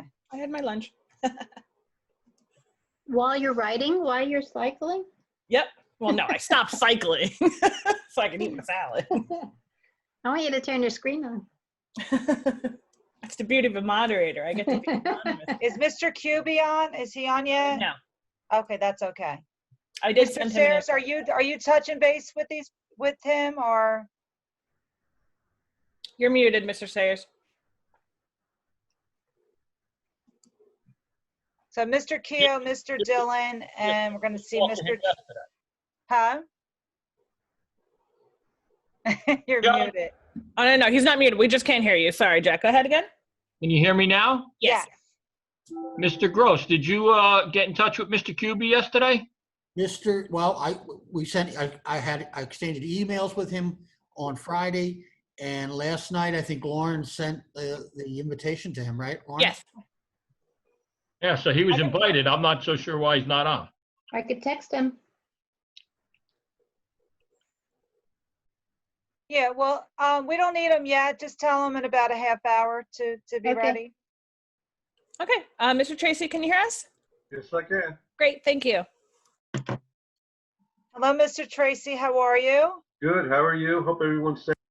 You too. Hope you stayed safe through this pandemic. I know you're crazy busy right now. Yeah. Would you like to just talk a little bit to the council Sure. about the proposed budget? Well, first I'd like to say that the building department has been open and functioning throughout the whole state of emergency. We've been in the office every day. We do split shift so that if someone were to get sick, it wouldn't spread throughout the office. But we opted to keep things going so that we wouldn't have to play the catch-up game and to provide the proper services to the residents. Yeah. Luckily for us, we prior to the state of emergency, we have a large amount of handouts and information on our website to help guide them through the process. You know, so people were slow in April, but now permits are coming in like crazy. Yeah. Everyone wants a deck. Everyone wants a pool. You know, so like Janice said, you know, if she's crazy, busy, we are also. Yeah, everybody's looking for that staycation, right? Yeah. Okay, great. So I'm gonna open it up to my colleagues to ask any questions of you. I'm trying to think my last person. Who went first last time? I'm not following them. I think it's Councilman Kukoviac's turn. I don't think it is, but I don't have any questions anyway. Okay. Same effect. Okay, Councilwoman Matu Brown. Hello, Mr. Tracy. How are you? Hope all is well. Good, thank you. Same.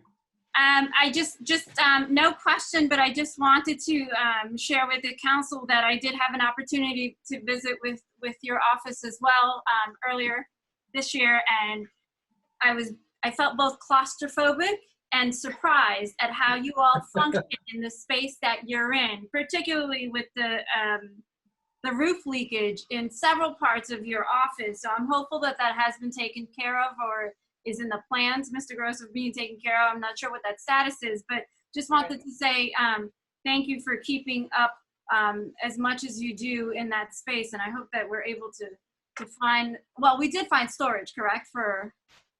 Yeah, well, due to COVID, that's been put on hold. So hopefully after this is all done, John and I can get that work started on moving the files. I have no idea how just the two of you are going to do that. We're talking about rooms and rooms stacked with rolls of paper. It's just incredible. So good luck to you, and hopefully maybe some interns will be willing to volunteer to help. But no questions, just wanted to say hello. Thank you. And that roof is, I believe, getting fixed, so that will be getting done soon. Councilwoman McCartney. Good afternoon, Tom. Often you start with a statement about we talk about revenue generating, and would you like to talk about that with all the permits that Janice just alluded to, all the work that's going on around town? Well, I can tell you what we did last year. Last year, we brought in, I think it was over $900,000 permit fees. I think there was about $65 million worth of work that took place in the Township of West Orange. All right, we did around 2,800 permits. We performed over 7,800 inspections per year. You know, so we're, yeah. And that's as of last year. I mean, just up until this year, 6 months in, and COVID on top of that. Do you see you are exceeding that already, like just to project? Well, we have a couple of big projects come in. We were slow in the beginning of COVID because I think everybody didn't know what was happening and they didn't want to come out or do or start any projects. Now that's changed. We have 555 Northfield, the right. the apartment building with the also with the 2-story daycare. That's come in. That's under review. Also have a large project at the Montclair Country Club. They're doing a large renovation project there. And then the investment properties for the investment people, a lot of that still going on. And then the general improvements for the homeowners. Right. I really don't have any questions. I think you do an amazing job. Thank you. And it's exciting to hear about those projects. That'll be good for tax revenue down the road. So, yeah. Councilman Guarino. I just want to thank Mr. Tracy and the staff for what they do and how they move things professionally and successfully through the process and keeping us up to date on what's going on, particularly with commercial development. The biggest part for tax revenues and where we get the biggest bang for our investments are in commercial revenues. I just want to say, Tom, do you have anything that you're missing that you need that would make your job and your department function even better than it's functioning now? Are there any deficiencies that are not being addressed? Well, as Ms. Brown stated, we could use a little more room. But the only thing that inspection-wise, inspectors were good there. Might need a little bit more help in the front end. We have 3 people there, but with with vacation time and the newer employees have to be using all their vacation time, you're then stuck with 2 people. And to properly accommodate the customers, it'd be nice if we had maybe a half more person, a part-timer or something like that. Yeah, but otherwise we're doing we're holding our own. Yeah, and I know you probably have last year data, but could you tell me what would be the largest item that you've been reviewing over the past year? Well, last year we did Central Avenue, which was the apartment building, right? And right now we have another one coming in that's being reviewed right now, where the 555 Northfield with the hotel is. That in conjunction with the daycare, and then we have the Excess Green redevelopment there supposedly coming in soon. And then you have phase 2 for Prism and the downtown redevelopment also. Yeah, that should be coming in soon also. All right. Thank you, Mr. Tracy. I appreciate it. And thank you again for the great work you and your department does. Council President, thank you so much. Thank you. Yeah, Mr. Tracy, you mentioned the front end where a lot of our departments through COVID, could be more online. Your department not so, correct? Because of the contractors coming in and out. I know we have the drop box outside, getting ready for this COVID world. How's that working out? Like, are they coming upstairs through the building, or are you doing everything outside? They're not allowed in the building. Yeah, right now they're not, correct, right? Yeah, so we're using the drop box at the rear, and then we have the front foyer for a drop box. But the office staff is in Monday, Wednesday and Friday, and the inspectors are in Tuesdays and Thursdays, but they do inspections every day of the week. Then they man the phones remotely and emails remotely to try and get everyone's questions asked and to process the permits. Okay, great. President, I want to, sorry. Oh, you have a quick question in regards to the Well, just budget? Tom, do you want to talk about the promotion that you have listed on page 132? Yeah, the promotion is for, there should be two of them in there. One of them's for Margaret Schoenbaum, my Yes. technical assistant. She's my key person. She's like the main backbone for the front end there. She runs the front end. She does all the financial reports. She multitasks.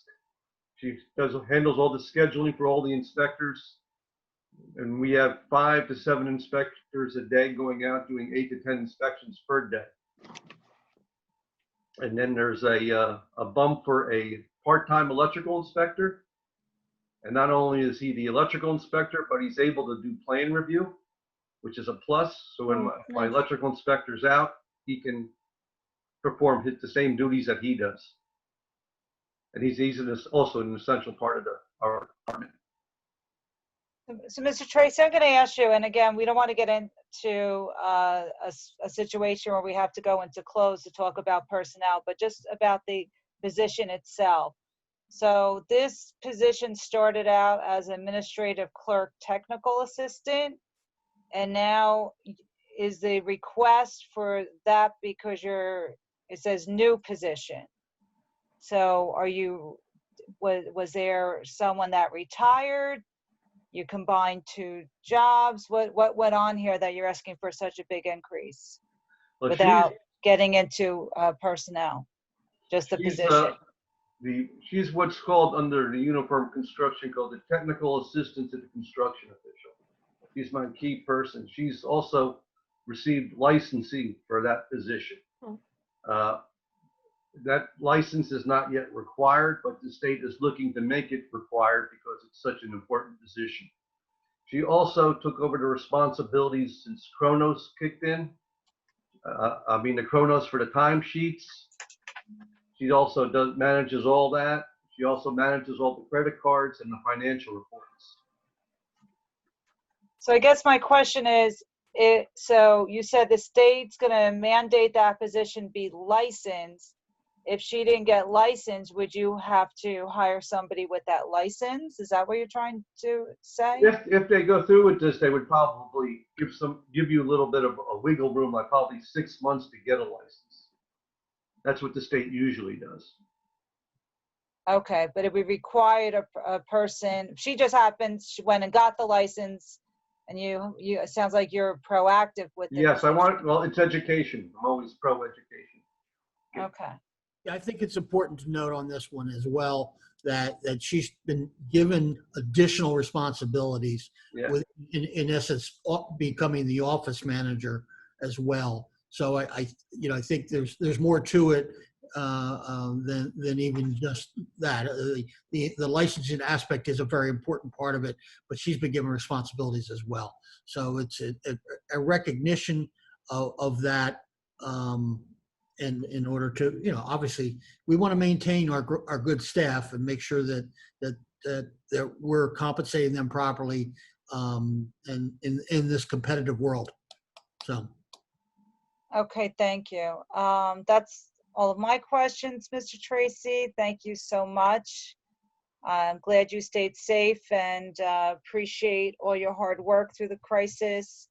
And we look forward to seeing a lot of these projects come to fruition throughout the township. So we're going to let you enjoy your day, and thank you for coming in today.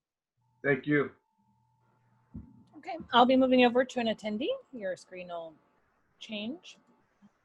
Okay. We're going to call on. We did resend out the invitation to Dave. Okay, Dave said he wasn't able to connect. I resent his invitation. Okay, he still has time. We still have, let's talk to Mr. Dillon next, because I know Mr. Keogh will be a long conversation. Okay, Mr. Dillon, your screen is going to change.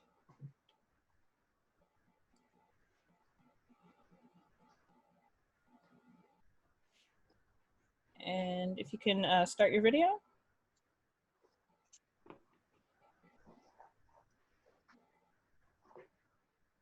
Okay, and if you can unmute for me, please. Thank you so much. You're welcome. And Can you hear Mr. me? Dillon, how are you? Good, Council President. How are you? Good, long time no see. Yeah, trying to stay indoors as much as possible. I know, I know. So if you want to start out and give us an overview real quick Sure. on Well, where like we at. everybody else, we've been working mostly remotely through emails. We're in the office probably 2 to 3 days a week anyway, just for doing things that you can't do remotely. Oddly enough, it's generally for copying and processing deeds. We're at the mercy of the county registrar's office when it comes to the deeds. So whenever they decide to process, then Shane and Connie go in, myself, and we work that. Also, this is appeal season. Normally, the deadline would be for April 1st, but the state had extended it to May 1st, and then extended it again to July 1st, or 30 days after the governor declares that the emergency is over. Right now, I know there's legislation in committee. They're looking to make the July 1 date a final date, so that we'll at least have a idea as to when we can begin hearings. Still trying to work that out with the county too. Our building, the county building, is 50 South Clinton Street, which is also shared by unemployment and the welfare department. So on any given day, there's 2,000 people in and out of that building. So it's going to be difficult. But as far as my budget goes, it's the same as last year, with the exception of there was a request from the administration for Connie Moriello, because my understanding is that they were promoting some keyboarding to clerks, and Connie has seniority over everybody by civil service. So lucky for Connie. Excuse me, Mr. Dillon, just talk a position, not names. Pardon me? Oh, if you just talk about the position and not the name of the employee. Oh, I'm sorry. That's Well, okay. that's what it is. She's currently a keyboarding 2, and there were some promotions going for a keyboarding for 3, and she has seniority over everybody. So lucky for her, I guess. And Okay. as far as appeals, we got 192 so far, which is about 6 or 7 above last year, which was, we still have 2 weeks to go, but it's not that bad. Actually, back on April 1st, we were just about at 100, which was, would have been a good year for us. But, once the lawyers got the extension, they were doing some mailings. Actually, some of them were going door to door in some of the developments. So, we'll see what the next 2 weeks bring. Oh, wow. Okay. Yeah. So if you guys have any questions. Yeah, we're going to go around the table. Councilwoman Matu Brown. I don't have any questions. You asked the question I had. Thank you very much. Okay. Councilwoman McCartney. Hey, Ken. I guess I wanted to go back to the promotion, because in the comments here, it says that there was a promotion that took place in 2019. Correct. And then this would be another promotion on top of that? Yeah, she went from keyboarding, the person went from keyboarding 1 to keyboarding 2. And there are other people who are going in that same title were being promoted or request promotion for keyboarding 3. And by civil service rules, she is the top in seniority, so it has to be offered to her also. Oh. Okay. All right, thank you. You're welcome. Okay, Councilman Guarino. Thank you, Council President. Kevin, nice to see you again. You too, Councilman. It's been a while, and thank you for the work that you do for us. Just a quick question. Do you see any deficiencies in any of the services that we give you, whether from outside firms or not, when going about working on appeals? Are you getting exactly what you need to successfully either hold off to the appeal or, do the best you can on its impact? Yes, I think we have a very good team put together with our two attorneys. One attorney handles commercial, another one handles the residential. The company that does our inspections and also our appraisal work, they do good work. So I'm happy with them. Do you see with any potential downturn? I mean, everybody's, is talking about all the folks moving from New York, but you do know, I mean, people are just not thinking that there are going to be a lot of people out of work. There are going to be a lot of things going on within the next 6 months to a year. Do you foresee, and I'm not asking, I'm not going to hold you to, do you foresee any other issues or a big increase in our tax appeals? Well, I think you're going to see an increase next year, but I think it's going to be for the wrong reason. It's going to be for the reason, one of the reasons you just mentioned, people are going to be out of work, and because of the COVID, and but we deal with property values, and the values are still strong in town. And even though we haven't gotten a whole lot of deeds, but I suspect that's because the county's not doing a lot, and that once they go back into their building, we're gonna probably get inundated with it. But the sales that we do see are they're good sales, and they're up, and they're in particularly usually the Upper Gregory and the St. Cloud areas. They're like I think Janice mentioned before, there's bidding wars going on again. I haven't seen that in a while. Right, So, and I see that. but I don't think that's gonna that's going to prevent people from filing. I think people are going to look at their pocketbooks like they did back in 2008, and and it's they're just looking to reduce their costs at home. So we'll have to deal with that. Okay. Thank you so much, Kevin, and thank you for the great work you do. Thank you, Council President. Okay, good to see you. Same here, And just to piggyback on your point, Councilman, being in the real estate business and working for a title company, officiating closings, you're not able to get a closing right now if you lost your job due to COVID. So there is an affidavit that the borrower signs, and so to show that they're still employed. So it's a very good sign for what we're seeing with the new buyer market here in the township. So with that, Councilman Kukoviac, if you have any questions for Mr. Dillon? No, I don't. Thank you. Great. All right, Mr. Dillon, thank you for your time today. Okay, It was thank you. great to see you, even although it was just on the screen. Same with you all. Stay safe. And thank you, you too. Kevin. Stay safe. Okay, take care. Okay, here's the. I'm just going to change your role to an attendee, Mr. Dillon. And we have David Kuby on the line. If you'd like to. No, we're not. I got to bring Mr. Keogh on. Oh, We Mr. gotta Keogh hold next? off. Okay. Yeah. Sure. Mr. Kehoe, you're going to notice a change on your screen. I made Mr. Keogh wait long enough. He's been No, around. it's okay. But I know we spend a lot of time with him, so. No problem. Just give us one moment and he'll be transferred over.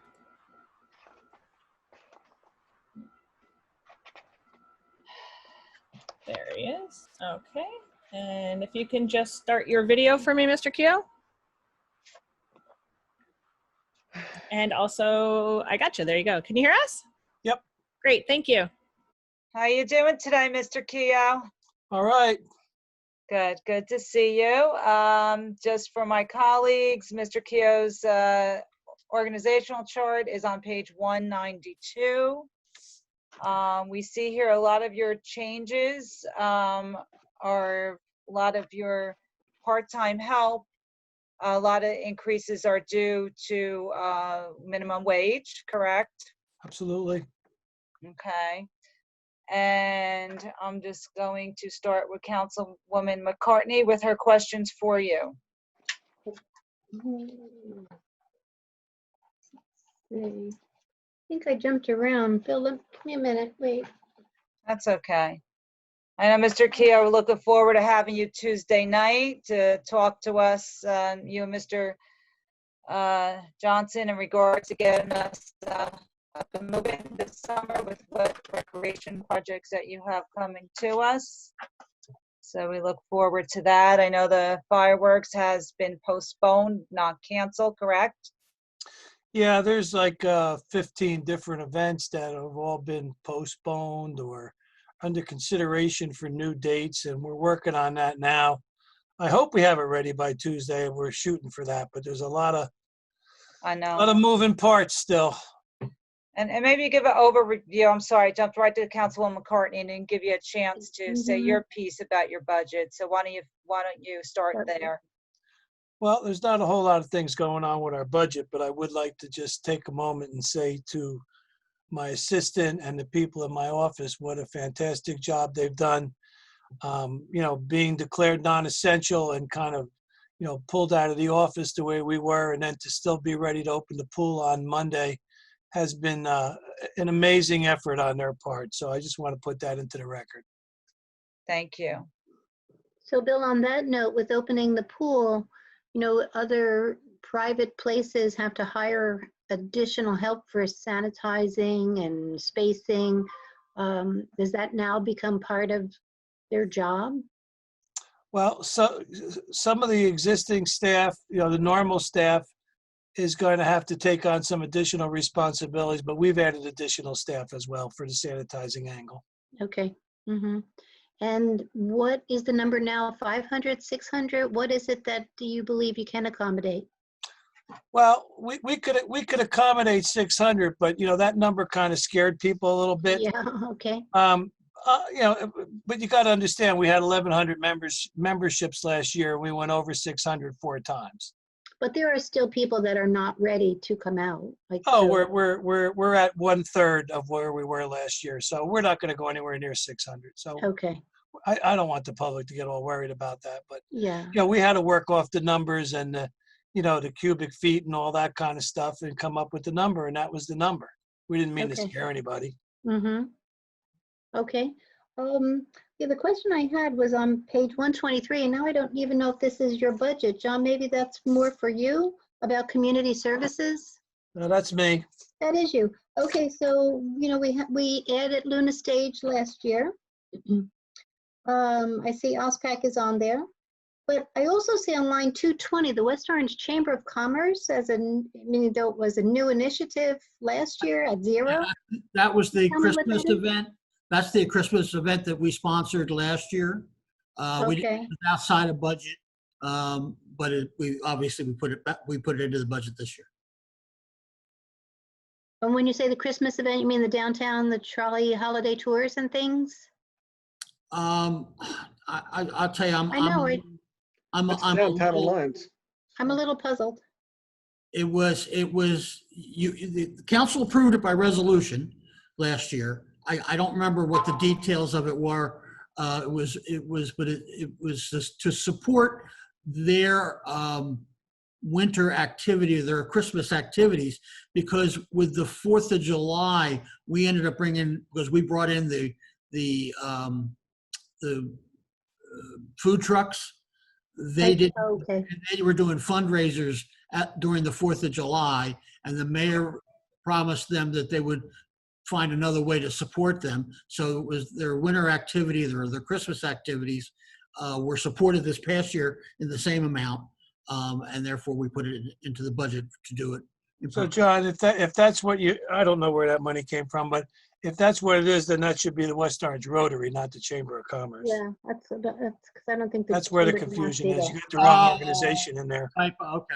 Yeah. Okay. That was it. Thanks, Bill. You're right. It was the Rotary. I apologize. I didn't see that. But doesn't the Rotary do their own fundraising? They did, but they no longer had the opportunity to do their fundraising at 4th of July because we had brought in the fruit, because they had sold food. Right. We brought in the food trucks to expand the program, and they ended up suffering because of that. My memory is we just gave them the money. We just wrote them a check. We weren't really supporting them other than writing them a check. That's my memory of the discussion. You're right, Joe. Yes. All right, thank you. It was really. So on that same page then, Bill, do you want to talk about OSPAC? I don't know where, Cindy, maybe you can give us an update on that. But OSPAC is strictly the putting up and taking down of the rigging. That's all that. Yeah, that should really be an OE item because it's an operation. It's something that every year you pay for that service. there is no money in our budget right now to support OSPAC programming. That's correct. Right. If I can just jump in, just to respond to Councilwoman McCartney, yeah, that was just strictly, and it should be in the operating expense line. But because there is no money to support programming, and I do see that Luna Stage, we did approve, there's a new line item for $8,000 for Luna Stage, which similarly does provide a service to the community. OSPAC should also be considered a line item because it is incredibly expensive. And I did ask Mr. Gross with respect to maintenance of OSPAC facilities, since it is a municipal building. Maintenance is a part of something that is in our budget. However, it does not go towards capital improvement. So whenever there is a need for something to be repaired or replaced, that does not come out of our budget. I do want to have a discussion about that. So I know this is probably not the space, or if it is, I'd like to discuss it, but I think that because they don't have anything for even programming, that it is something that we should be discussing. I guess my question was, is that something we should be discussing for this year? How does it look, shaping up for this year? Which brings me to the top of that page with Mountaintop League, PAL, those kind of things. If there is no programming going on right now, is that something that we want to look at or move around just for this particular year? I apologize. You guys keep going. I have to do a reboot of my computer. So if I may come back and ask you what I missed. Okay, so Mr. Keough, let's start with you with these payments to these extended recreation programs. I know for some of them, they're to cover their insurance payments. Is that correct? Well, we don't really ask them, what they're using our money for. If they want to pay, buy uniforms, or if they want to, hire an additional staff member or whatever they want to do, it's just a flat out grant. There's no paperwork going back and forth on it, so I wouldn't know. Council President? Okay, Council I want to President? drive state. Okay, state. Do you want to interject no. on this point? I was going to Councilman? say something about, I can speak for the Mountaintop League, even though I haven't been there, I'm saying, but I still in communication. I mean, the money the township gives maintains their facility. It offers their ability to do scholarships for a lot of children who can't afford the registration fee. So it offsets a lot of their expenses. Mm-hmm. I mean, so. Yeah, same with the PAL too, and the Right, and that's what community I was gonna say, Council President, but I'm just speaking from my experience and my continue, with the tournaments and everything else. That's what they use that money for. So. Okay. Thank you, Councilman. Councilwoman McCartney, do you have any further questions for No, I Mr. think I was Keough? just bringing that to our attention, that if we were looking to reduce anything at this time, just basically because of COVID, because here I see the PTA, project graduation too, which it's not a lot of money, but that didn't happen. And I don't know that we donated anything to the school for that. Okay. All right. Councilman, are any more questions? You're good No, then, thank you. Councilwoman? Councilman Guarino, any other questions for Mr. Keough? No, I'm just saying thank you to Bill and his staff for, keeping things going. I have one question though. I know people are going to be disappointed about the splash pad because the state put out guidelines that you really can't use the overhead water sprinklers. Are you going to try to do anything else in the splash pads to keep the younger members active? Well, the spray pad can still be open. In other words, Right. the water that's in the base of it, which was traditionally just a baby pool, is chlorinated water, just like the rest of the pool. So right. It's perfectly safe. The kids can still wade in there, play with their buckets or whatever. And there's I think one or two features that bubble out of the ground that are ground level, that don't come from up above. We could kind of make little, like, real low key bubblers on them, but until we get the okay from the state, it's going to be limited. Not much we Right. can do about it. No, and I I mean, appreciate. it was untimely. Well, we were notified, I could tell you that. Right, and I saw that. And my other question is Director, is with senior citizens. I mean, are we doing any special, area? Are we doing any special notification, monitoring of areas with seniors who are very, very susceptible to COVID-19? So, Well, we're working. We work with Laura on a couple different initiatives, and we're working on an exercise, an outdoor exercise area for her up at the Cat Civic Center. But I mean, as far as my department, the only senior event that we retained was the golf tournaments. All the rest really goes to Laura Van Dyke now. right. And what I was talking about, Bill, is the pool area. With seniors at the pool. Are we doing any special guidelines or set aside area for seniors? Because of course they are very susceptible to Well, COVID. and we could talk about that further on Tuesday night with his report. Okay, thank you. I could tell you that the spacing at the pool exceeds the standard. The spacing between tables exceeds the standard. So we're pretty comfortable that we're okay there. All right, Bill, thank you very much. Thank you for the great work you do. Thank you, Council President. You're welcome. Councilman Kukoviac. I don't have any questions. Okay. So, Mr. Q, my question is in regards to, obviously, with the numbers being way down at the pool, your revenue stream from the pool, how's that looking? Not good at all. Okay. And Mr. Gross is still offline. We'll have to talk about revenues later. Any idea do you know what the He's connecting. He's connecting now. You want the numbers? We Yeah, got you have the anticipated. last year we had 1,100 memberships so far. Today we have 349. Oh, wow. And then when you factor that in, that we have additional staff, plus the the hourly increases that were mandated, it's not a pretty picture. So you may be operating at a loss. Oh, I guarantee you we're operating at a loss. I also would like to say that if and when we return to normal, hopefully 2021 is a completely different story. Yeah. Yeah, I had the fear because just seeing the chatters with the moms on Facebook and whatnot, and people just being afraid to come back to the pool.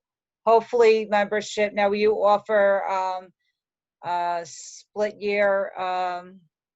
Yeah, all of our regular packages are still available, the weekender, the tail ender. And we extended the early bird till the end of the month. The reason we did that is because, you're thinking that maybe a family comes to the pool and then they talk to another family that wasn't real comfortable and they share the information. And, if my neighbor says, how was it? I was there Saturday. Oh, it was safe. We felt okay. So we wanted to give people a little bit more time to regurgitate it, Yeah, well, we're gonna have to monitor on a week-to-week basis, and obviously, Bill's right. We're certainly going to be operating at a loss. We just got to do the best we can to minimize that loss. Yep. So. And we have no snack bar, so that's another story. And so now with your programs that will not be, obviously, there's a lot of canceled programs from March till, and I guess through the summer, your normal programming, like your summer. Are you allowed to have summer camps and the indoor camps? In our discussion with Dr. Cascone, indoor camps look like a no-go. Some of the outdoor camps are all right. Some of the special events, like I said, some will be rescheduled and some will be scrapped for this year. We're getting a new date for the fishing derby, and we're going to go ahead with our movies. We had 2 movies planned. We expanded that to 3 to give people something else to do, and we're working on some other stuff, but it's not going to be the same. No, that's for sure, and no sight of when it will go back to normal. So I guess with that, looking at your budget, I guess the loss from the pool with the programs you're not providing, are you going to balance out, or you have any overall projection of what your department looks like?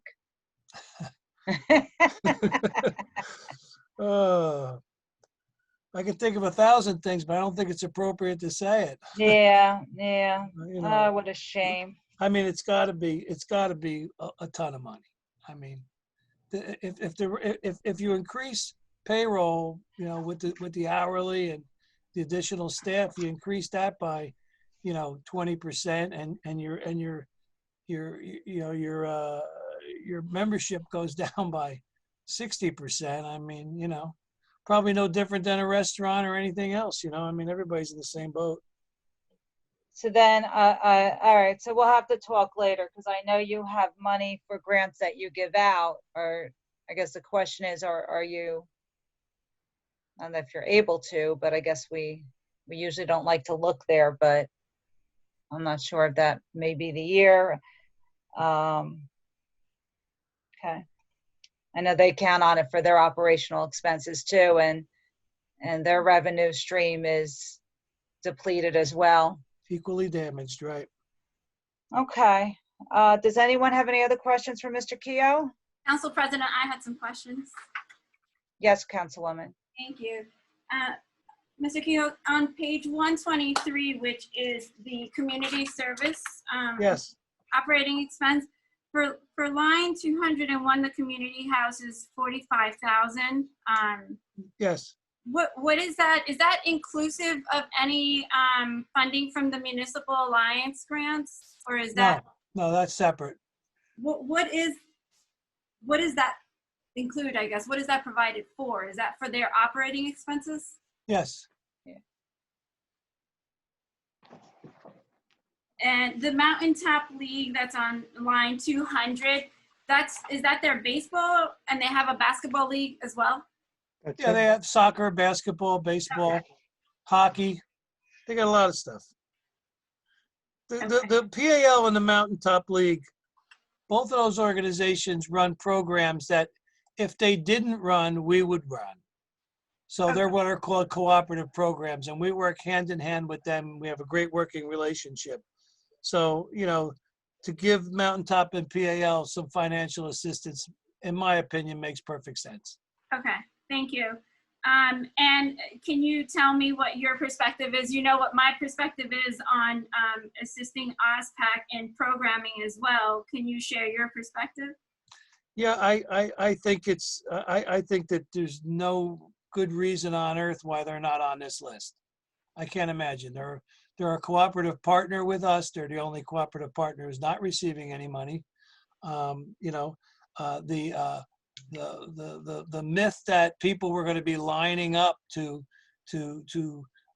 support and sponsor and all that stuff. Well, anybody in that business knows that those revenue streams have dried up. They're tough, and I think that the OSPAC really needs a boost from us if we can swing it to help pay for some of the acts and to sponsor some of the costs of the plays and things that they want to do. And they're right here in West Orange, and they're our folks, and there are our kids that are going to be in the shows and all. And I think we have a responsibility there. Thank you. I appreciate that. Because that's when I look at all the other programs that we support, I mean, it benefits our residents, and OSPAC does the same. So absolutely. Then I did have a question with respect to on page 125, we have 2 open positions, a keyboarding clerk and, well, 2 keyboarding clerks. Let me find that, okay? Sure. Hold on. Okay. So, Linda D'Amato's retirement, well, I shouldn't say names, but yeah, we had a retirement here that we didn't fill yet. And where's the other one? Right below it, one more below it. We filled Vinny with a part-time position. Oh, the Vinny, I'm sorry. Don't say name. That one has been filled, but Okay. just with an hourly person, that's all. But it still needs to be, we just don't have a name in there. Yeah. Still needs to be funded. Yeah, it still has to be funded, yeah, but that position is full. Okay, thank you. And I know that Councilwoman Castellino pointed out that all the other increases were with respect to the minimum wage requirement. But, Yes, we've got a load of Oh, wait, happy there's one more. lifeguards, a lot of happy lifeguards. We used to be exempt from that, and when they did the new law, they took that exemption away. Yeah. I mean, I guess it benefits families who need the added income, right? So, yeah, we're Yeah, no all doubt. Oh, and then one last question, Mr. Kehoe. On page 128, there was, and the line item I'm looking at is 202, which is the special needs, food, drink. It wasn't budgeted for, but there were expenses in that line item, 202, 203, 204, but there is no department request or mayor's recommendation. The line 201. I'm sorry, 202. Yeah, no, Oh, the line 201 is the budget for all those lines. Right. They were all consolidated, but they didn't take the old lines out. Okay. Okay. I appreciate that. Thank you.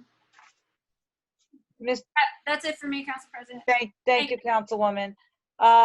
First, just to go back to page 123, Mr. Keough, because I got to ask you this question. So with line 201 on page 123, so the community house, we approved 45,000 in 2019. They only spent 40, and it was bumped up for 45. So is it possible to move that 5,000 to OSPAC? That 45,000 was, historically, it's been budgeted 45,000.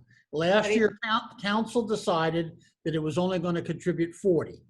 So all these numbers are all up to you because they are contributions. Okay. So you So made a why did it go decision back up to 45 if we had 40 from last year?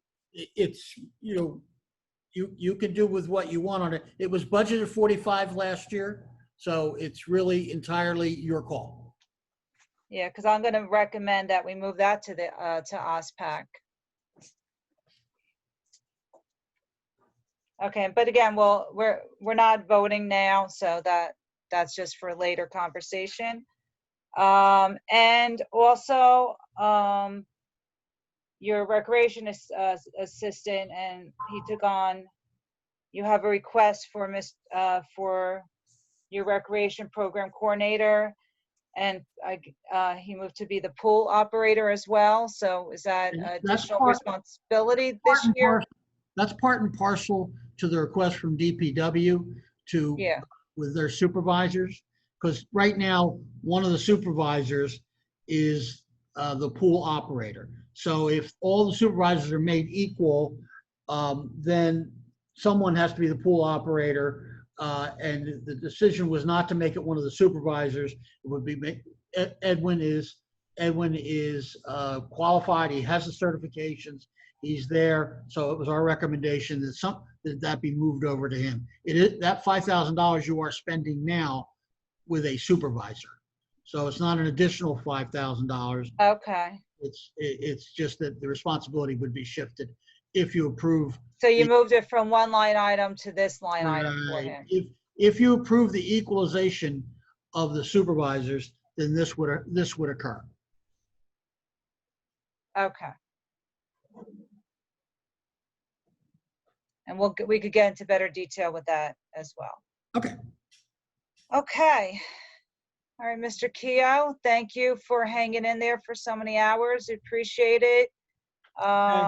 We also appreciate you working with our business owners. I know we have some exercise facilities coming into our parks, so brick and mortar, and because they can't have their activities inside. I believe the yoga studio you accommodated, and Max Fitness, I believe. Max Challenge, I think it's called. Max Challenge. Did LA Fitness or anybody else ask you for assistance, or? No. Not yet. Okay. Very good. Well, we appreciate your help this past week, getting them open as well. It's important that we assist our business owners. So thank you very much, and we look forward to seeing you Tuesday night with Mr. Johnson.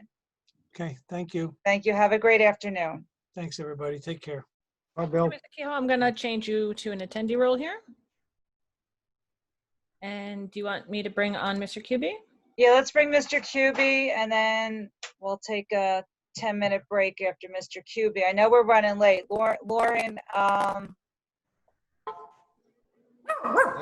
you okay? I'm good. I'm here. I'm stay good. over. Okay. Okay, Mr. QB. All right, hold on 1 second. Let me just ask him to start his video, please. If you can follow the prompt on your screen, Mr. QB. Sure can. Oh, you're right behind the window there. So if we can get you, there we go. Okay. All right, you're all great. Okay, good. I can't see you guys. Oh, there I go. Where Hi. is he? Nice to see everybody. There he is. How you doing? Very good. How are you guys doing? We're hanging in there. We appreciate you coming in so late, waiting around. We know you've been very busy this past winter trying to entertain our residents, especially our seniors. And I just wanted to give you a quick moment to talk a little bit about this budget. I know part of this is moving forward to your move, as long as all goes well. And maybe you could talk a little bit to that. Okay. And first of all, I want to start off by, also saying what a phenomenal job my staff have done. My assistant director, Deborah Sarr, we've all been working to keep everyone engaged through this and working virtually. And now we're doing the curbside. So hopefully we'll see things picking up more as things are strange. But you'll see the primary increase on my budget. As you notice, salary and wages are down, but the primary increase is the health insurance. We're now, since we're now being charged for the prescription, it was great having the assistance with that. But that's caused an increase, which means that we're asking for additional funds from the township,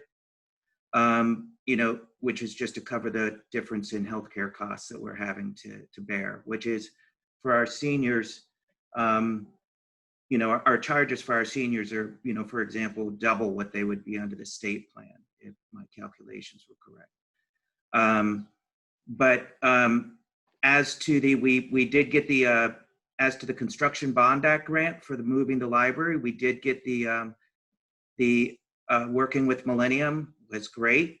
We got in the grant application a month early. They extended the deadline to June 5th, so we had it in at the beginning of April, actually, so I guess maybe a couple months early, which I sent that to. Did you guys all see that Construction Bond Act grant? Did you guys get a copy of what we, okay.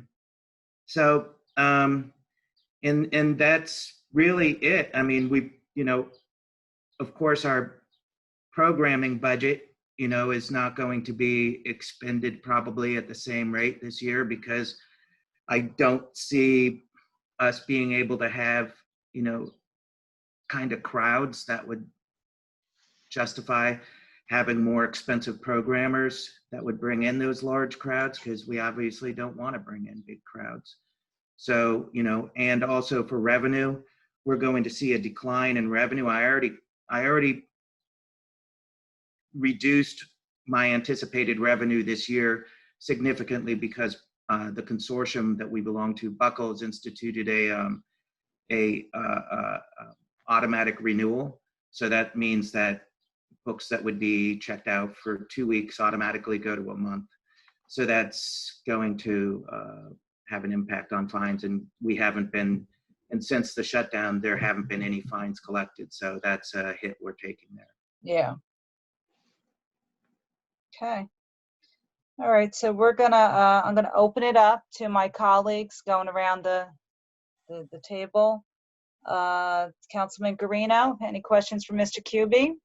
Dave, thank you. Thank you, Council President. Dave, thank you and the staff for, maintaining a great asset to the township.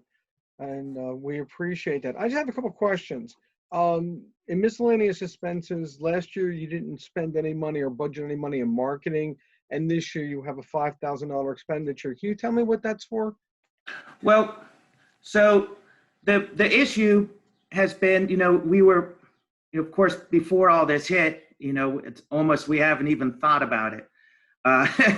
To be perfectly honest, for that $5,000, we haven't even thought about it. What we were, what we recognize is that marketing is a struggle. And we thought if we were to, we may have to actually engage a marketer to help us out with some marketing. Just because we're librarians and library circ staff, we're not trained marketers.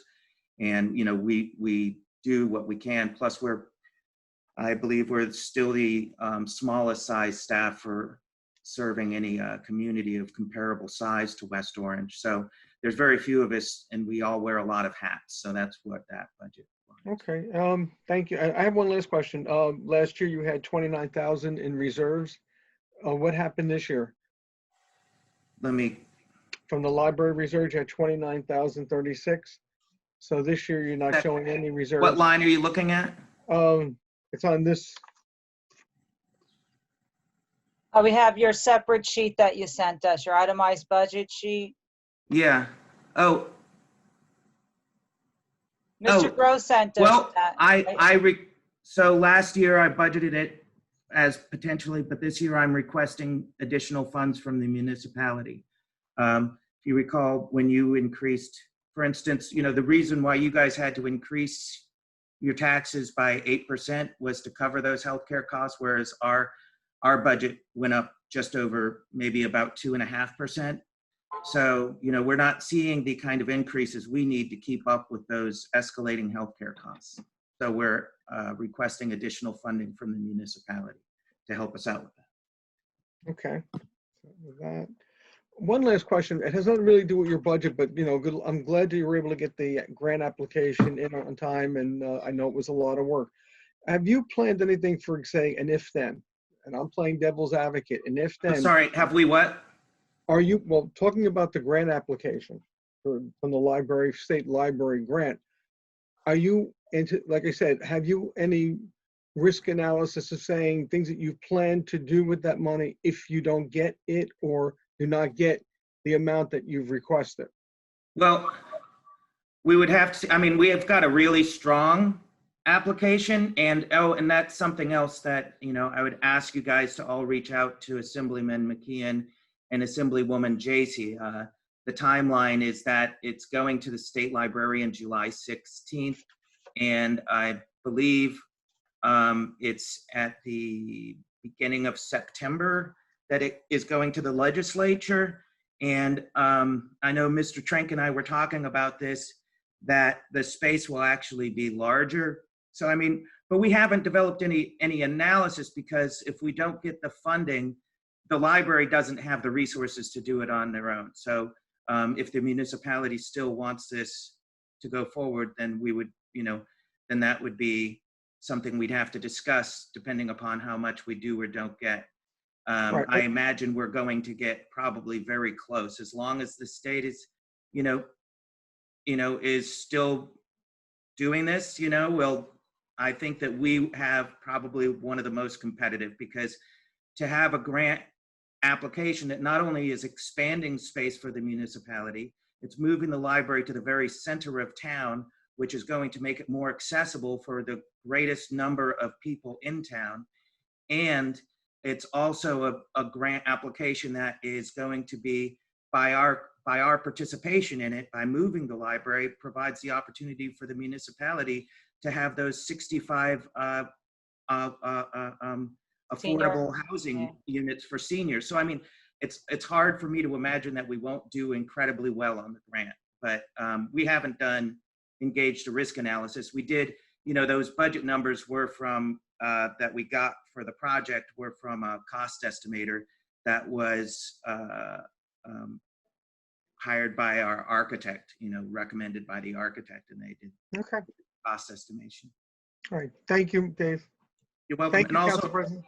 I do want to say, I want to thank the municipality for not batting an eye when it came to providing the kind of the glass that we'll need for wrapping our service desk for when we reopen. It makes a huge difference, knowing that the staff will be as safe as they possibly can be. And we really appreciate the continued support from the town and from the OEM.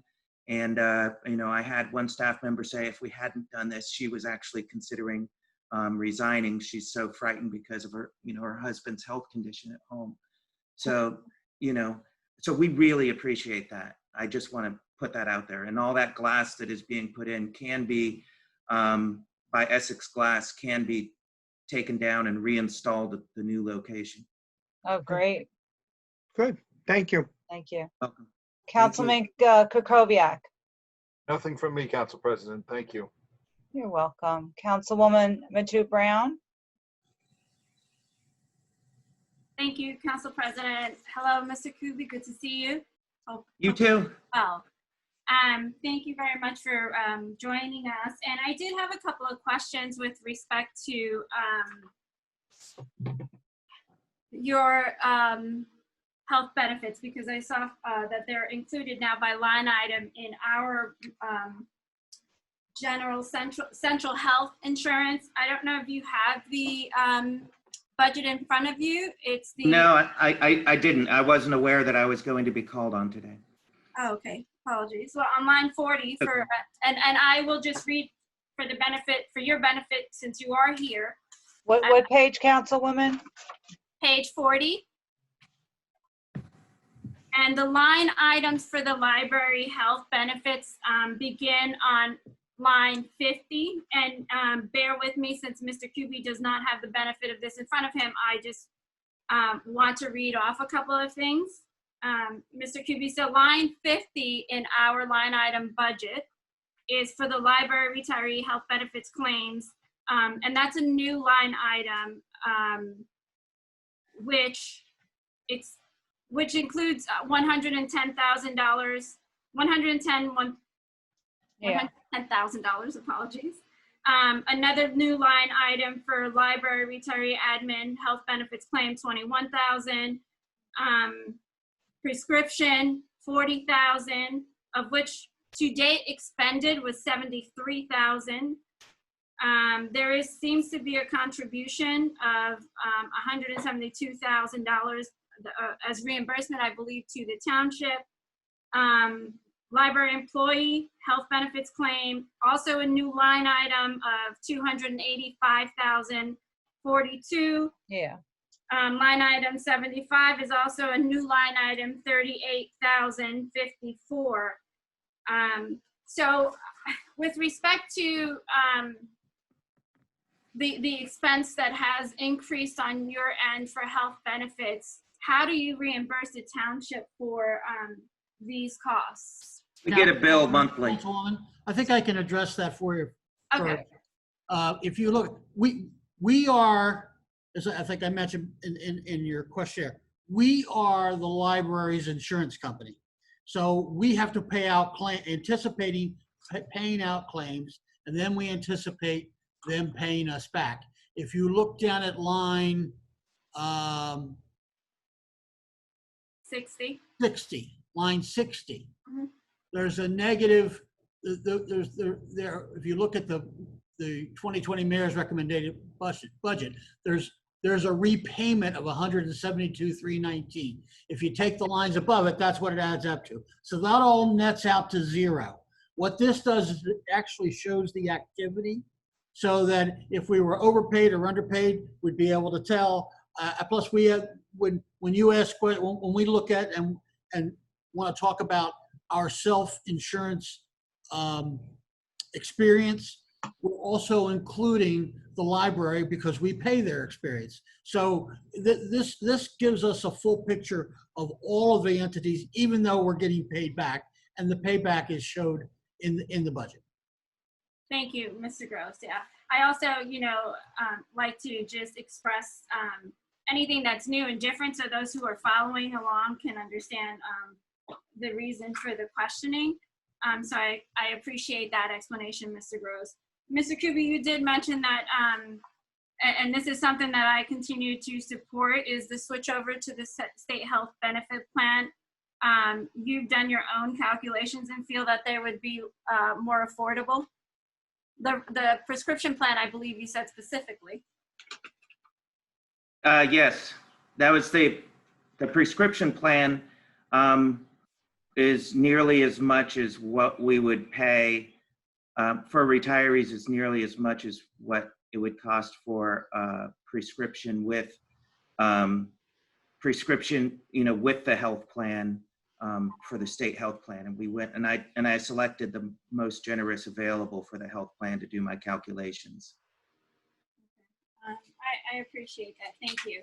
And I also just wanted to thank you for all your work that you've been putting in with your staff on the grant application and, trying to make it all work. And if it doesn't work, which I hope it will, I think the township is very supportive of the move and of making sure that we are supportive of making the transition as smooth as possible, both for the library and for our residents.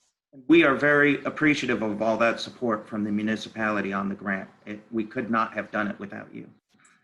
That's it for me, Council President. Thank you, Mr. Kuby. Thank you. Welcome. Councilwoman McCartney. Hi, Dave. Glad to see you made it. Thanks, you too, Susan. Well,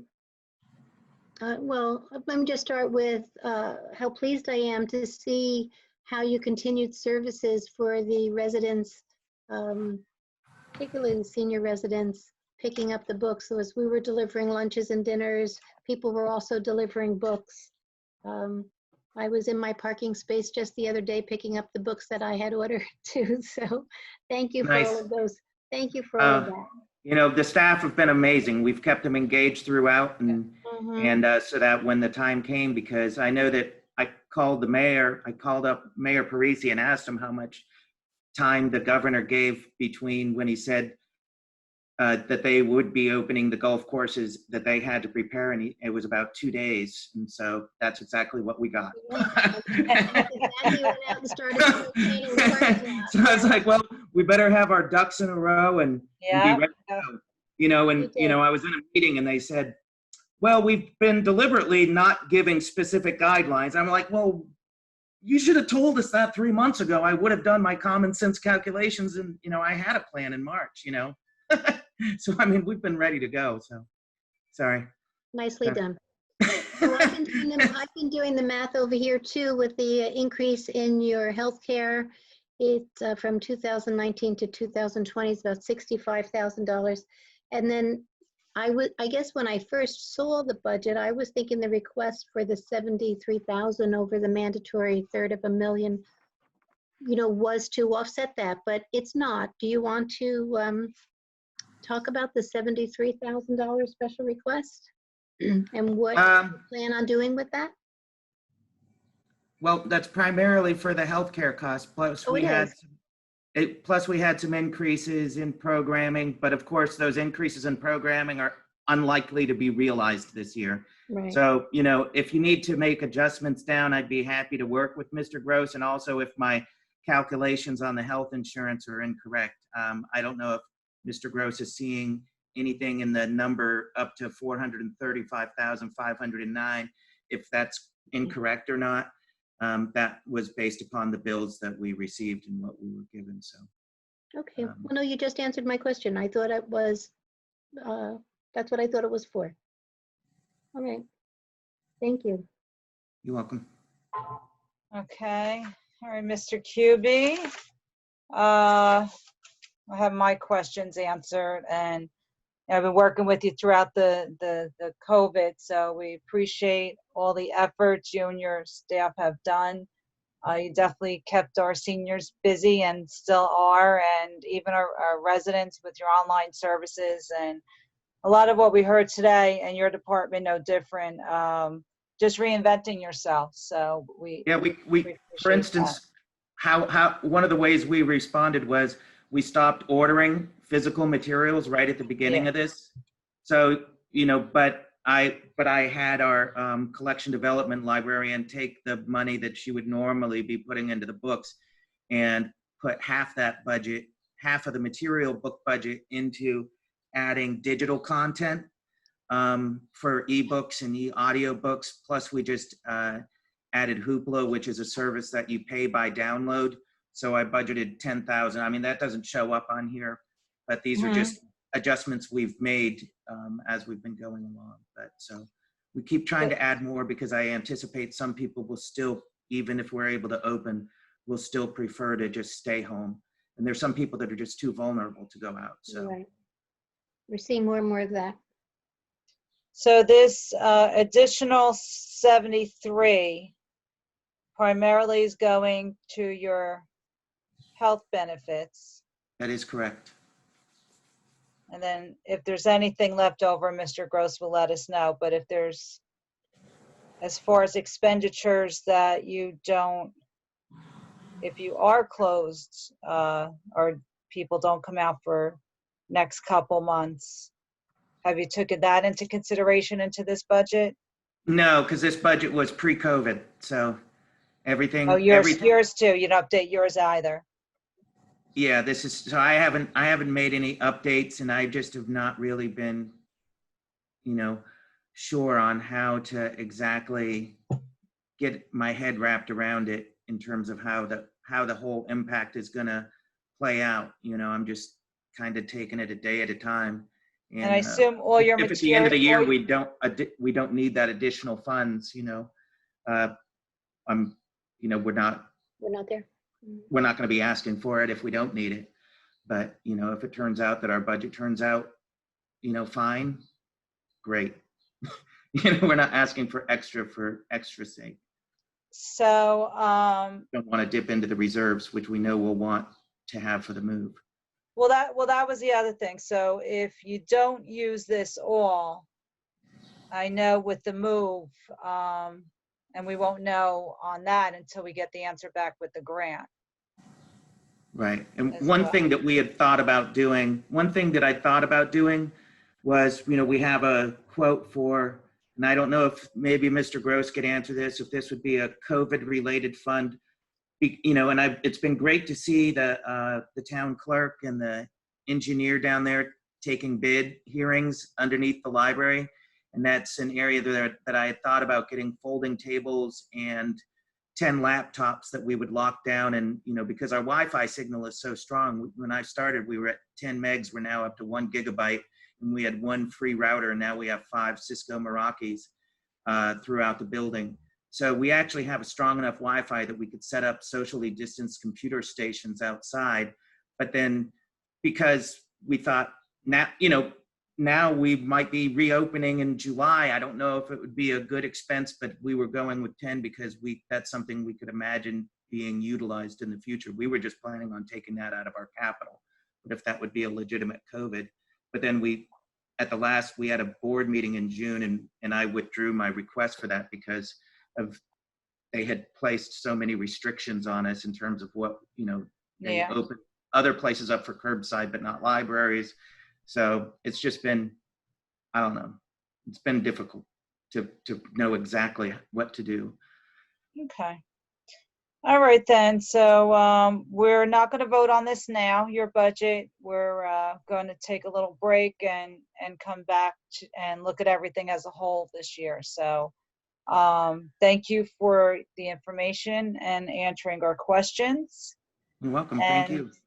We look forward to seeing you open hopefully soon. So I hope so. Thank you for waiting, and thank you for coming in today, Mr. Kuby, and give your staff, tell them we say thank you. They've done an awesome job throughout this crisis. I will most definitely let them know that. Thank you so much. You guys are doing a great job too. Great, thank you. Enjoy the rest of the weekend. Thank you. You do the same. Okay, I'm going to change your role back to an attendee. Okay, that's everybody on the list. So what I'd like for us to do is, Lauren, if you could put back that other slide that we had with the, the first one from this morning. Oh, I thought you meant the break one, sorry. That will be back after. I just want to put this one up real quick again for my colleagues so they could just see the numbers again. Okay, so again, here are the numbers. If we're looking to cut from this budget, if we want to go to zero, you need to find 1.214,987.95. If you want, for every $25, you need about $400,000 in cuts.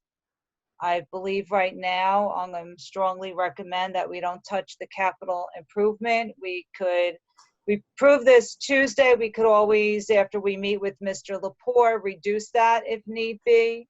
So that is something that we could do beyond today. I know I feel I don't have enough information for the capital improvements to make that decision from what I heard from Mr. Lepore. So with that being said, it is 2:30, 2:31.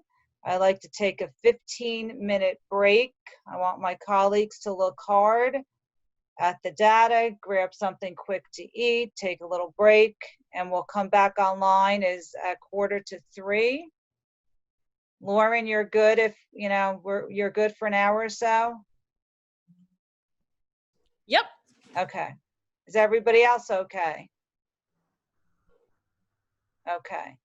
So then when we come back online, what I like us to do is, to offer, if you want to go with this budget, great. If you want to make recommendations, that's what we'll start doing. So that's it. So if you want to, everybody take a break. Lauren, if you could sign us all off for now. And for those in the audience, if you'd like to take a break as well. Wait, don't say sign off. Don't say sign off. Just Oh, stop not your sign video off. and mute yourself. Yeah, don't physically Okay. take yourself out of the Do meeting. we have to mute ourselves or you're doing that? Either way. Okay. All right, great. Okay. Good choice of music. Oh, thank you. Who's giving us the commercial? I always do it for the Board of Ed. Like, it's always so weird, for like the half an hour that I'm, waiting beforehand. So I always try to do some music. Yeah, it's good. I like And that. I finally figured out how to do it on dual sharing of screens. I was like, oh, okay.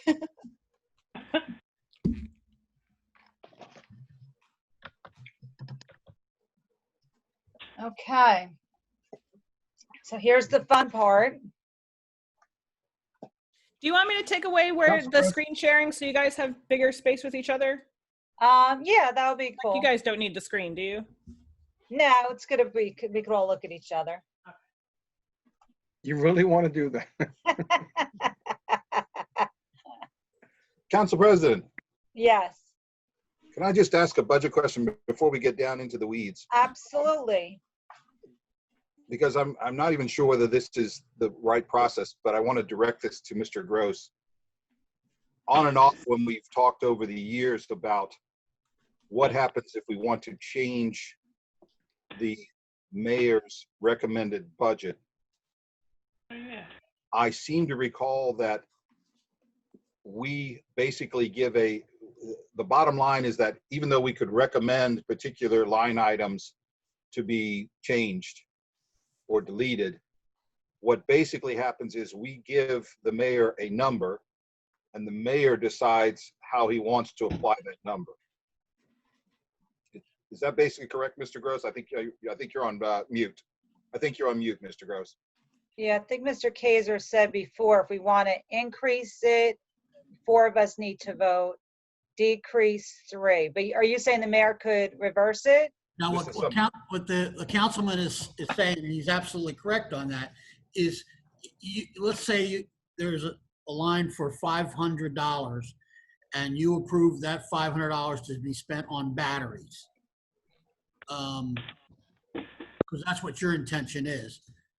That's all well and good, but the mayor decides within the category, but what to buy, whether it's batteries or to invest in cellular or to invest in some other type of energy. That's, it's not, whatever your intention is recorded for his edification, but at the end of the day, it's his call. So one of the first, I think we've had a couple of screens that have come up early on in in the process today, and one of them said, this is how much we have to cut in order to have no tax increase. Yeah. So I wanted to just ask if this is following the proper process. If we as a council said, let's see what a budget looked like coming from the mayor that has no tax increase. Right. We already have the number there. I don't know what the number is, 1.2 million or something.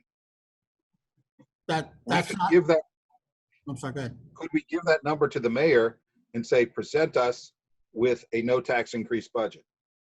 Well, no, the process is, he has submitted to you the budget he thinks needs to be adopted.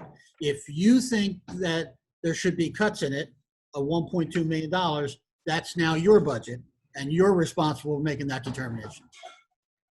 So Councilman, let me just add in also, so we've, throughout the process at our prior council meetings in the pending matters section, I don't know if you recall that quite a few times we had asked Mr. Gross to go back to administration and Mr. Sayers there as well, to see if they wanted to make any changes to the budget, and they did not. So now it's our task to make any of those cuts. Right. You make precisely the point that I'm trying to make, that it is our budget, and essentially what we have to do, if we want to see what a no tax increase budget is, I was trying to figure out what the process is to get that from him. So if we went into, I'm just saying, you know, the largest budget items, or we said, we figured out what the number was that 1.2 million equals as a percentage of the total budget of, I can't remember now, 89 million, and just say we want to cut 2.3% out of each department's budget, and then that would equal 1.2 million, and then give that to the mayor, and the mayor would come back and he would have the direction that you just mentioned to cut 2.3% out of each budget. But he's not going to do that. He wants us to do that. It doesn't matter what he wants. It matters what the law is, and that's what I was trying to get from Mr. Gross. So you're adding a step that doesn't exist. Yes, right. If you cut the budget and adopt it, the mayor could spend up to that amount of money in the budget. So what the mayor would then be forced to do is decide the best way to spend that money and where the savings would come from by line item, which would depending on the line item and depending on the amounts, may or may not trigger service loss or loss of personnel. Again, that call is not yours either. That's up to the mayor as to how to spend that money. He doesn't bring that back to you and say, "Oh, here's how I'm going to do it." He just does it. Right. So you may or may not get what you thought you were getting from that, depending on how precisely you made those cuts. If the other thing is, as a matter of practice, you couldn't just take 2.3% because there's certain, for instance, debt service, you have to fund 100%. There are statutory costs that you have to fund 100%. You would have to identify, certainly we would, if you asked questions about it, we would tell you, you know, what you could or couldn't do. But you would have to determine which lines they're not statutory obligations to, and what your limitations would be, and make decisions of what programs, in essence, what programs you're going to cut. Because if you just went in and just cut dollars and cents, then, you know, you don't know what programs you're cutting. I wouldn't advise that. I think that's probably not the direction you want to go. If you want to make cuts, you want to say, hey, I want to eliminate program X. You know, that will, and as I, you know, your interpretation of it, or, you know, you would say, okay, this is going to be 3 people at $100,000 a year. That's 300,000, and that's the cuts I want to make. You know, you have to get down to that level of specificity. Okay, so what you just said sounds a little bit different from what I thought I heard, you know, over the years and earlier in this conversation, if we figured out what the number is that we would, the ratio of what would give us a no tax increase, then what we actually, we as the council, if that's what we want to do, we would be delivering a no tax increase budget. And then if we said, okay, if the ratio is 2.3%, and say, I thought what you were saying that we need to do was tell him, or tell the mayor how much to cut in each department, because he gets to decide what he cuts to meet that dollar target. No, okay, the mayor gets to decide within the macro line item how to spend that money. You know, so he's going to take, let's say you budget right now. He's recommending a budget of 10 million for salaries and police, and you say, okay, it's 9 million for salaries for police. He gets to decide how that 9 million, you know, how that 9 million is spent, what a reduction in force looks like, or, you know, however that's going to play out, he gets to decide. But he doesn't get to decide to move it to a different line or move it in from a different line. So your bottom line decisions here today will hold. What it's being spent on is there's a plan in place, but it's up to the mayor how to spend it. Okay, so when you say line item, I'm thinking one of the line items in each of the departmental budget is the bottom line. That's correct. There's Okay. an OE, there's a salary and wage, and Exactly. there's an OE. Those lines, you say that whatever it is, and that's in stone. Okay, so if we said for police O&E, we wanted to cut 2.3% out of that, and 2.3% out of the salary and wage, Right, then he would decide how to get to that number. that's correct. Okay, so Hey, Ken, are you sure he can do that? Yes, yes, yeah. This, I mean, look, I'm not sure you can do that. No, I thought the I used to- council I has used to to do vote the- on the items. No. Well, the councilman is taking and putting different things together.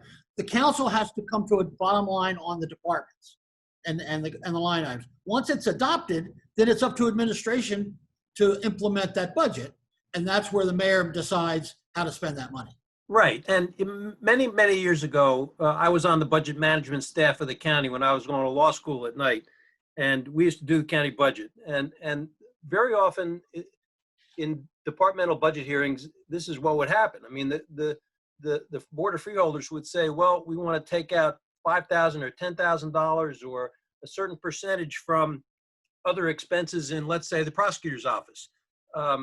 And they can do that, and then it goes back to the mayor. The mayor doesn't give you the budget back. You make that decision, and then he figures out how he's going to spend the money that he's got. But you got to go by legal line items, not just take so much percentage out of the whole budget. You got to go by salaries and wages and other expenses for each department. Right. Right. but I think what I've said is what follows the law. If we go into each department and say the ratio to get to a zero tax increase is 2.3%, then we say take 2.3% out of salary and wage, take 2.3% out of O&E, or if we want to buffer some particular department, and I would certainly be in favor of buffering the police. I wouldn't want to cut a penny out of the police, but we go about that process for each of the other departments, and then we give that to the mayor. And once the budget is adopted, then No, that's your step. You don't give it to the mayor. You adopt the budget. Okay. It's your budget. That's it. That's There's it. no You give it got to to the adopt mayor. it. It's not ping pong here. No, you can't Okay. throw it. That's fine. I'm just trying to find out what the process is, and I'm sorry that I appear so dense, but I'm trying to figure out a process because we've never used that in the 10 years I've been on the council. So what we would do is we would go through each department and we would say, cut 2.3% out of salary and wage, cut 2.3% out of the O&E, then you wouldn't have give to it say it. and then You give it have to the actually- mayor. I'm sorry, give it to the mayor, and the mayor decides how to reach that number. Okay. After you adopt it, then it goes to the administration. Right. But you would have to say, okay, out of the clerk's budget, we're going to we do a calculation of what 2.3% was, and it was $700. You deduct $700, boom. And then you go each line by line and do that. And then you get whatever you get. No, so if you did it that way and say, look, I'm not going to decide, or I have no preference as to what gets cut, I'm just cutting, then you could do that. The council could do that. Now, I think that might come back on you because again, you'd have no say at all into. Yeah, but if you cut an amount of money on salary and wages and it's contractual, how can you reduce it by that amount of money? You can't. You have to lay people off. I disagree with you guys. I think you have to lay people off. Right. If right. You got to lay people off. Well, if it's $700, you can't take $700 out of somebody's check if the contract says this is what they're making. This is No, what John Gross is absolutely right. You'd have to lay people off. So what if it's only $700? You're going to lay off an employee for $700 again? You might. One at a time. Can we go one at a time? Right. I just need to jump in as a moderator. With Zoom, it's very different from probably what you're used to. It has to be a one at a time talking. Right. The record can't hear what's going on as well as other people can't hear. Thank you, Laura. I'm going to take the floor back. So for the sake of argument, because this is what we do every year, and then we go to all hours of the day and we get crankier. We're not doing it this way this year. What is going to happen is we're going to go through this. I understand, Councilman. Reason why I put those numbers up to numerate for you is because we have to make, if you want to get this budget lower, I just wanted to show you the benchmarks of where it goes. So if you want to lower the taxpayer's contribution to $50 a year, then we need to take out $25, which equates to $400,000 worth of cuts. I personally don't think that we could get to zero without causing major damage to programs and layoffs. Now, if you're interested in doing layoffs and you want to make those hard choices today, then I'm going to pull my colleagues before we continue the conversation. So that's where these conversations need to go. So what I would suggest, if you're looking to lower this, I think the $400,000 benchmark is a little more reasonable than the 1.2. As much, not to say we don't want to go there and not give taxpayers a 0% increase, but you are significantly going to dig into programming and personnel with layoffs. So is that what I'm hearing from you, Councilman? Are you ready to do layoffs today? Are you ready to do cancellation of programming? Yes or no? I'm simply trying to identify. Yes or no answer, sir. No. Council President, you cannot tell me yes or no, okay? Just let me answer your question, please, and I'll do it as fast as I can. I'm simply trying to lay out an alternative process if that's what we want to do. And I think you make a very good point. Let's just poll everybody if they want to go in that direction. If there's a number that we can all agree to that we want to reduce the budget, then we can move forward. All I was saying was I just wanted to be clear before people were polled what the process would be. That's really all. Okay. That's really all. Thank you. Just before you go into anything, I just want you to know that the administration supports this budget as presented. And I want that on record, that the administration is supporting this budget as it's presented. So whatever cuts or anything you guys make are coming from the town council because the administration is on record saying that we support this budget 100% as it's presented to the town council. Period. And I just want to be on record for that. I just want to reinstate too, or Mr. Gross to reinstate, as far as obviously there being an economic challenge this year with COVID. You wouldn't present this budget if you weren't able to fund this budget, correct? As you said earlier today. We believe that conditions are in place for you to be able to adopt this budget and go through the year with the ability to either fund it as we historically have, or to the extent there are shortfalls, to fund it through utilizing the other sources that the legislature is going to give us. And also talk to the point before I poll my colleagues and to see where we're going with this. So we're at 2% cap this year. Yes. Okay, say we remove, obviously anything we remove, we would fall under 2% cap. So what does that do for us moving to next year with our reserves? If you make cuts in items that are not things we would not have spent, things that would have normally gone to the reserves, then that will increase taxes next year because it'll reduce our reserves. If you make cuts in actual expenditures that would have otherwise been spent, those are true cuts, and those will not have a negative impact on next year's reserves. Okay. And also the last point I like to make, just like in any budget, you know, if a crisis continues and something arises, again, within each department, you could reallocate funds within that department. So even though we're presenting this budget, other than contractual items could get moved around as usual. Come November. Okay, so with that, I just want to get our philosophy together, get all of us on the same page, and then we'll go through this. So, Councilman Guarino? What's the question, Council President? There was so much going on. So what's the question? So the question is, are you supportive of any cuts to this budget as present today? And where's your thought process with moving through this budget? I have two, Council President. The fact is, you know, $74 increase in the tax to maintain the level of services in the township at the levels that they are.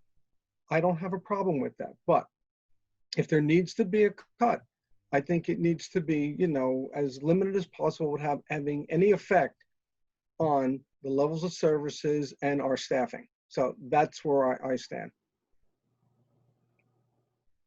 Okay, so you don't want to cut into programming and staffing?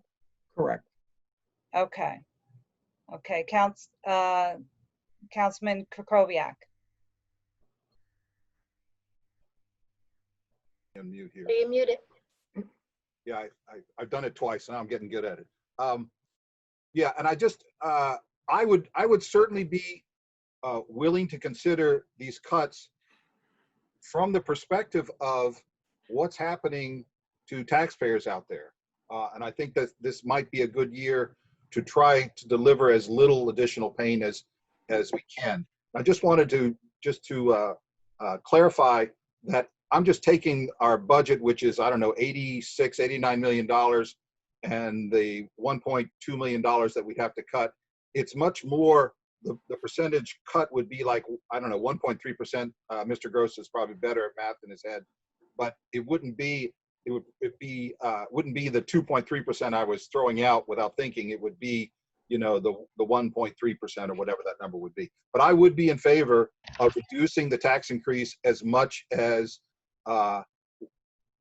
it could get 3 votes from the council. I guess, wait, we need 4 votes, correct? We would need 4 votes, Mr. Kaiser? You only need 4 votes to increase the budget. Oh, okay. So I'd be willing to consider going for a number if we could, that would get 3 votes for the budget. Okay. Councilwoman Matute Brown. I want to start off by saying that this is quite confusing, this conversation, not to mention the process. I am in favor of looking for, at the very minimum, because after looking at this budget for a number of months, I understand there's little areas in which we can cut. However, at a minimum, cutting $400,000 out of this budget is a goal. I do not support, obviously, any layoffs and very minimal cuts in our programming. So if that answers your question, that's my position. Okay, that does. Councilwoman McCartney. Thank you. So I was actually listening to what Joe was saying about approaching this a little bit differently and coming up with a percentage per department. But after hearing what you're saying, it might not get the same results that we are looking for. Because I am very pleased that there are no layoffs in this budget. I was pleased to see that right off the bat.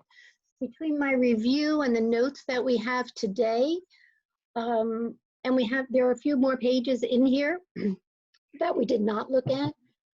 I've come up with $220,000 that I see we could cut. And so I'm in favor of reducing where we can.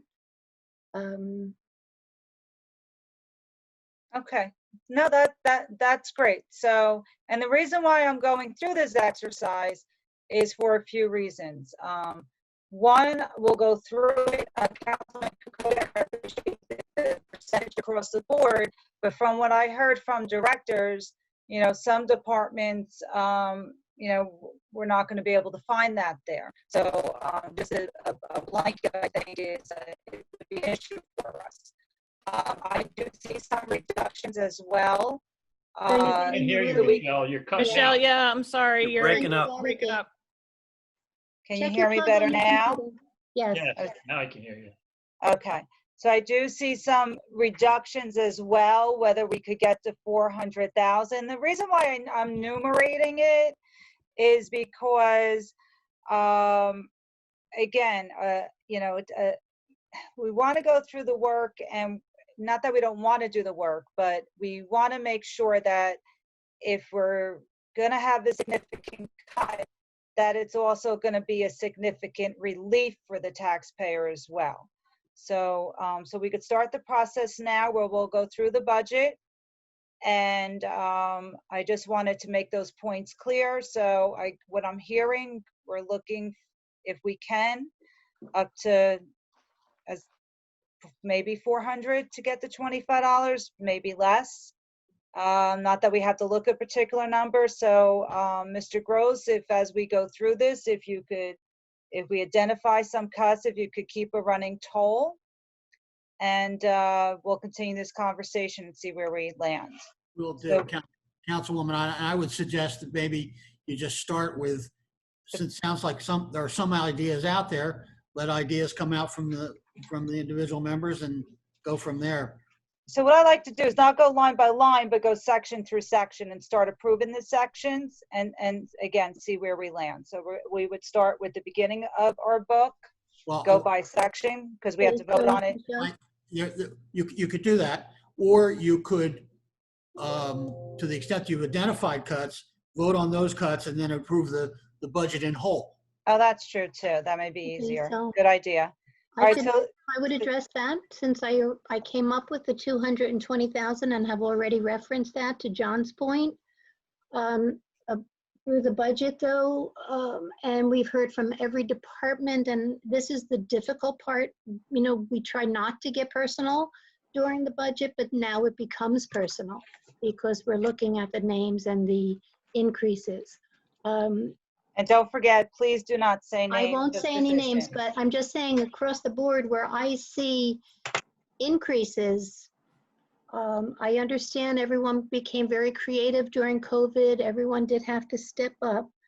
I just don't think that this is now the time for directors to be getting increases. That's where the bulk of the 200,000, well, the bulk of the increases are there.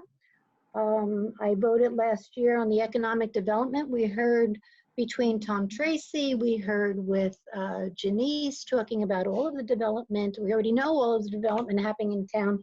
150,000 set aside for an economic developer. I didn't think it was necessary last year, knowing that all of this was on the horizon. Now that we're actually hearing the applications, I don't think that that's necessary here either. So that is another $150,000.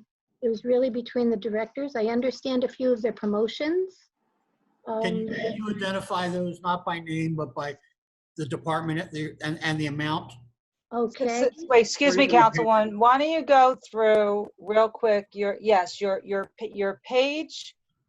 You have it by page, or I how don't do have you? it by page, I have it by notes, but just so in the health So department, so in the let's health see. Do department, you have your mayor's recommended 2020 budget analysis change analysis sheet?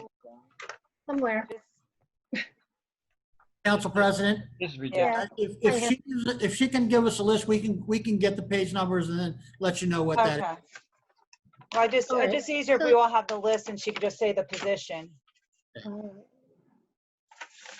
Buried here somewhere, yes. And on my lap, I wish I had 2 screens or 5 screens like John has in his offices, but I don't.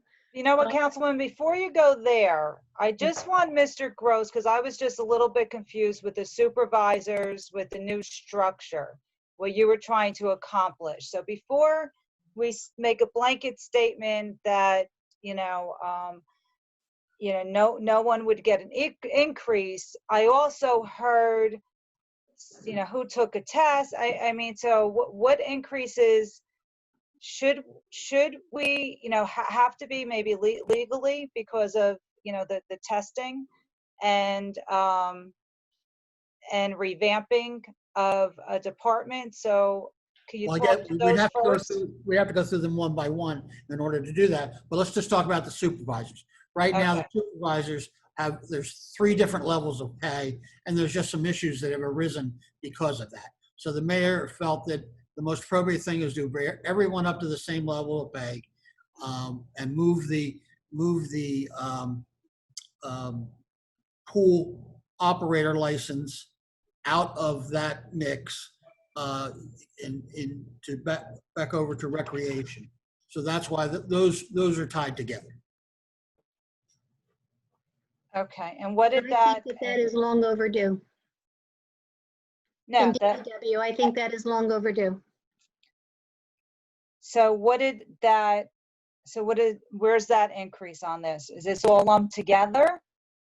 They're all together. It's not by one, but it's a total amount of money over 2 years for them, for the supervisors.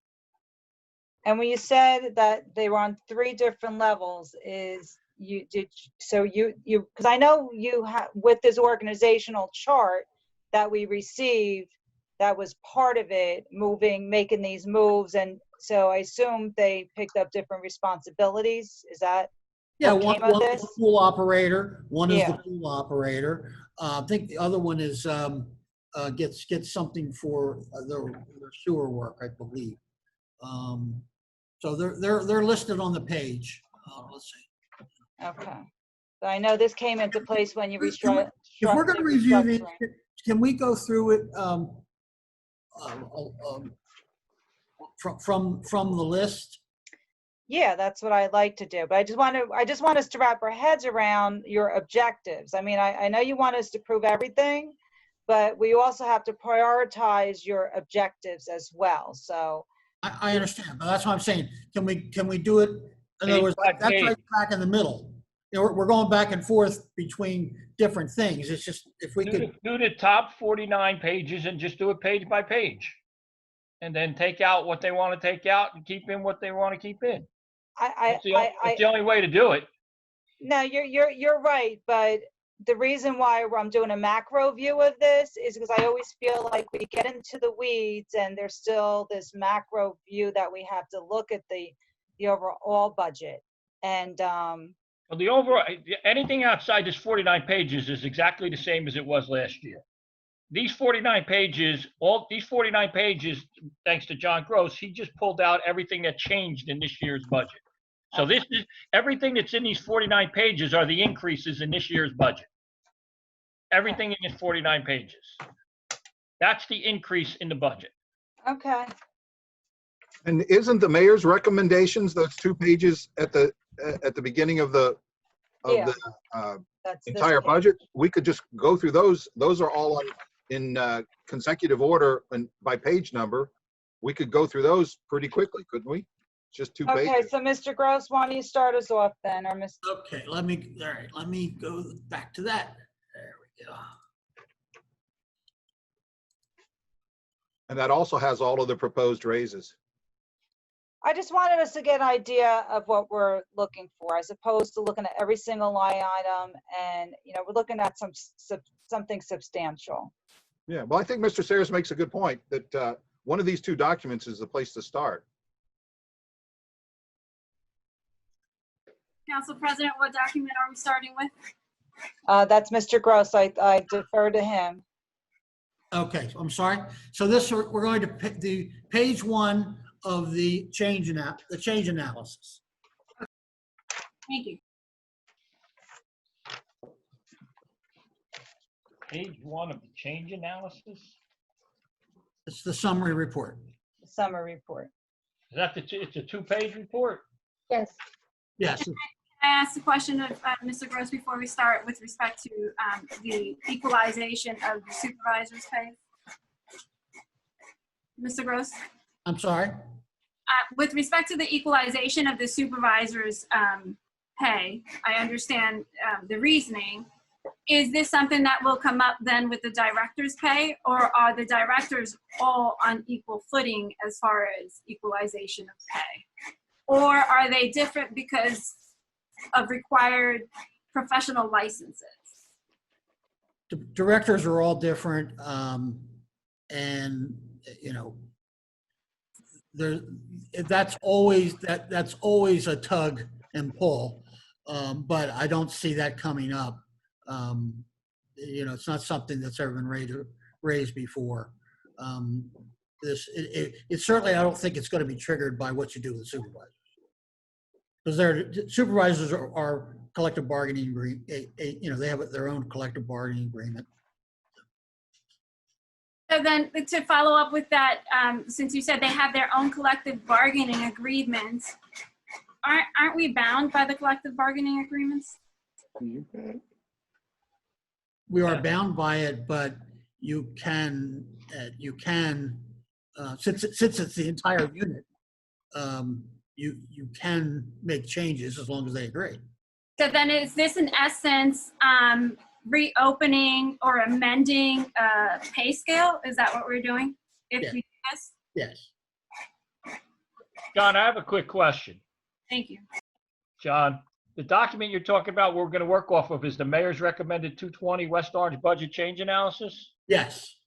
All right. That's the 2-pager. That's the 2 pages.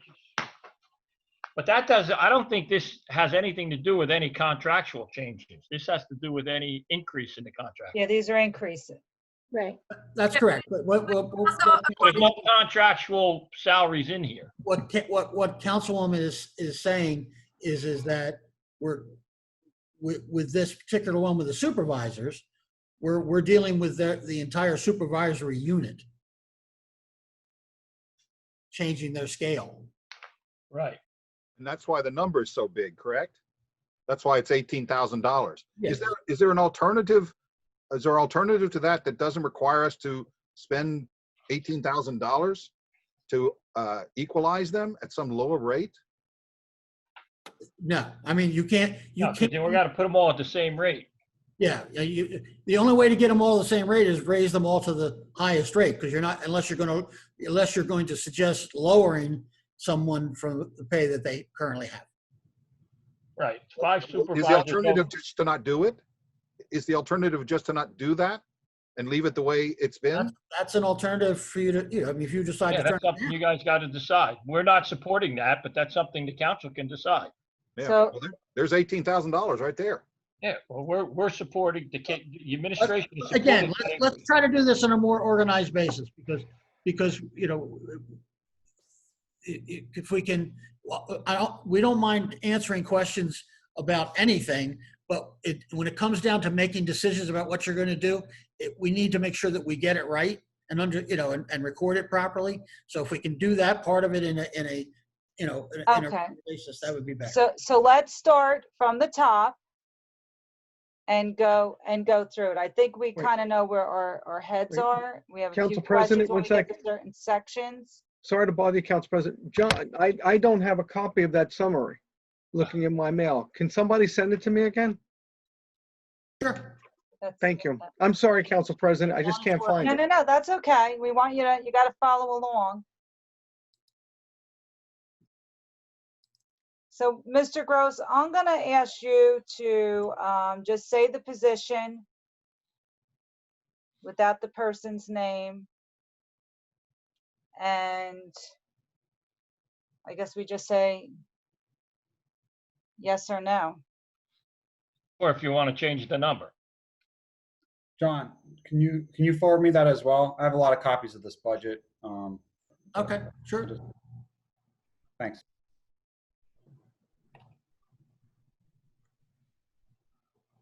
Council President? On its way. Council President? Yes. You heard what I said. You could change the number too. In other words, you can either eliminate the whole thing or say, no, we're going to make it less. So, so with that, with my, request from last year, why wouldn't these requests be at, say, 2% across the board? So we wouldn't have. I didn't approve. They were approved by the mayor when they were submitted to him. So I don't know the answer to that question. But all I'm saying is that if you have a name and let's say it's a $500 or $5,000 increase, instead of saying, no, we're eliminating it, you can say, we're going to reduce it to $2,500. You follow what I'm saying? Yeah. If you want to do that, you don't have to do that. I'm just saying you can do that if you choose to. Well, I guess what I would like to recommend to my colleagues on these requests. Well, I guess but see, some of the requests, majority of them are a bulk requests. Some of them, one or two of them I'm hearing are restructuring. Well, why don't we start? I think we'll fall into place because I'll try to give you some background on them. Yeah. As we go along. Then we'll work it out. Okay, so the first one, Mr. Gross, go ahead. First Oh, one. wait, Councilman Guarino, you have your paperwork? Yeah, I'm getting it. Hot off the press. Hot off the press. Nick, you have yours, Nick? Yes, yeah. Okay, good. What did you send him? I only have 2 pages. He's still taking papers out of his All print. backgrounds on the 2 pages, but then there's everything else. Yeah, I printed everything out. I had to. Okay. Shall I start? Go ahead. Okay, go ahead. Okay, in the mayor's office, administrative clerk, a salary adjustment of $5,441. Okay. Councilman Guarino? Yeah. Go right around the table.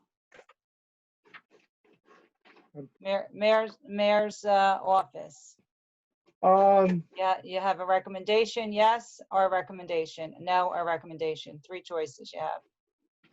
What, hold on, I'm sorry. The mayor's office, okay. Okay. The first one on the list. I'm looking at, Wait, don't you have the paper? yeah, it's all printing out, but it's printing out in it's printing out in reverse order. Front and back. It's on page 10 in your budget book. Council President, Yes. it's Karen. Yes, I don't know if you wanted Jack or John to explain when, like when the person had a raise at, the Well, last time. we have those notes. We already have Okay. those notes. I Yeah, knew so you we had have asked. notes in the corner.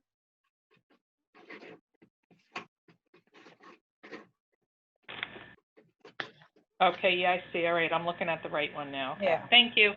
Thank you. So we do have that information. Not printing correctly.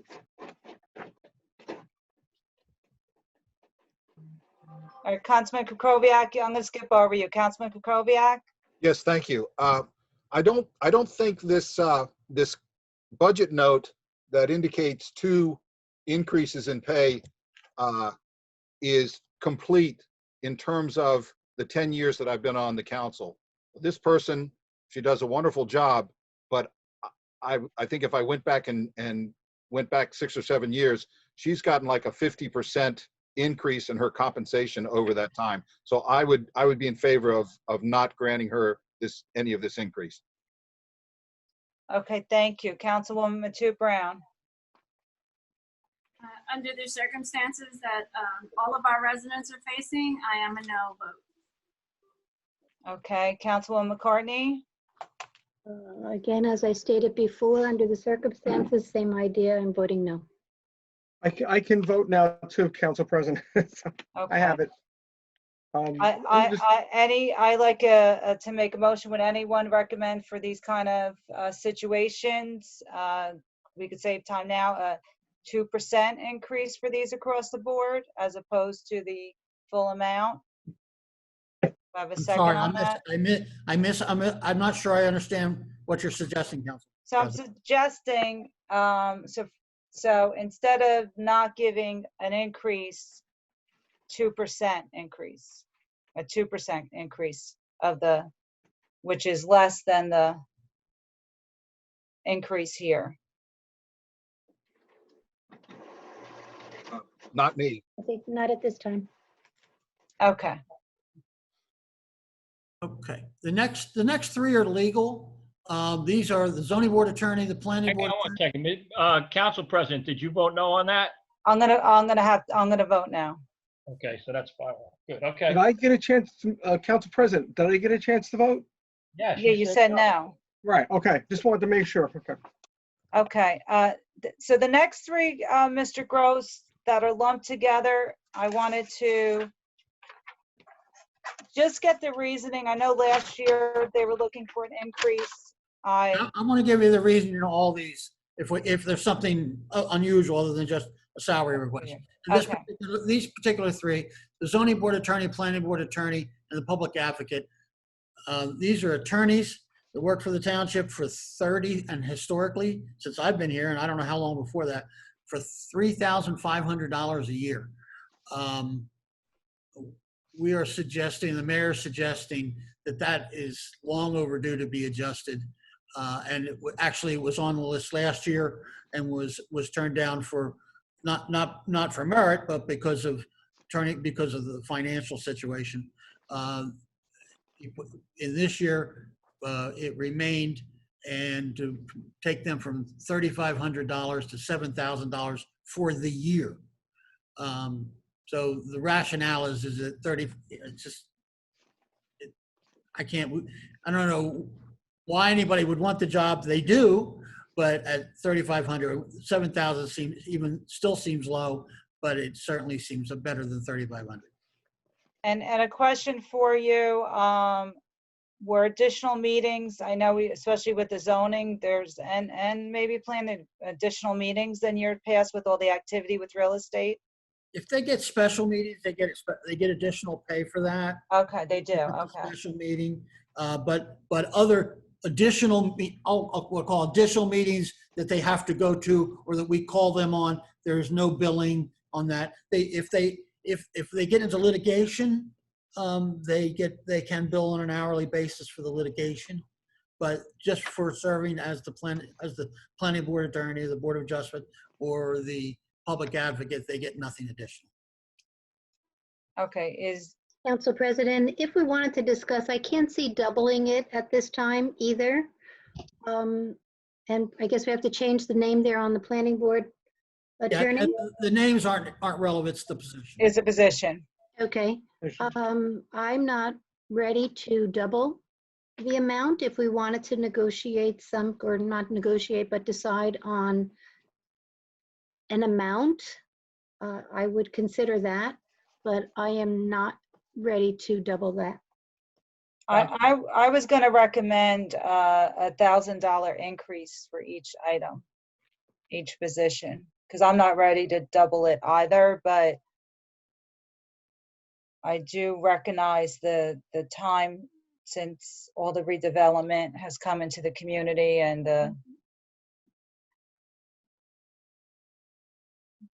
is there a motion to increase? Phil has a question. Yeah, it wasn't so much a question as I agree with you that there is reasonable to move it up, but I'm thinking incrementally is a much better way to go. And I wasn't thinking, $1,000. I was thinking maybe 10%, each of the next 5 years. These are all contract employees, you know that, right? They're contract employees. So usually we don't do that with contract employees. If they have a contract that says they get $3,500 a year, then, we just increase their contract, whatever it is. I just want you to be aware of that, that's all. Council President, I feel fine with $1,000 increase. Okay. Is there Councilwoman Tu Brown? We didn't hear from you yet.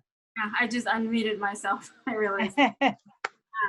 I am just like last year, unfortunately, because of that increase that we had of 8.5%, and due to the current financial strife that our residents are feeling, I'm a no vote on this one. Okay. Okay, so I'm going to move to increase for these three $1,000. Is there a second?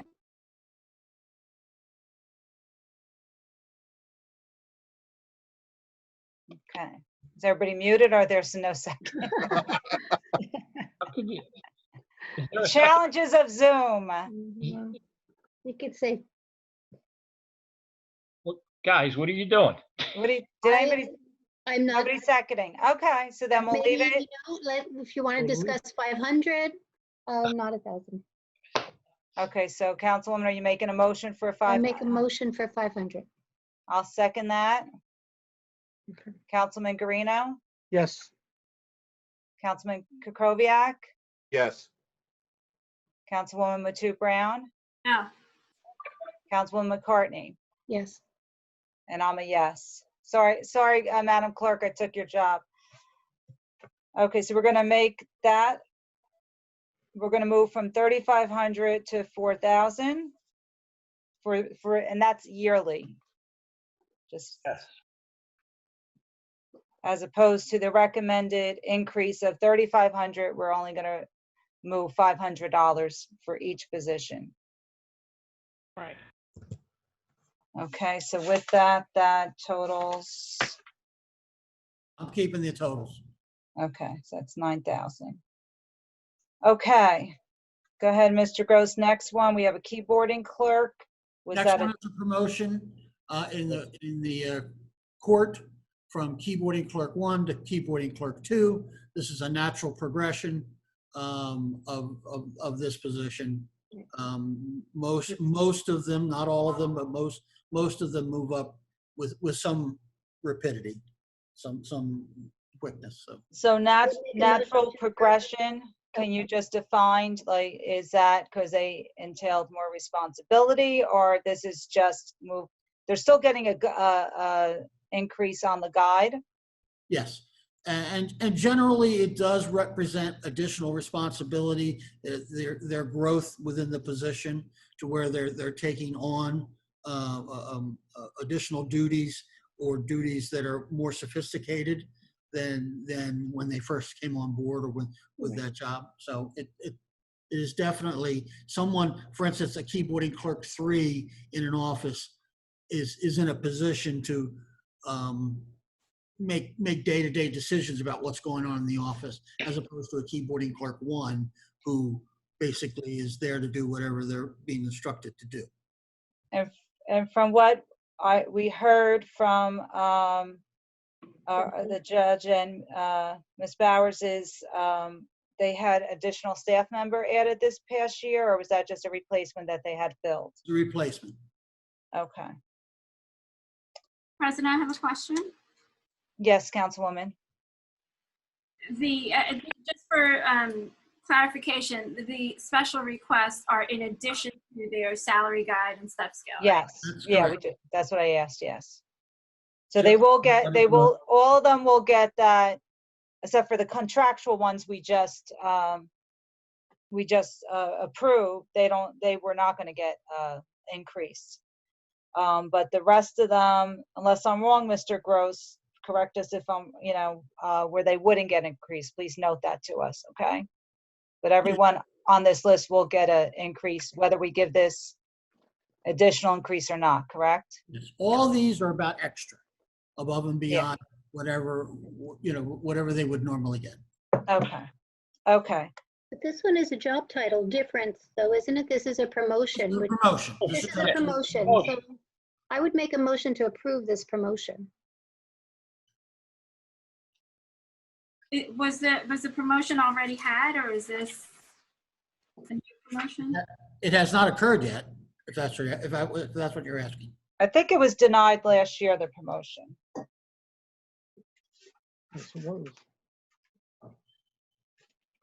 Go back to my notes. Mr. Gross, this person is not receiving the increase in anticipation of the promotion being approved, correct? No, no. None of these Been are. approved. I did make a motion to approve, though. There's a motion on the floor. Yes. Yeah, there is. We need a second. I'm gonna second it. Okay. You want me to do a roll call? Yes, please. Councilman Guarino? Yes. Councilman Krokoviac? No. Councilwoman Matute Brown? No. Councilwoman McCartney? Yes on a promotion. Council President Castellino? Yes. Okay. Next, Mr. Gross. Next is a salary adjustment for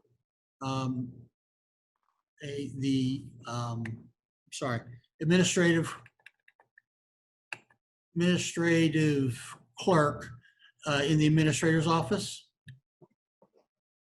Hey, John, Yes, did I interrupt you? sure. I mean, I don't think we need to do this. I was just going to bring it up that All right, go ahead. as it turns out, when this was submitted, or subsequent to this being submitted, this particular individual is going to be retiring. So I think if Jack is not an objection to it, we'll withdraw this request. I would second that motion. Yeah, I mean, she's retiring at the end of the month, so. Oh, In the yeah, back so of the it's book. mute. Yeah, I saw that in the back of the book. Make a motion. Okay, so we have to vote on that to remove it, or? Yes. Make a motion to rescind. Okay, Second. Is there a second? Second. second. Okay. Councilman Guarino? Yes. Councilman Krokoviac? Yes. Councilwoman Matute Brown? To rescind? To rescind, yes. Councilwoman McCartney? Yes. Council President Castellino? Yes. Okay. Karen, I Next. just have a request. Can you just announce what the vote was after it's done? Sure. That was as a I'm 5-0 vote to rescind. Yes, thank you. You're welcome. I will do that for each.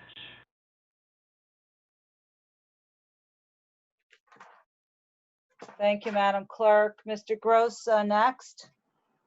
Okay, the next one is salary adjustment for Ann DeSantis, our purchasing agent. I'll And, mention the names. I'm sorry, for Yes. our purchasing agent in an amount of $11,083. And this is not a promotion? This is not a promotion, it's a salary adjustment. I will tell you that both Annie and Mr. Gross, we gotta try not to mention names. I don't want to go into executive I session. apologize. That's it. I just want to say, I just want you guys to know that the individual that we're looking to give this promotion to hasn't gotten a promotion or a raise since 2011. And their job function has probably doubled since then. So I just want to make you aware of that.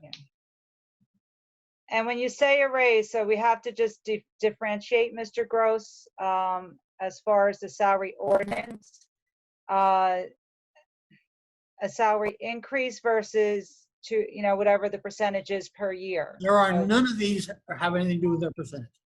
So everybody on this list, they're getting their percentages. This is in addition to. all of this. Okay. Everything we're going to talk about today. Well, see, that's the confusing part in years past, because we have these conversations, and when we hear, you know, there hasn't been a raise, I know a salary increase, but technically there has been raises. They may not be significant amounts, but. Well, I think, you know, and maybe this is terminology, but I think what Jack was expressing, that there were no salary adjustments in that period of time. Yes, but more responsibilities given to the individual. Yes. You know, and my issue with these that drives me crazy is that, you know, why don't we accommodate through the years? And I know certain years there were zeros across the board, so I get that. You know, you leave it in our lap with a significant increase without a promotion. So that kind of makes our job hard and puts us in a position with employees and morale. And I think this was put in a couple of times and it was denied. but it's put in for such a large amount. I mean, so I don't know why we just don't go a lower, you know, a gradual. That's up I to think you. that's a discussion you're going to have with the mayor. These are Yeah, his recommendations. Council President, we had asked for that list last year to see. Yes, we did. With the directors to see what that timeline looks like. Do I have a motion to change this amount to a different amount? No. No motion I like to move for 2,500. No second. Okay, Madam Clerk. Okay, I'm sorry. Councilman Guarino? No. Councilman Krokoviac? No. Councilwoman Matute Brown? No. Councilwoman McCartney? No. Council President Castellino? No. Okay, 5-0 vote, all no. Yeah, not at that dollar amount. Okay, next, Mr. Gross. Okay, same department, assistant purchasing agent. Okay, this is, Again, this is not a promotion, but a promotion was had like this is a not 6 salary years adjustment. ago. This is a salary adjustment. Again, a position that has taken on additional responsibilities over the year. Key position in the organization. In these departments, is there any consideration to give these departments part-time help, or? We have not done that, no. It would cost a lot more money than this. One of the things that we have done over the years is employees have taken on additional responsibilities. Yeah. So that we didn't have to hire additional help. And I just want to say these two employees have done that with no complaints. They've taken on many more responsibilities than they have. There's no 8-hour day when it comes to that. No way. That's for sure. That's true for everyone on this list. Yeah, That's what makes this so difficult. Yep. It does. It's very difficult. Okay. If I make a motion to reduce this amount? Okay. Okay, Madam Clerk. Councilman Guarino? No. Councilman Krokoviac? No. Councilwoman Matute Brown? No. Councilwoman McCartney? No. Council President Castellino? No. Okay. Okay, 5-0, no vote.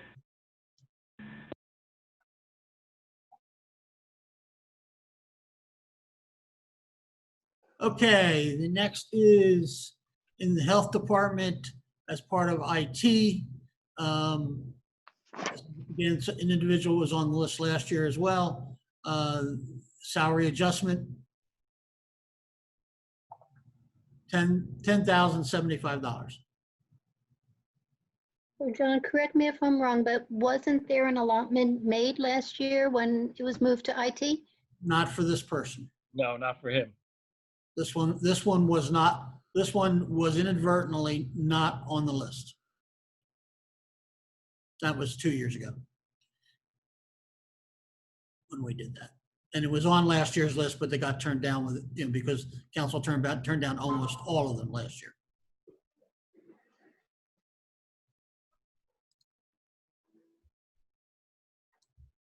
Okay, Madam Clerk.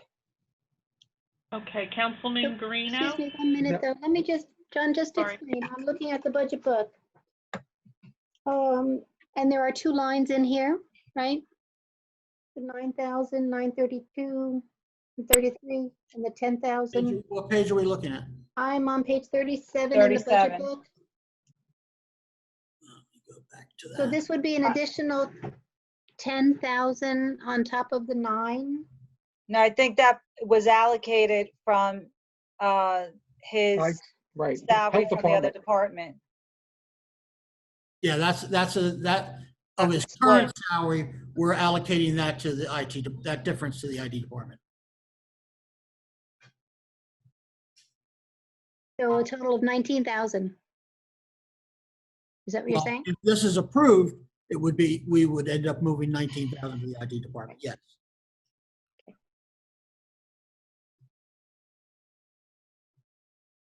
Okay. Councilman Guarino? No. Councilman Krokoviac? No. Councilwoman Matute Brown? No. Councilwoman McCartney? Again, sorry to say no. Council President Castellino? Yeah, unfortunately, no. Okay, 5-0 vote no. The next line is just a reiteration of the health benefits line. That's pretty much is what it is.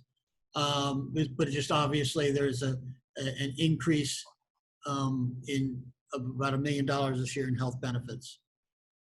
I'm not sure this requires a vote. I mean, if you're going to accept it, unless you want to, there's really nothing to vote on. How can we? I mean, I want to vote no that I don't want to pay that. Yeah. Well said. How do you vote no on that?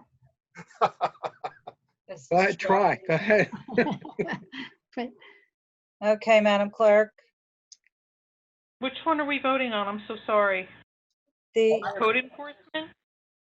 no. Don't we have to put? I don't think no. If you're going to vote, if you're going to include this, if you're going to accept it, you don't really need to vote on it because when you vote. Okay, we could wait to the end. Right. Okay. All right. So then now we're on to the zoning officer. Zoning officer for code enforcement adjustment, salary adjustment of $10,075. Okay. Now I like to make a motion. And again, I like to make a motion because this has been rejected the past 2 years, and although the department has increased, I like to make a motion for 2,500. For how much? I'm sorry.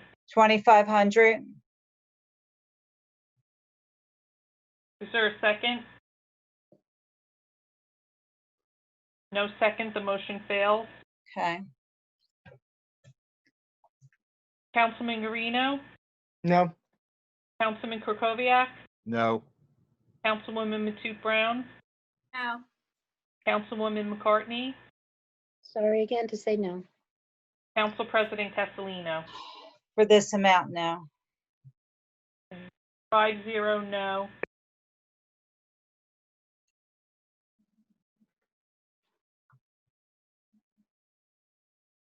Okay, the next one is for the assessing. It's a promotion to keyboarding clerk 3. This is a situation where last year we had another keyboarding clerk 3. We requested a promotion, which you did approve. And then when we went back and looked at it, we realized that we really should have put them both up for this person up as well. So, Seniority. Sorry? Because of seniority. Yes, we should have put this person up as well. So we're back to correct that issue. The director explained that. I make a motion to approve. Yeah, I'm gonna second. Okay. Councilman Guarino? Yes. Councilman Krokoviac? I wish we'd have known about this last year, but no. Right. Councilwoman Matute Brown? No. Councilwoman McCartney? Yes, on a promotion. Council President Castellino? Yes. It's a 3-2 vote, 3 being yay and 2 being no. The next is a promotion to a secretarial assistant in the police department from a keyboarding clerk 3. This particular position is in police administration on a day-to-day basis. And this is another promotion, correct? Another promotion. Yes. On a promotion, I make a motion to approve on the promotion. I'll second. Okay. Councilman Guarino? Yes. Councilman Krokoviac? No. Councilwoman Matute Brown? No. Councilwoman McCartney? Yes, on a promotion. Council President Castellino? Yes. Okay, that's a 3-2 vote, 3 yes, 2 no. Okay. Mr. Gross, keyboarding clerk 1. Yes. The next 2 in the police department are part-time employee salary adjustments from within the police department. And they're, as we mentioned before, in the police department, there are no annual salary adjustments. And we're looking for these particular positions to bring them some equity in the salaries. Are these the Part-time. yeah, they're part-time. I only see 1. There's 2. There's 2. There's 1 right. Now, the second one is higher than the first one. Is there a reasoning for that? They're not equal Oh, I'm sorry. in adjustments, They Mr. weren't equal. I Gross. think they're going to be equal. Oh, I see. They're dollars, disparaging. but in terms Okay. of rate. I see. The end result is equal, but one was a little higher than the other. Right. And reason for that, or? Well, that's what we talked about, that there's some inequities that have occurred with these part-timers because somebody that came in and worked for a long time ago, still at a very low salary, and then somebody new comes in order to get them, we have to give them a little bit more, and then somebody's been here longer is making less than somebody that's new. I'm not saying in this case, but that's happened. So we're trying to look at all these part-time salaries and try to bring some equity to them. We're in the police department. Is this in dispatching or? This is in records. Oh, in the record department. Right. So you're bringing them up to $14 an hour equally. That's Yeah. what you're doing. Yes. Keeping in mind that minimum wage now is 11. Yeah. Okay. Yeah. Okay, I'll make a motion to approve these 2 increases. Is there a second? No second, the motion fails. I just, excuse me, I'm just gonna make one statement here, and maybe, you know, my mother-in-law worked in this department for 34 years. This is not an easy job. This job is hard to retain staff. It used to be done by our police officers. It's not an easy, even though it's part-time, it's not a position that people want to stay in. It's very, becomes very stressful dealing with the public, and we don't have the right people in that role. and I don't, and I'm going to go off. I don't know either one of these ladies, but I'm just going to make that, I would like to, I think we should reconsider this, because you want to retain people. We talk about retaining staff and putting people in the right places where people come in for reports. You have to deal with the public. Dealing with the public is not easy these days. So just wanted to make that statement. So. Council President, I agree, and both of these people do a very good job over there, and they're part-time employees. Yeah, we're not talking a lot of money here. So again, I'll make a motion. You don't want a second, that's fine, but I just wanted to make that statement. Is there a second? John, tell me, what is the hourly rate? They're going from what to what? 11 to 14, Councilwoman. $11 an hour. Right. It's not even minimum wage to deal with the public. In a role that if we get a complaint, we'd be the first one to jump down their throats, just to say, so. I'll just add the minimum wage is going up like by $1 an hour for each year until 2024, which when it'll reach $15 an hour. Okay, where we're at with this. Did I have a second or no? I'll second. Okay. You're going to second, Susan? I am. Yep. Okay. Okay, I'll take a roll call vote. Councilman Guarino? Yes. Councilman Krokoviac? No. Councilwoman Matute Brown? Yes. Yes. Councilwoman McCartney? Yes. Council President Castellino?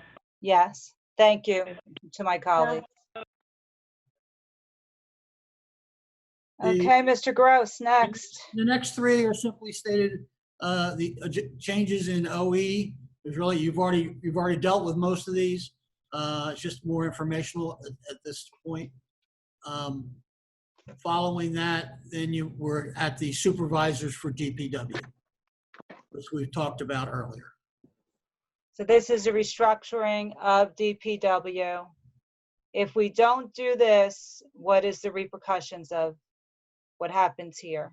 Are we all, Well, now we have the fact that there are disparities in the salaries have caused issues within the unit, and those issues will continue on. It's a morale questions and well, not even morale. I mean, I guess what I'm asking is, with the restructuring, different roles are done by different supervisors now, and I've seen the result of that in some of the names that were mentioned earlier from our department heads, not getting into certain personnel's job, but well, certainly one of the issues that comes from it is because of the way it's structured now. There's not necessarily an even distribution of overtime, so yeah. that issue will continue. And this is on page, the operational agreement, or organizational chart is on page 191. Mm-hmm. Council President, I would make a motion to approve this. I think it's long overdue for DPW. Yeah, and I'm gonna second it, because we went, I know I personally, it's been in the, have gone to the mayor in regards to some of the issues we had with some of the things we need to get done and restructuring and reorganizing. So I'm fine with this. I am too. Councilman Guarino? Yes. Councilman Krokoviac? No. Councilwoman Matute Brown? No. Councilwoman McCartney? Yes. Council President Castellino? Yes. Okay, that's a 3 vote, 3 yes, 2 no. The next one is the the paid internship in the auto shop. Yes, I make a motion to approve this. I second it. Okay. Hold on one second. I was just going to make a statement. Knowing how we stripped away at that, at an auto shop, this is a very, very inexpensive fix to, again, the students that are coming to us, it's not the old days of having a shop. They're actually going in, straight to employment from West Orange High School, which is pretty impressive. So I think this is a great partnership, one of the greater partnerships that we have with our school district. So, can Madam Clerk go ahead? Okay, Councilman Guarino, Yes. Councilman Krokoviac, I hear what Council President says, and I can't disagree with her, but I don't think that it's inexpensive. I don't think this is appropriate, so I'm voting no. Councilwoman Matute Brown, Yes. Councilwoman McCartney, Yes. Council President Castellino. Yes. Okay, that's a 4-1 vote.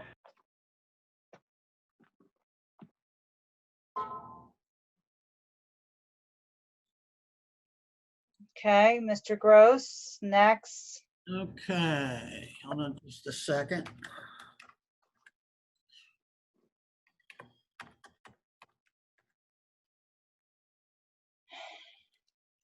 Okay, so the next 1, 2, 3, next 3 again are OE, just to point out increases in the budget.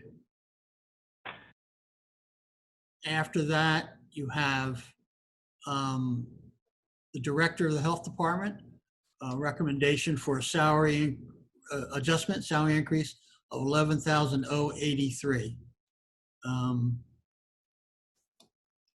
Okay, again, I'd like to make a recommendation for $2,500. Okay, for the health Yes. officer, No second? no Okay. second. Madam Clerk? Okay, Councilman Guarino, No. did you say, I'm sorry, what did you say? No. Okay, thank you. Councilman Krokoviac, No. Councilwoman Matute Brown, No.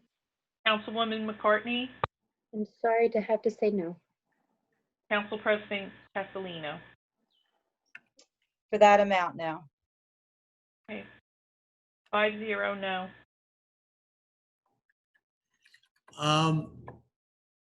Special request to move a health inspector from part-time to full-time.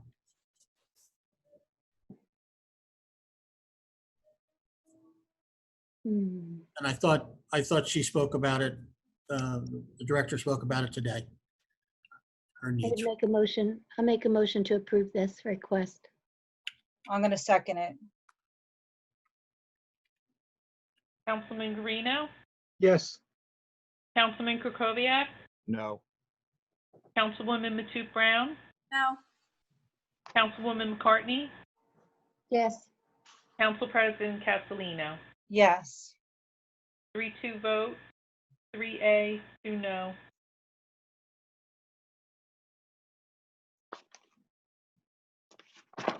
Okay. The same for the bus driver, Council President, going from full-time, part-time to full-time. I'd make a motion to approve that as well. I'm going to second that second as it. well. Oh, Okay, hold on. Oh, Councilman Guarino, yes. Councilman Krokoviac, No. Councilwoman Matute Brown, Yes. Councilwoman McCartney, Yes. Council President Castellino. Yes. The 4-1 vote, yes. Okay, next, Mr. Okay, the next two items on the list are basically just the changes in the OE budget, OE and salary and wage, it's the expiration of the welfare department. So there's John, do nothing. you want to change that special salary request on that welfare one? Where's that? The both, I have 2 services sent to county listed. Yes. One is on a special services, special salary request. John, which page is this again? I mean, I have it the front page, but where's it in the budget? Oh, it's on the front page. 109 and This is the department where we last year we sent the welfare to the county. And so there was last year's budget, if you look on the 2019, yeah, we had amounts there and we have nothing because we don't have any expenses. There's nothing not to accept there. Yeah, because the county absorbed that position. So when Patty Duffy retired, That's the correct. county took on that. And it's just housekeeping at the bottom of the change analysis. It's still listed as special salary. Okay. That's all. Okay, so that's 0. It's 0. So Yes. okay. So we just finished the first page. Right now I have us set that the amount of saving is $67,336. Yeah, the same. Okay. Okay. Yep. Now we're on the next page, Luna Stage. Yes. So this is a new item to the budget. Although we did support last year with I had some trust money that we used for that last year, but now it would come to the current budget. So question, how much did you use last year for this? Same number. 8? And right now they're shut down, right? They're offering No, they're still operating. They've got all kinds of programs going. Oh, they did. They're operating? Okay. Yes. That's my question. Okay. I also, I'm not sure if we could do it at this time, but we'll move on this one. Because I was going to make a motion to move that other money, 5,000 from the community house to OSPAC. Could we do that at the end of this list? See, when we get done with this, we'll go back if there's anything that anybody else wants to visit. I've heard a couple of things. That was one, and I heard something. I think I had talked about the project graduation money. There was money there. that, and you also talked about the Economic development. planner, right. Okay, great. We'll do that at the end. We should go I back. made notes. I made notes. Okay. So, Okay, Madam Clerk, Luna Stage. Okay, sorry. Oh, Councilman do I have a Guarino, motion? do you have a motion? Yeah, do I have a motion for Luna Stage? Motion to approve, yes. Second. Second? Second. Okay, now go. Okay, thank you. Councilman Guarino, Yes. Councilman Kukoviac, I love Luna Stage, but given our overall financial circumstances, I feel compelled to vote against it. No. Councilwoman Matute Brown, I'm gonna vote yes for Luna Stage. Councilwoman McCartney, Yes. Council President Council Castellino. Ugh. Pulling on myself, sorry. That was last year. I'm gonna vote yes. Okay, 4-1 vote.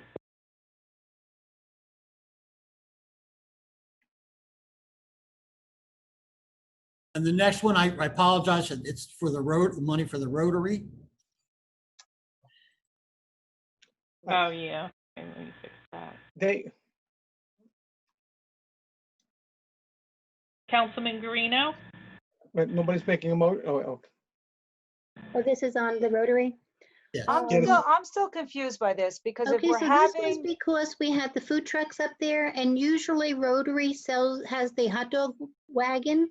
They were not able to do that, so we were giving them funds to make up for the funds they lost because of the food truck. but are we event. not having them there this year? I mean, if we There's have, no event this year. There's nothing. But- I don't. But this assuming doesn't- we have the fireworks in September, we're going to have the food trucks back again. So they're going to lose just like they did last year. But they do this not to interrupt, they do this at the 4th of July celebration when they're up at the high school. That's We about it. didn't last year because we had the food trucks. I know, I used to be a Rotarian. I used to work it for many years, Right. so. Right, that's what I'm saying. It's July 4th they used to do this. So basically what we've created here, and I totally, you know, I've always been supportive of the Rotary, but now we just created another line item year after year, like we just done for Luna Stage. Yeah. Technically, I mean, if you look at it that way, now we're making a grant for the, I mean, they do great things. I was a Rotarian. I'm just saying, like, this is, so say this year, because of COVID, we didn't have it, forget that minus the food trucks, would we be giving them this money to replace because of COVID? So that's just the point I'm looking at. I fully support the Rotary and what we do here. I just think we're creating. You're setting precedent, and Yeah, we're creating a line item. Well, you have already voted to support them last year. You voted in December to support their But December. I thought that was a one-time situation. Well, obviously, It's not. The mayor's intention was for it to be a regular. So that's, you guys can take it from there. Yeah, that wasn't expressed last year when that happened. No. And I felt the same way. I thought it was a one-time 1 year. Right. expense. I mean, here's my issue is, we're not approving raises for staff, and now we're getting We grants. need to do that, right? Okay. This is, so if you're gonna vote? Yeah, I'll vote. I'll call a roll. Councilman Guarino? No. Councilman Krokoviac? No. Councilwoman Matute Brown? No. Councilwoman McCartney? No. Council President Castellino? unfortunately, no. Okay, it's a 5-0 vote no. Okay, so the next one is the other shoe to fall on the restructuring of the supervisors is the pool operator license for Excuse me, Mr. Gross, I just want to go back to the Rotary for a second. I will talk to Mr. Keough to try to have them get an opportunity. So I just want that noted. So I know what it's like for an organization to lose money, and I think we will work to make it up in another way. So with that being said, if you could continue. Okay. So now it's for the pool operators, the assignment and the stipend that goes along with that to be moved from the supervisors over to the person in recreation who's certified.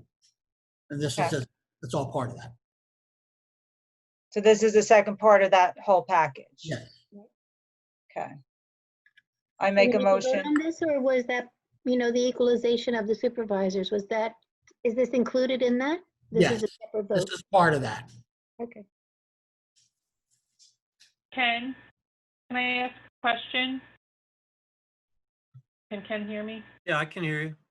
Oh, so no motions need to be made if there's not going to be any adjustments or anything, right? I could just do a roll call? But Yeah, if I don't see why not.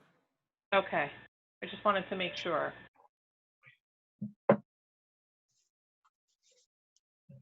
You need to vote on this. Okay, so Councilman Guarino, Yes. Councilman Krokoviac, No. Councilwoman Matute Brown, Councilwoman McCartney, Yes. Council President Castellino. Yes. Okay, so it's a 3-2 vote. Yes. All right. Okay, the next one isn't really a special request, although it's identified that way. It's the meeting the new minimum wage requirements for. Yeah.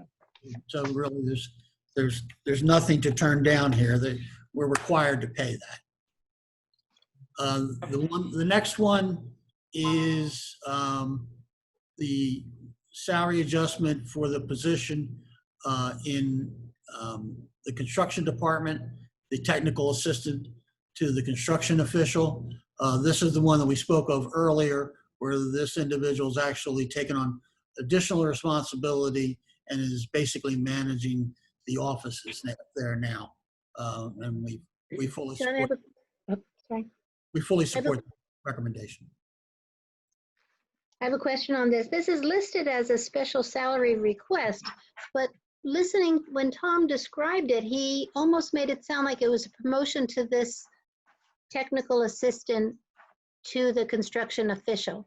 She is already the technical assistant to the, He is already. he already is. Got her license. The response, however, she got the new certification and her responsibilities are far beyond that. The only reason we're not looking at a title promotional change is that we haven't been able to locate something within the civil service system that fits the bill. So the only way to do this at this point in time is to do a change in the salary range. So technically, it's a promotion, or? It's a promotion. Promotion without a title, right? Correct. So if We're I gonna heard add it- we'll probably add like a slash behind it to designate it that it's something that it's a promotion, because with additional responsibilities to that title. So it is basically a promotion. That's how it was described. I would make a motion to approve because that's how it was described to us, that she is in this title. Whatever it is. We don't need a motion, a roll call, unless you're changing a dollar amount. Well, yeah, and we that's need why I to just know- want to ask a question. We need to know whether everybody agrees. Right. Yeah, I was going to do a roll call vote.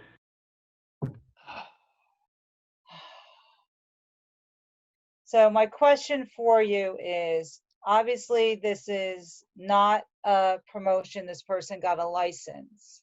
Now, it is a promotion, but we can't promote her because we can't find a actual title from Department of Civil Service. So we're promoting her, and as John said, we're going to put technical assistant to the director / assistant director of the department, so that she keeps her civil service title. But she's taken on the responsibilities of basically running the whole department. So that's what it is. And so when you got to this figure for that license, have you priced out what that position equates to another? We think Yeah. we think this is Well. equitable and consistent with other titles within the organization with that kind of responsibility. Should I take a roll call vote? I don't know. It's a significant bump. I'm having trouble with the dollar amount. So if I can ask, this person's going from 67.5 plus an additional 13, so that's up to 80,000. So the actual increase isn't 6.5, it's more than that. I don't want to get into discussions about the individual, but I can. I didn't mention a name. No. I don't. So I want to be careful. But I can tell you that this position's level of responsibility and education, that this salary is warranted. And that total amount is spread over 2 years. So the recommendation is for 6,000. 6,571. Yes. I don't know.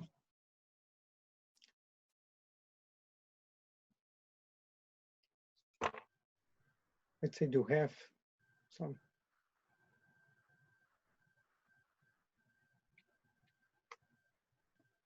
Here's my problem with this. This is another significant bump, and then we didn't give some of our other directors a significant bump. Well, again, this is not a bump. It's not a salary adjustment. It's additional responsibility. Yeah, but they've all, some of them that we had discussions with also have significant. But you did promotions, and you've taken the position that you've done promotions today. Well, those other promotions were a lot less too. So, I mean, this is a significant amount.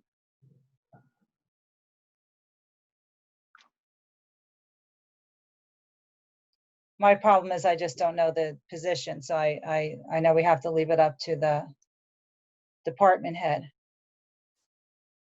I mean, did the department head make this recommendation? Did you, Mr. Gross, did you research this amount or? This amount, again, if we, Yeah, I get it. Because what I heard from the department head was because of this license, I mean, eventually if the state goes through, which it hasn't yet, then he would have to hire somebody with this license. So the person went and got their license. That's what I heard, correct? but that and the addition of the additional responsibilities that's being taken on. I know, but I know, and this is what's hard with these. Which will be technically have this person working out of title, but yet there's no title for us to give this person in the civil service. So we're between a rock and a hard place on this one. The bottom line is we want to keep the lady because she's a very, very, very good employee and does a great job. Yeah, I know, but I get that. I get that. She runs that whole department between the inspector's office, Tom Tracy's office, and the assistants with planning and the other department. I can't remember the name of the other department, but we want to keep her, and that's why we're doing. So is this an additional license she received, like the person received, or because wouldn't you need this the license to have this job to begin with? No, because the state is now saying you have to have the license. So if she didn't get the license, once they pass the rule, then we'd have to hire somebody else in her place, and we don't want to do that. But was she hired with the license, or? No, she was hired and went out and got the license on her own before the state even decided that they were going to say that you have to have the license. There was nothing mandatory where she had to have the license first, but now it's becoming mandatory. So she went out and got the license before it was mandatory. I'd say. My office with Oprah. Okay. Karen, that was garbled. Can you say that again? I said she also assists my office with Oprah requests. Oh yeah, she has a lot of Oprah requests in the building department. She does a lot of things in the township. Yeah, I know, and so do a lot of other people, and they're not getting raises today. And I wish you had the title with the promotion. This is just a really large bump. That's my issue. I'm not saying I want to give her a bump, but this is a pretty large bump. So you're taking this bump and you're going over 2 years? Is that what you're doing with this? The 6571, or you're doing that? Over 2 years. Well, the 65 is the first year. And then next year she gets another 65? Yes. I have a problem with that amount. I do too. Do what you got to do. Let's move ahead. I know. What I tell you, this doesn't get easy every year because morale gets low, and you don't hear it. We do. I just hope we don't lose her. That's all. I hope we don't lose her too, but I hope that we don't lose some other people, Mr. Sayers. I've asked for an equitable way to do these. Michelle, do you want to take the 6,500 and spread that over 2 years? We rarely say something like this as the administration. I think we would highly recommend and think that this is appropriate, and we think that anything other than this may end up being detrimental to the department. Wow.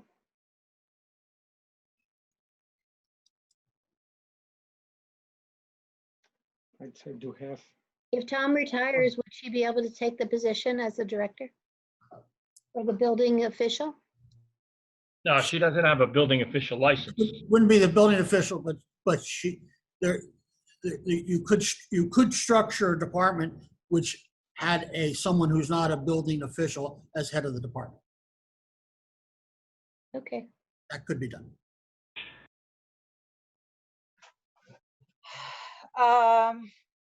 So according to this recommendation, the 6571 is this year and next year? Yes. It's the 13. So it's 13, so it's 13 altogether. Over 2 years. Yeah, that's what I thought. You want to change that amount? I hear you. And I know I hear you. And I know what, but. Michelle, do you want to change that amount? I would recommend, I would feel better if we changed the amount. I We can wouldn't discuss that. I not would give her an discuss that. increase, but I'm just not comfortable. I've been working a lot with staff this past year and seeing what a lot of them do. And I hear, I'm sure she's doing a lot, because a lot of them are. And again, I just am so frustrated. With a master's in public administration. I understand that, Mr. Gross. I totally get that. I totally get that. But you hired her with it, or you got it. All right. So here's the thing. Michelle, how about this? What if we did an $8,000 total and $4,000 over the next 2 years? I could live with that. Yeah, I could too. Okay, so do we have a motion for that? I make a motion that we make it. All right. I second it. Okay. Okay, Councilman Guarino? Yes. Councilman Krokoviac? No. Councilwoman Brown? No. Councilwoman McCartney? Yes. Council President Castellino? Yes. Okay, so that was a 3-2 vote. 3 yes, 2 no. Can we go over what was just passed? That was an $8,000 increase over 2 years. Before 4,000. Right, 4,000 and 4,000. Gotcha. Thank you. This is just a reminder that we have to make sure that only one person speaks at a time, because I'm not getting it for the record. Thank you. I'm sorry. I just wanted. It's okay. I know. No, that wasn't you, Nick. It's okay. The 4,000. There's going to be a percentage increase on top of that next year. Next year. Oh, there is gonna, wait, was there a percentage increase this year? So. No. No, just the 4,000. It doesn't impact this year, Nick. All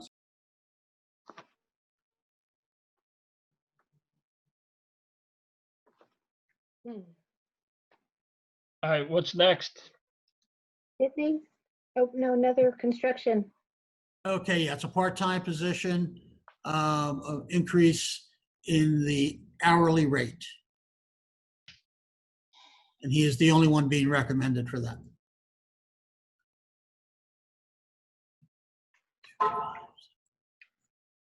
Wait, where's that? Oh, the electrical inspector. Yes, part-time position, is being recommended for an hourly rate increase. You could tell him why, because he's reviewing applications also and approving. Right. He's doing more than what he's supposed to be doing. He's not just an inspector. He's now reviewing the applications for electrical inspections and approving them or disapproving them. So we decided to give him an increase. Well, the mayor did, not me. Now, when we get over inundated, do you subcontract out, or is he able to handle the full workload? Well, right now he only works part-time. He's a part-time inspector. He's not full-time. But he does most of our inspections right now. But we don't subcontract out any of this work. Right. Okay. And how many hours a week is he usually here? Oh, well, this is the. Like 16. I don't know. Like 16 hours. Okay. He got a raise, a $3 raise in 2018. Okay. Yeah, we gave all the hourlies $3 raises in that year.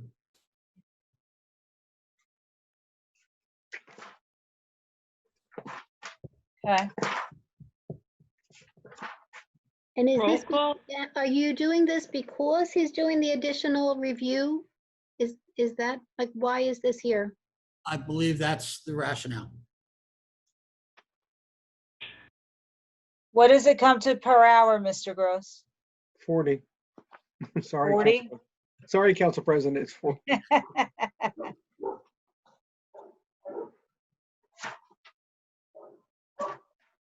Okay. Madam Clerk, put up for a vote. One more question. So does that mean the other inspectors are not doing that additional review of the plans? Correct. What other? Like the plumbing inspector and the other? They Yeah. don't do the reviews? That's as from what I understand from Tom, they do not.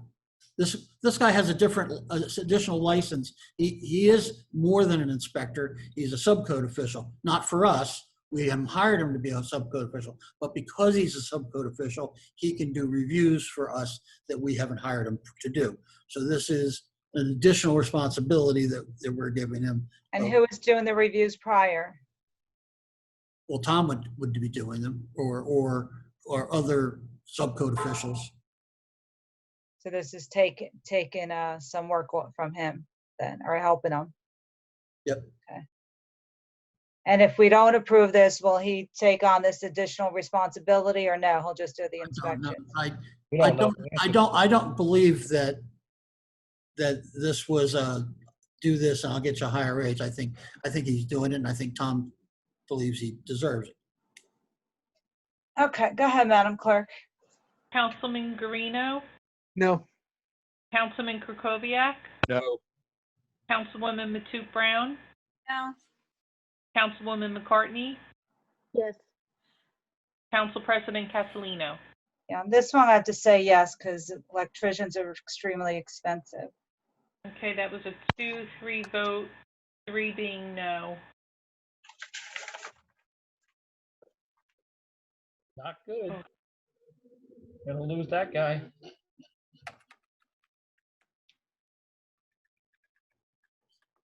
The next line is that, guess it's an OE Jitney, the contract increase for the year. There's really not much you can do about that. Okay. After that, that's just a note. Last year we had $1,500,000. This year we only $1,005,000. This year it's down to 5,000. It'll probably go back up later in the year when we find out who's retiring. So don't get too excited about that. Same thing with PERS, PFRS, and PRP. We discussed those earlier today. These are just changes in the statutory payments that are required. We discussed the pending retro a little bit earlier. This is money that's set aside for contracts that haven't settled yet. The joint meeting annual assessment, again, nothing you can do there. That is what it is. That is the actual amount. Something that did not get onto this list is a change, was the additional special request for the library. You talked about it earlier, but you need to decide on that. The The 73. 73,000. Can I ask a question, Council President? Absolutely. Yeah, I'm sorry. Yes, jump right in if you need to ask a question. I can't see you, so jump right in if you need to ask. And I'm looking for the page now, but Jonna, it's one of the questions that I asked in one of the 3 sets of questions with respect to, there was an additional special request from the mayor for the library. Was it 58,000? I think. That's correct. Okay, so is this special request in addition to the 58,000? No, it's the 58,000. That, okay, but that's separate from Dave Cuby's 73,000 request. I don't know what Dave was talking about. Now, Dave's 73,000 had to do with their health insurance costs. That it was part of it. Yeah. I think he may have been talking about they got a natural increase. So Yeah. I think he may have conflated the two of them together. The mayor, John, the increase was 65,000 on Dave's, and he's requesting 73, because I asked him that directly, was the increase for the health insurance, healthcare insurance, and he said yes. He said But the amount on his budget, the difference is 65,000, not 73,000. I know, and he also said that the prescription coverage was almost that amount. The increase in prescription coverage was almost that amount, but prescription coverage is only like $3,500 a month. So I don't understand. I don't understand. Obviously, somewhere in there's something that he's got to show me or whatever, because I just don't get it. I know that what I have from the mayor is the 58,000. So what I can go by, and I think it's the only thing that we can go by besides the mayor's 58,000, and that's very confusing to me, to also have a 73,000 here from Dave Kuby. And he did say primarily for the health plan increase. He included 73,731 both on the front page of the first one and then on the second page. And this is above the 1/3 million request from the township. So I need clarity on that, please. Okay. Well, what's in your budget now, recommended from the mayor, no more, is 58,000. So either, if you want to approve that, or, obviously if you want to approve more, whatever clarification, we'll get you whatever clarification you need. But right now, what's before you is the $58,000 that the mayor's recommending. I'm just doing the math for a second. And you're thinking, John, that he would put that amount from the 58,000 toward the $65,000 difference? Increase? First off, I don't have to justify that. I mean, I just have to, we have to provide funds to them. They're another entity. You give them whatever you want to give them. They spend it however they want. Right. We have no tie on that money. It's not dedicated for whatever use. Once you give it to them, you give it to them. So just to be clear, I was looking on page 143 with respect to the mayor's special request of 58,445 as a new line item, which is in addition to what council approved earlier, correct? Council didn't approve anything earlier. Not today. Okay. Well, council has not approved anything for this year.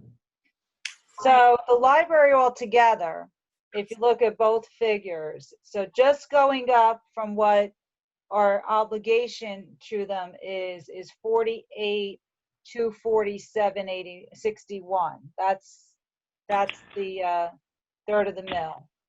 And then the special request from the mayor is an additional 58,445, which is a total of 106,692. Now, the 48 is non-negotiable. That's our legal contractual.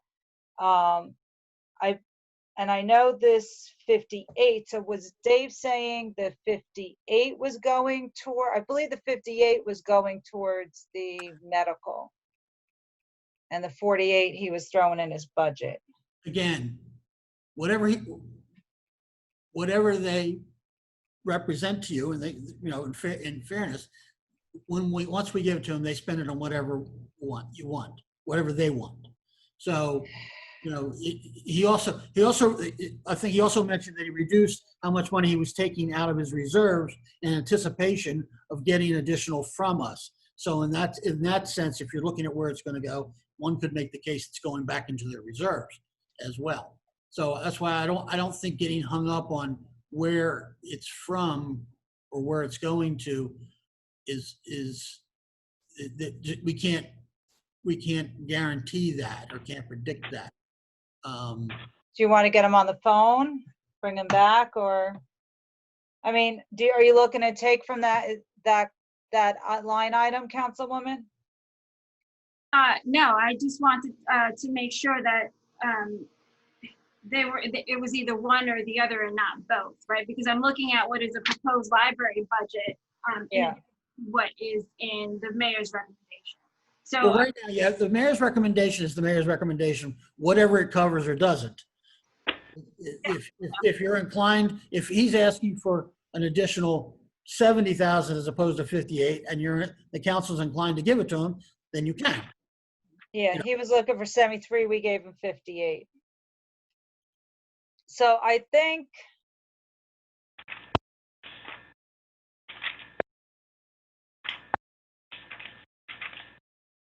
unless you're looking to take money away, we don't need to really ask him.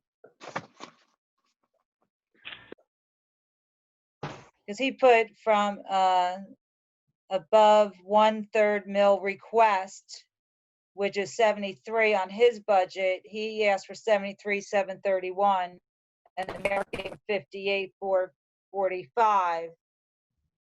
But again, that was for the And that difference might be insurance. the reserve he took away.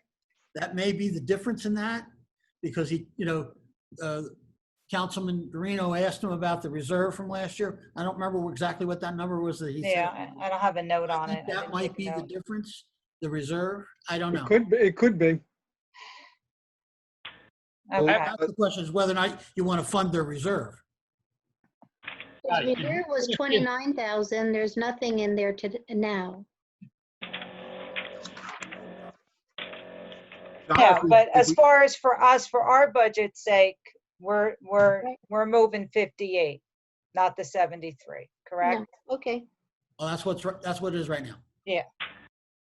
I think we could leave it at that, because it's still not enough. If he is looking to cover his increase in healthcare, which is 65,000, the 58 is still not going to cover that. He's going to have to find those funds. Well, he has them. He received money, our contribution from the mill went up 48,000. So altogether, he's up 106.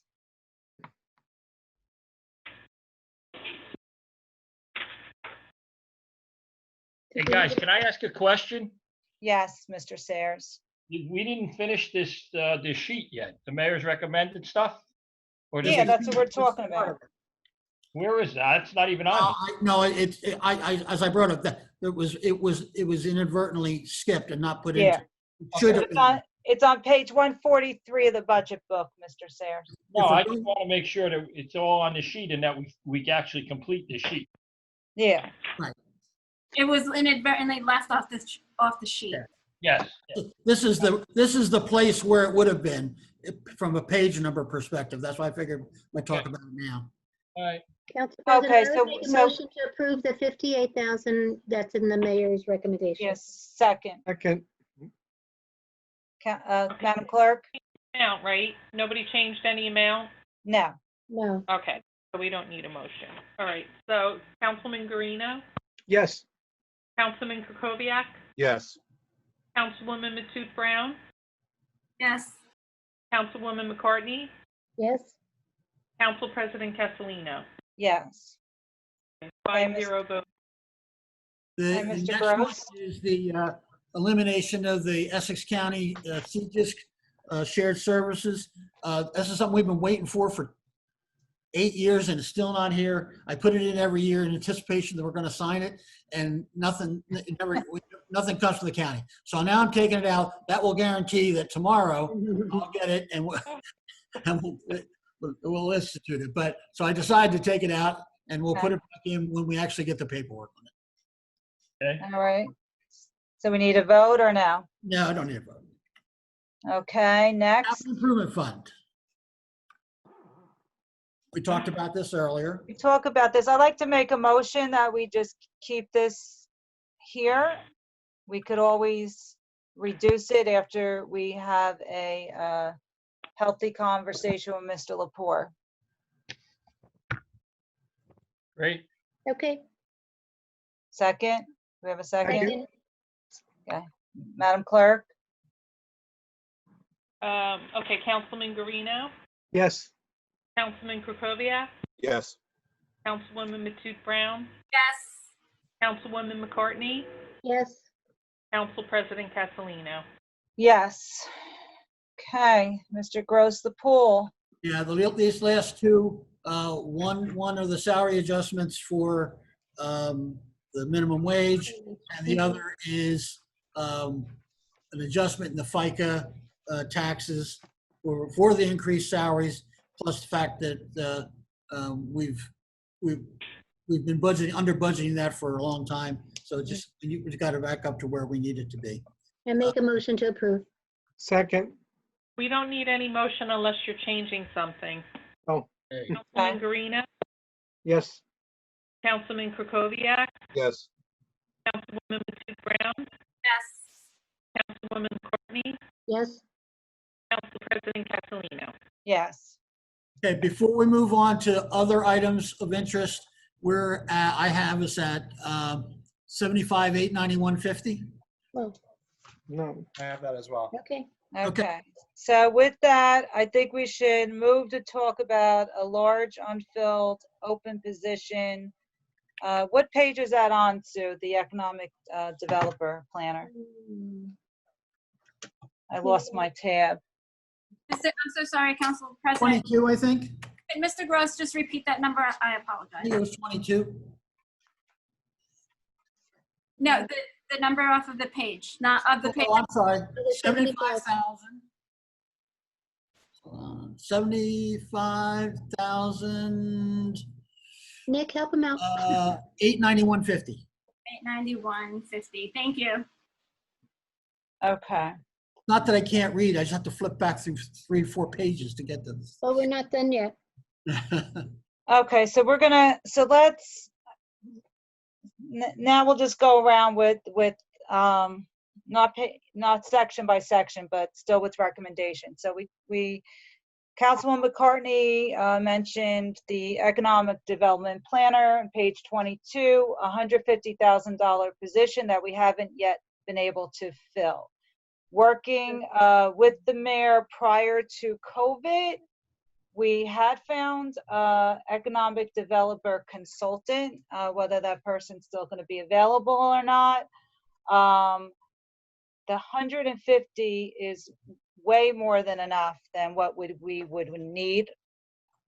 And due to COVID, right now, getting up and moving for the rest of the year, I think we'd still be able to obtain that goal and cut that line item right in half as $75,000 from the rates I was looking at with, and we still have plenty of money.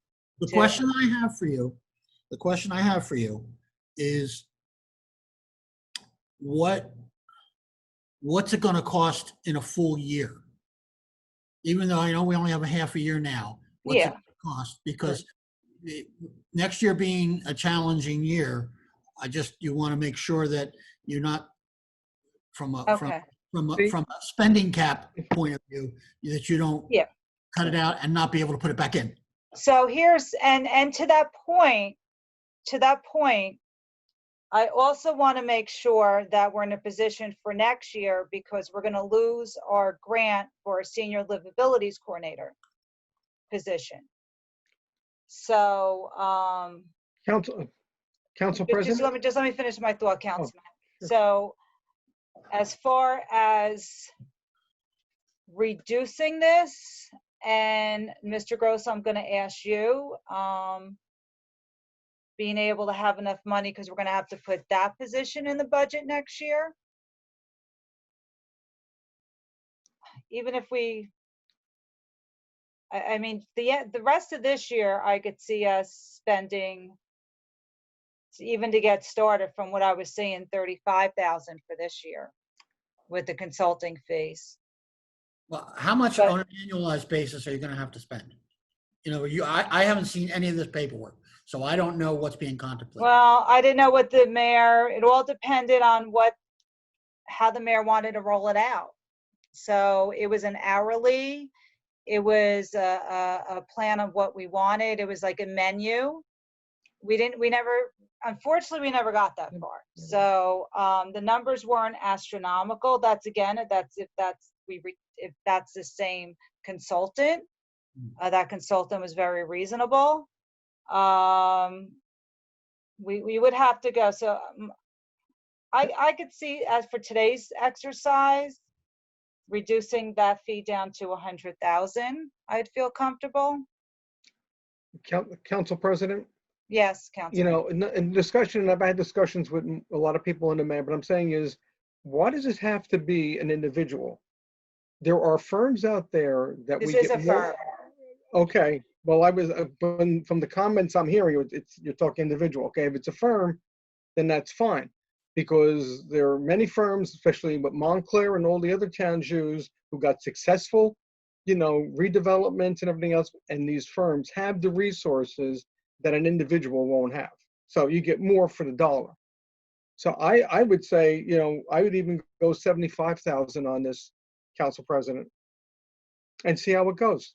Well, I also want to leave room in for for the Senior Livabilities Coordinator for next year too.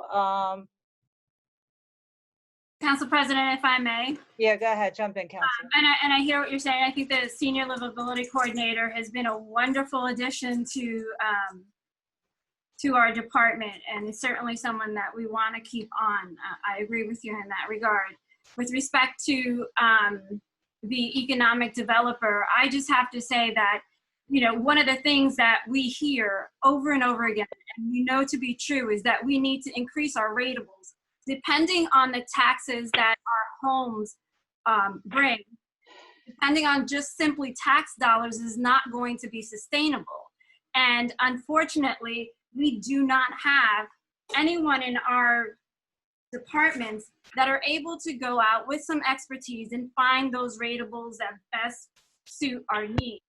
When the discussion was had with the mayor, you know, initially I said a town planner, and he said, well, how about an economic developer? And I think that's so necessary, especially in this time of financial distress for so many. We need to figure out, and you and I are not going to do that. We're going to do that with what we have available. And what we have available is a budget to make work.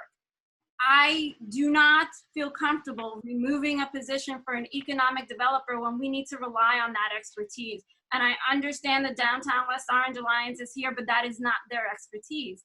I think if we, you know, $35,000 is not, it's may as well just take it all out. In thinking now that we are in June, are we in June? We're in June. Yeah. And moving forward, right, you figure a contract that lasts a year, by the time we get back around to, you know, renewing a contract, it's not going to be $150,000 because it is June, but there will be monies left over that I'm sure will be allocated to the Senior Livability Coordinator. What is, do you know off the top of your head, what that salary is for the senior livability? I don't have it on top of my head, Mr. Gross. Is it 55? I have to look it up. Yeah. So would I and that's 2020. That's next year's budget. I'm just saying, if we, you know, don't utilize, I don't want to like cut this whole. First of all, I agree with you, Councilwoman. I do believe we need the economic developer. That at 150, no. And I'm saying 37.5 because we were in this position this time last year. By the time we get the position rolling, that's what we would probably spend, maybe a little bit more this year. And then next year, it would be a higher line item. So we do have to accommodate for that a little bit. Plus, like I said, just trying to move forward to hold on to the other position, which we need to hold on to because that was part of obtaining the grant, that we would be able to sustain a position of that nature. But you don't leave it here. You would move this to the proper account for the social with the senior worker. Yeah, if we have so we have 150 budgeted for an economic developer that we are not going to spend. I don't see us coming anywhere near close to that. So I'm saying if we leave this in, it won't hurt us next year when we're trying to find money for the other position.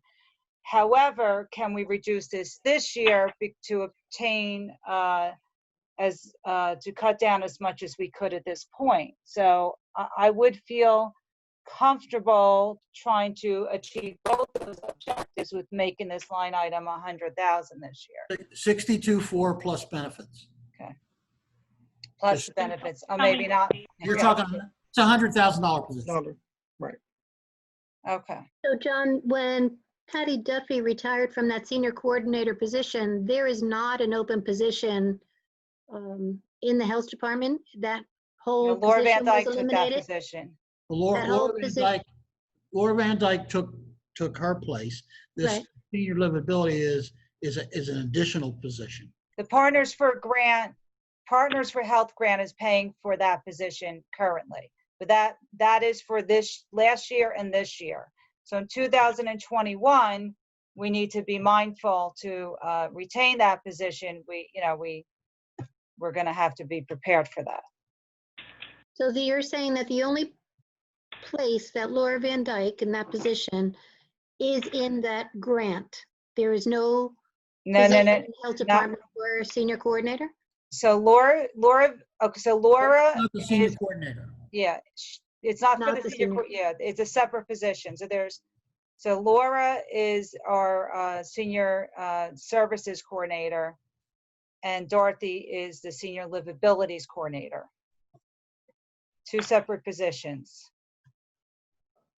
So Council They still have a job. I mean, they still have a position in there. The grant just supplemented that. The grants. You're making it sound like they're not going to have a job if we don't have a Well, grant. we're gonna, no, well, that's what I mean. We're losing the revenue for it. We're They have losing a the job. revenue. That's all. I'm just making that statement just to prepare for a future budget. But as far as this position is concerned, I do feel strong that we need an economic developer. I just don't feel we're gonna have, just from doing the research and getting pricing, and this was a firm, Councilman. It's the person that the mayor was dealing with. She has her own firm, and again, whether that person's still available now or not, I don't know. This was prior to COVID. But Council President, just asking a question. So the person has a firm, would we be hiring her firm or her? Yes, as a consultant. Okay, so there's no benefits and there's No. So Can do you someone want tell me to, so what I guess page the we're on? motion would be, I guess, from Councilwoman McCartney, because you made the motion originally. Where do you still stand after our conversation? What's the motion? I'm going to give you the floor. What is your after all this information, where are you with the motion, with your motion?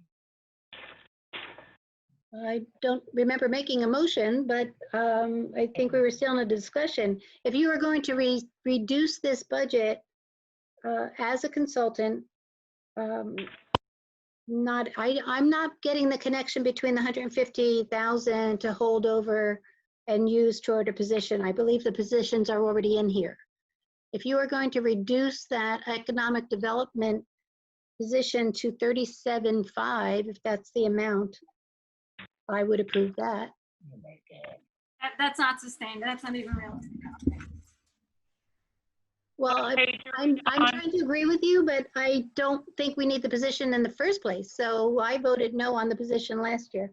I don't think it's necessary, especially after what we just heard from the director in planning and what we're seeing coming across the planning department. West Orange is definitely on the map.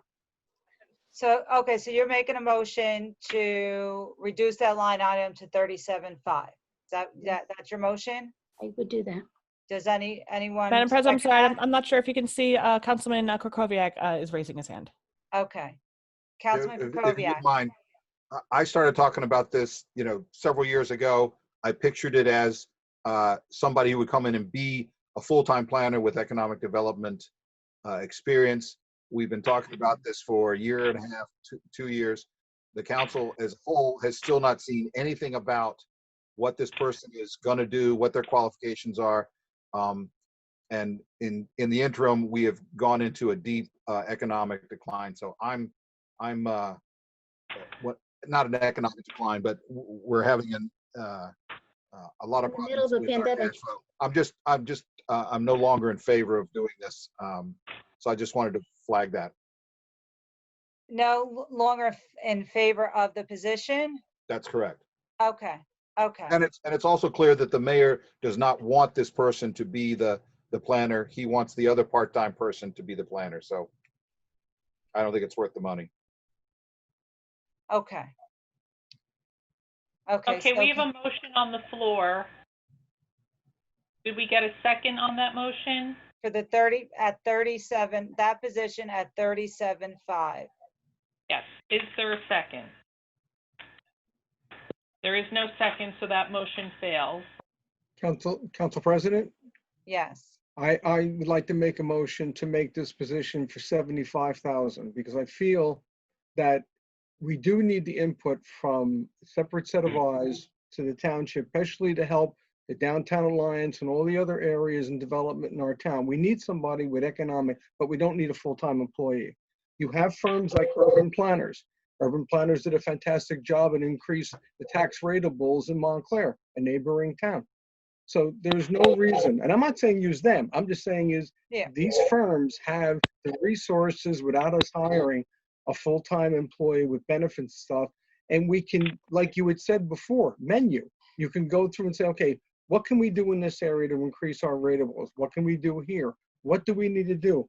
What other planning things are there out there? So I would say 75,000 is a good fail-safe to be, because whether we start using them now or not, it gives us that. And if we don't use it, we don't use it. But then again, it's an opportunity for us to assist our development for the right ratables. Because remember, we all don't know everything. We don't know it all.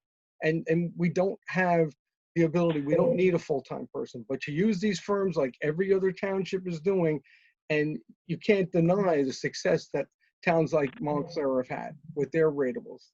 And so that's what I'm saying. We need a little kickstart. So that's where I'm coming from. So 75,000 to me would be a great way to start. Marina, just to be So clear, the record, Montclair does have a full-time planner. They also use the economic developer, but just to be clear, I agree with you with of 2020. I could support reducing that for the consultant to 75,000.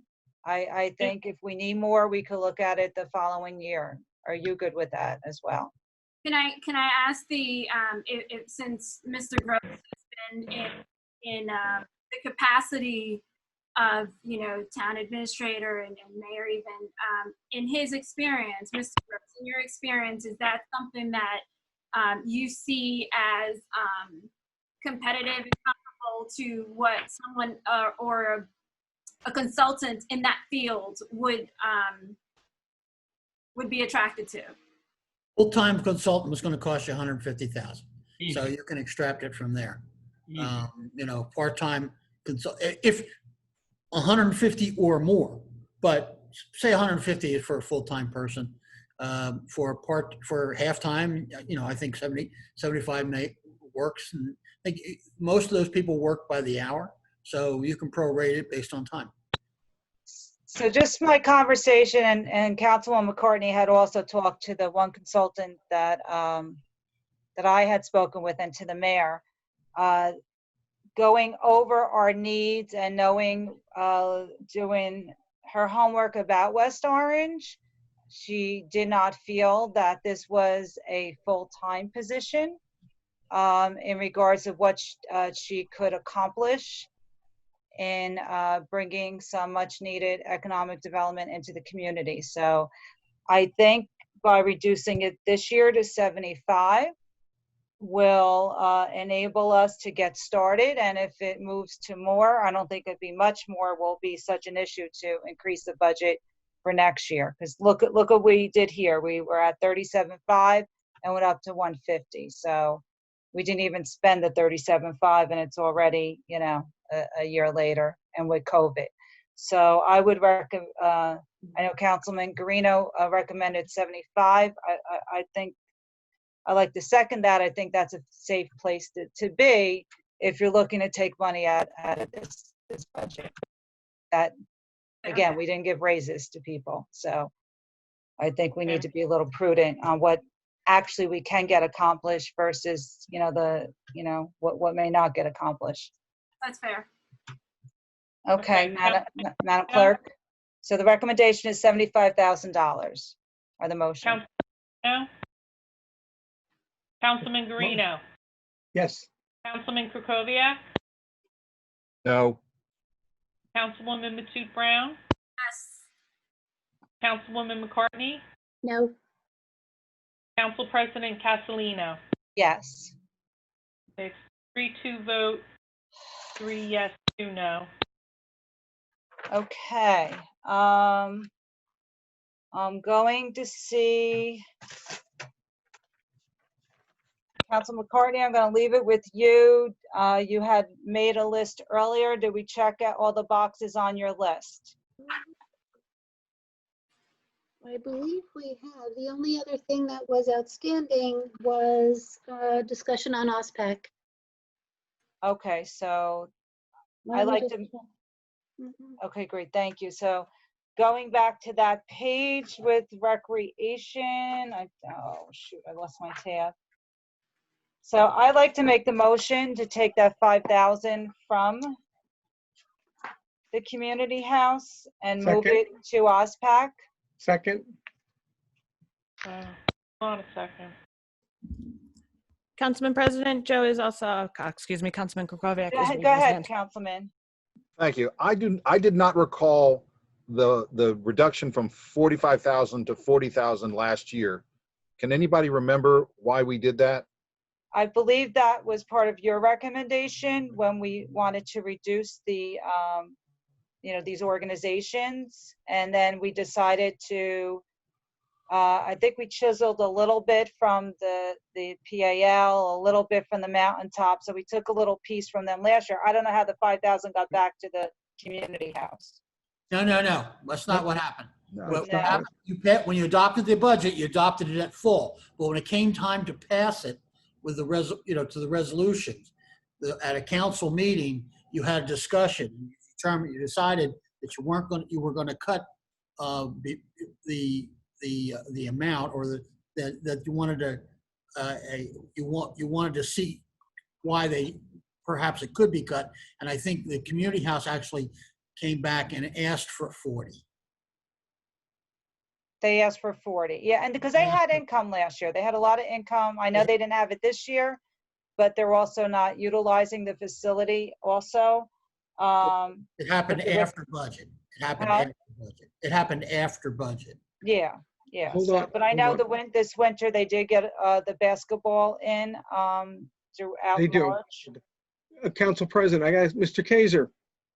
Mr. Kaiser, I'm just remembering too, because even though we haven't had a meeting in 2 years, I technically sit on the board of the community house.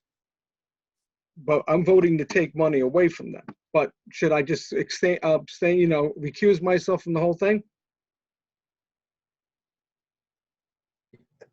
I can't hear you, Ken. You're muted. You're probably Muted. better off. Ken? I'm sorry, I forgot to unmute. But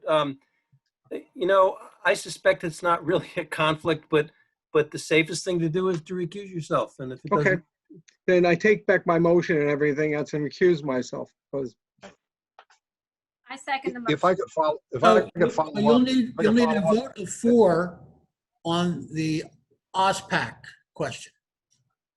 I'm not on OSPAC. No, that's my point. Oh. You need it 4-1, at least a 4-1. I see it, Councilman. Councilman Krokoviac? Has anybody talked to Paul Cito for this year's potential grant? Because they run a rather substantial, several years ago, Community House took over the municipality's summer camp program. And there aren't summer camps this summer. Is that have we in fact confirmed that? When Mr. Kehoe was on before, he actually agreed with this conversation. But the community house is in the same position that I'm in. They still have not decided what they're doing with the summer camp. We were eligible to open under executive order last Monday, because we have both been closed since March. So they're not open. And I know the school system, they house some of theirs in the, two of the locations, I believe one's Washington School and one's Redwood School, and I don't believe they're And allowed to that's not operate. happening either, no. No, I don't believe so, Council President. Okay, The guys, school I have a board, question. sorry.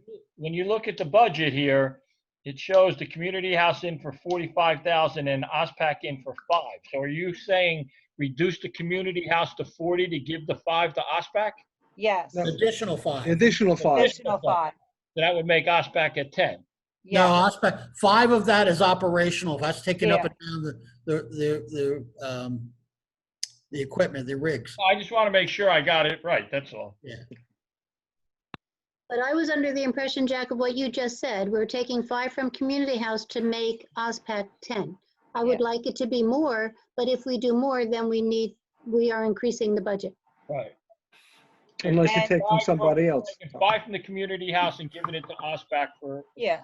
And Community House spent 40 last year, so it's. I think what we want to do is actually, I'll create a separate line for OSPAC programs.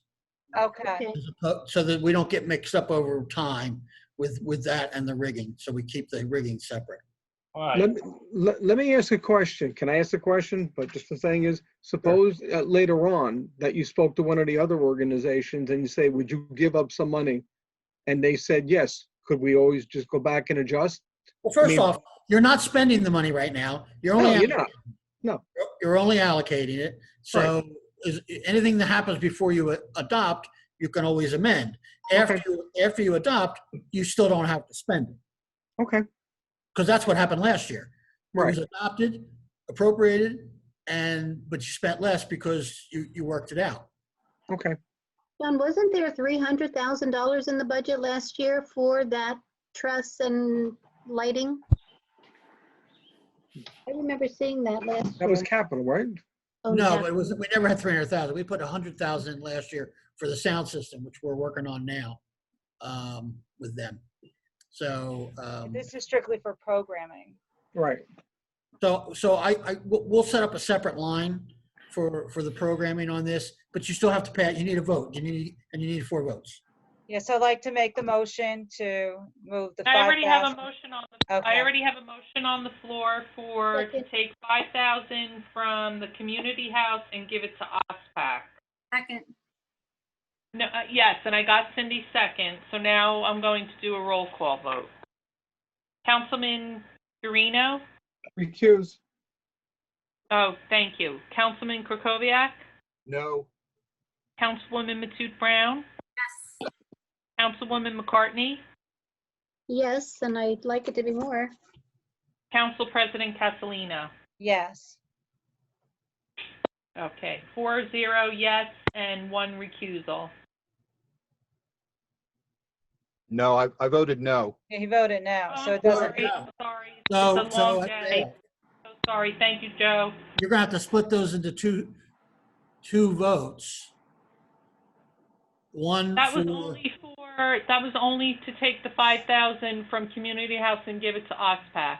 right, but that's 2 different actions. So you need a vote to give money. Oh, to take away 5,000 and then a vote to give the other. Yes. Okay. So you only Okay. need 4 on the second vote. Okay. All right, so I guess the first one we'll use as the taking it away from the Community House. Yes, that only Is requires. everyone in agreement with that? Right, and the next vote is going to be to give it to OSPAC. OSPAC. OSPAC. All right, Program. so I need a motion on that too, John, and what, the first and You a need second? a motion. You need a motion you need a motion on both of them. Okay, well, I have the first one. Yeah, I move to put the money to the OSPAC. No, the I first- second it. No, the first one's got to be taking the money away. I did that. I move that also. Yeah, vote already. Did you And I vote on kept that? out of it. Yeah, that's done. Yes, we voted on that.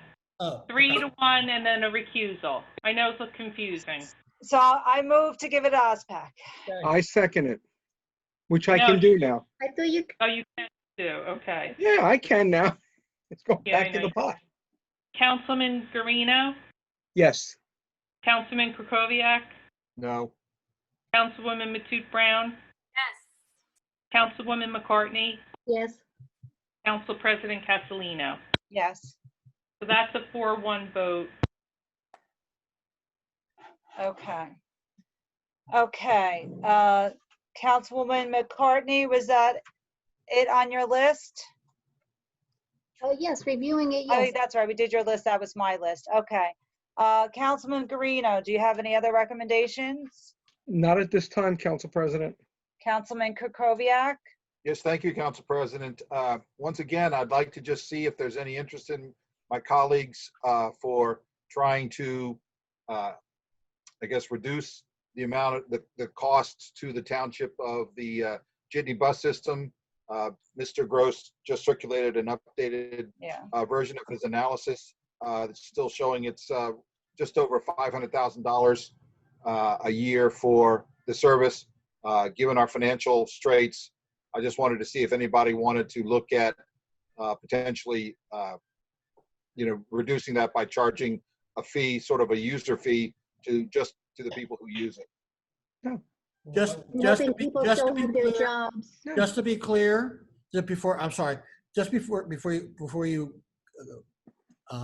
debate this, any revenues that we might receive this year towards that will not affect this budget, because we can't anticipate revenues we've never received before. That doesn't mean you shouldn't do it. That's up to you to decide. And because it certainly would impact next year's budget, but it will not impact this year's budget. Council President, if I could just add, I supported that consideration, at least the discussion last budget season. However, after attending the town hall that was held at Roosevelt Middle School and listening to the struggles and challenges of the jitney bus riders, they actually need support on the jitney service. I think I really did see the need for it, and how beneficial it is to our residents. So I think that there's improvements that are being made as far as service and communication with our residents and jitney riders. So I would not support charging. Yeah, and just so you know, the administration is not in favor of that also. Absolutely not. The mayor is definitely not in favor of that. Okay, so Councilman Kukoviac, why don't you make a motion? See if you get a second. That's fine. I don't want to waste everybody's time. Yeah. If anybody's willing to talk about it, we can. If you'll just indicate. If not, we can move on. Yeah, I think this is a tough year. I toyed with it last year and went to the same meeting Councilwoman was at, and I think what I like to see happen this year, and again, it's all going to be contingent on the economy and New York making a comeback, because New York is in bad shape right now. But I'm really hoping the Highland Avenue station gets going, because that would enable us to reconfigure our whole service and cut cost. Right. And so I think what we need to do this year is really spend our time working with Joe. I know Joe Alpert has had conversations with New Jersey Transit, and really lobby them, because if we could really if we can make a concerted effort and get that station open, again, it's going to be a little more challenging now because New York is having a lot of issues with COVID.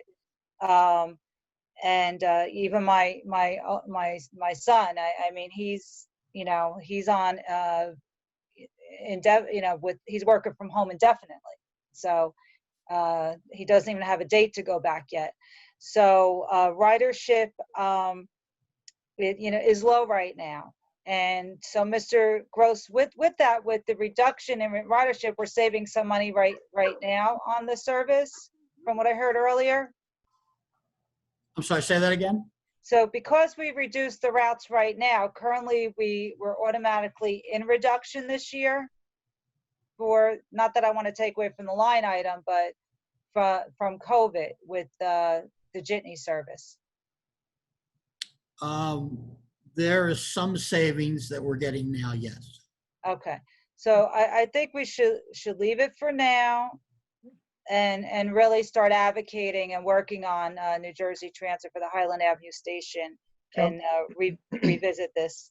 Council President, on the fact of New Jersey Transit, the key is to make Highland Avenue another Midtown direct stop. But for that to happen, according to New Jersey Transit, they need an additional 700 people a day to use that stop.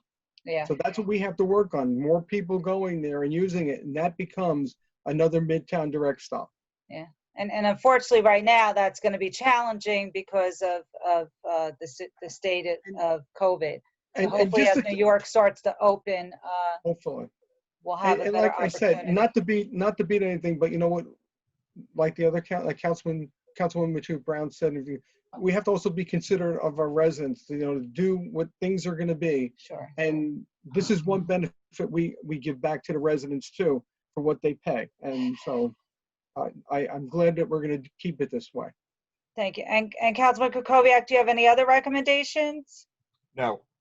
Okay, thank you. Councilwoman Matute Brown, any other further budget reductions that you see there? No, we discussed all the ones that I considered, the 200,000 that were in additional recommendations, special recommendations, but I don't see anything else that we can. All right. So Mr. Gross, I mean, I'm showing about 140,000. Where are we at with our reductions? 158.9150. That's what I better than come I to. thought. Okay, with that being said, do you want to go over revenue numbers, Mr. Gross? Well, if you have to, are you going to, you have to adopt the rest of the budget, if they're adopted in whole with these changes? Council President, before we So move, we don't have to move forward on the revenue before we make You don't that. have to vote on the revenue. Okay, go ahead, Councilwoman. just a question before we move on, because I just saw that I did highlight this with respect to I know that there's an anticipated settlements of some outstanding contracts, and then the retro is $601,859. What was the calculation to get to that figure? Can you just that? I'm trying. I guess what I'm It's trying not, to find out. certainly I'm not going to identify how I arrived at those numbers in a public forum. Yeah. But I can tell you that I did calculations based on what we believed would be reasonable for the settlements of those contracts. I guess I was asking to see if there was any way we can save in that arena, but you would know better, and that's why I wanted some clarification. We're comfortable with that number. If there, I understanding where you'd like to go, we're comfortable with that number. Again, I don't want to get too much discussion. Yeah, we shouldn't be having this discussion in public. but also, if it settles below that number, then that expenditure that I guess. Sure. If we settle a number where we have extra money, then it won't get spent. If we settle with a number where we don't have enough, then we're going to have to get it from somewhere else. So that number that doesn't get spent, then that goes into surplus? Yeah. That would help for the following challenging year? That's correct. Okay. All right. Thank you. That's it for me, Councilman. That goes for all of these expenditures, right? That goes for all of them. And we do generally get between $2.5 and $3 million a year that way in revenue. That's why I'm always conscious to try to give direction or suggestions to making cuts, which you did today, real cuts, things you really would have spent, because those are real cuts. If you eliminate appropriations that were just going to come back to us anyway, that's not really a cut. That's. Thank you, Don. Okay, Madam Clerk. Council President? Yes. Just so you know, I got to be off this call by 6 o'clock, so. Yes, ma'am. Okay, are we ready to vote? We started at 9, remember? Yeah. Lauren's got to do another invoice for us. Okay. Is that in the budget? Wait, is that in this budget? I didn't see that. I don't know if I'm on that line item there. we keep talking, it will be. No, actually, this is, went longer than we hope it would, but it's good conversation. So as long as Lauren was okay, I was worried about her. So with that, Madam Clerk, where are we at in the process? Where do we need to vote, and do we need any further discussion, You need Mr. a Gross? you need a motion to accept the budget as amended by the previous votes. Okay. Council President, I make a motion to accept the budget as amended. I second. Okay. Councilman Guarino? Yes. Councilman Krokoviac? Yes. Councilwoman Matute Brown? Yes. Councilwoman McCartney? Yes. Council President Castellino? Yes. Okay, and the motion is carried 5-0. Mr. Gross, what was the amount of money that we took out? The total? 158. $159,951.50. 159 what? 150. 891. One person talk. I can't hear 5 people. What's the number, John? Okay. $150,000. Right. $891.50. Great. Thank you. 50 All right, cents. go ahead. I had 3 people talking. One person saying I couldn't hear anything. Go get a Snickers bar, Jack. You're cranky. I'm not cranky. So I got a lot. it's our plan to have it ready, prepared, and ready for introduction Tuesday night. That's going to be tight, but I think we're going to make it. Okay. Okay, I am very impressed. I thought this was going to be a lot more challenging than it was being on Zoom, and I have to thank all of you for your patience. I thank Mr. Gross for, I know this has been a tough one, getting us all the information, but I think it helped having our questions answered ahead of time. Is there anything else you need to go over with us, Mr. Gross? I've got it. I think we've done everything that we need to do. Yeah. Okay. Council President, I'd just like to thank Jack, John, and Nick for the work they did in presenting the budget and preparing it. Don't thank me. Thank John. He did most of the work. Well, thank Nick. And Nick. Oh, thank you, Nick. John and Nick. Right. You're right. And Good Jack. job, guys. And thank Now you, Michelle. Great meeting. Happy Father's Day. Happy Father's Day, Happy everyone. Father's Day to all First day of summer. Father's Day. All, all you men, all you fathers. all of you have a nice Father's Day, gentlemen. And I, again, thank you. And Lauren, thank you. We'll discuss when we get offline. I know we went way over, so. No, that's okay. Thank you very much. Thank you all. And everybody enjoy the rest of your weekend. Yeah. Thank you. Happy Okay. first day of summer. You too. Thank you. This is just a state. When I do end this meeting for everyone, it will end for everyone, both panelists and attendees, and no other business will be conducted. Thank you all and have a great night. Thank you. Bye, Lauren. Thank you. Thank Bye, you. Lauren.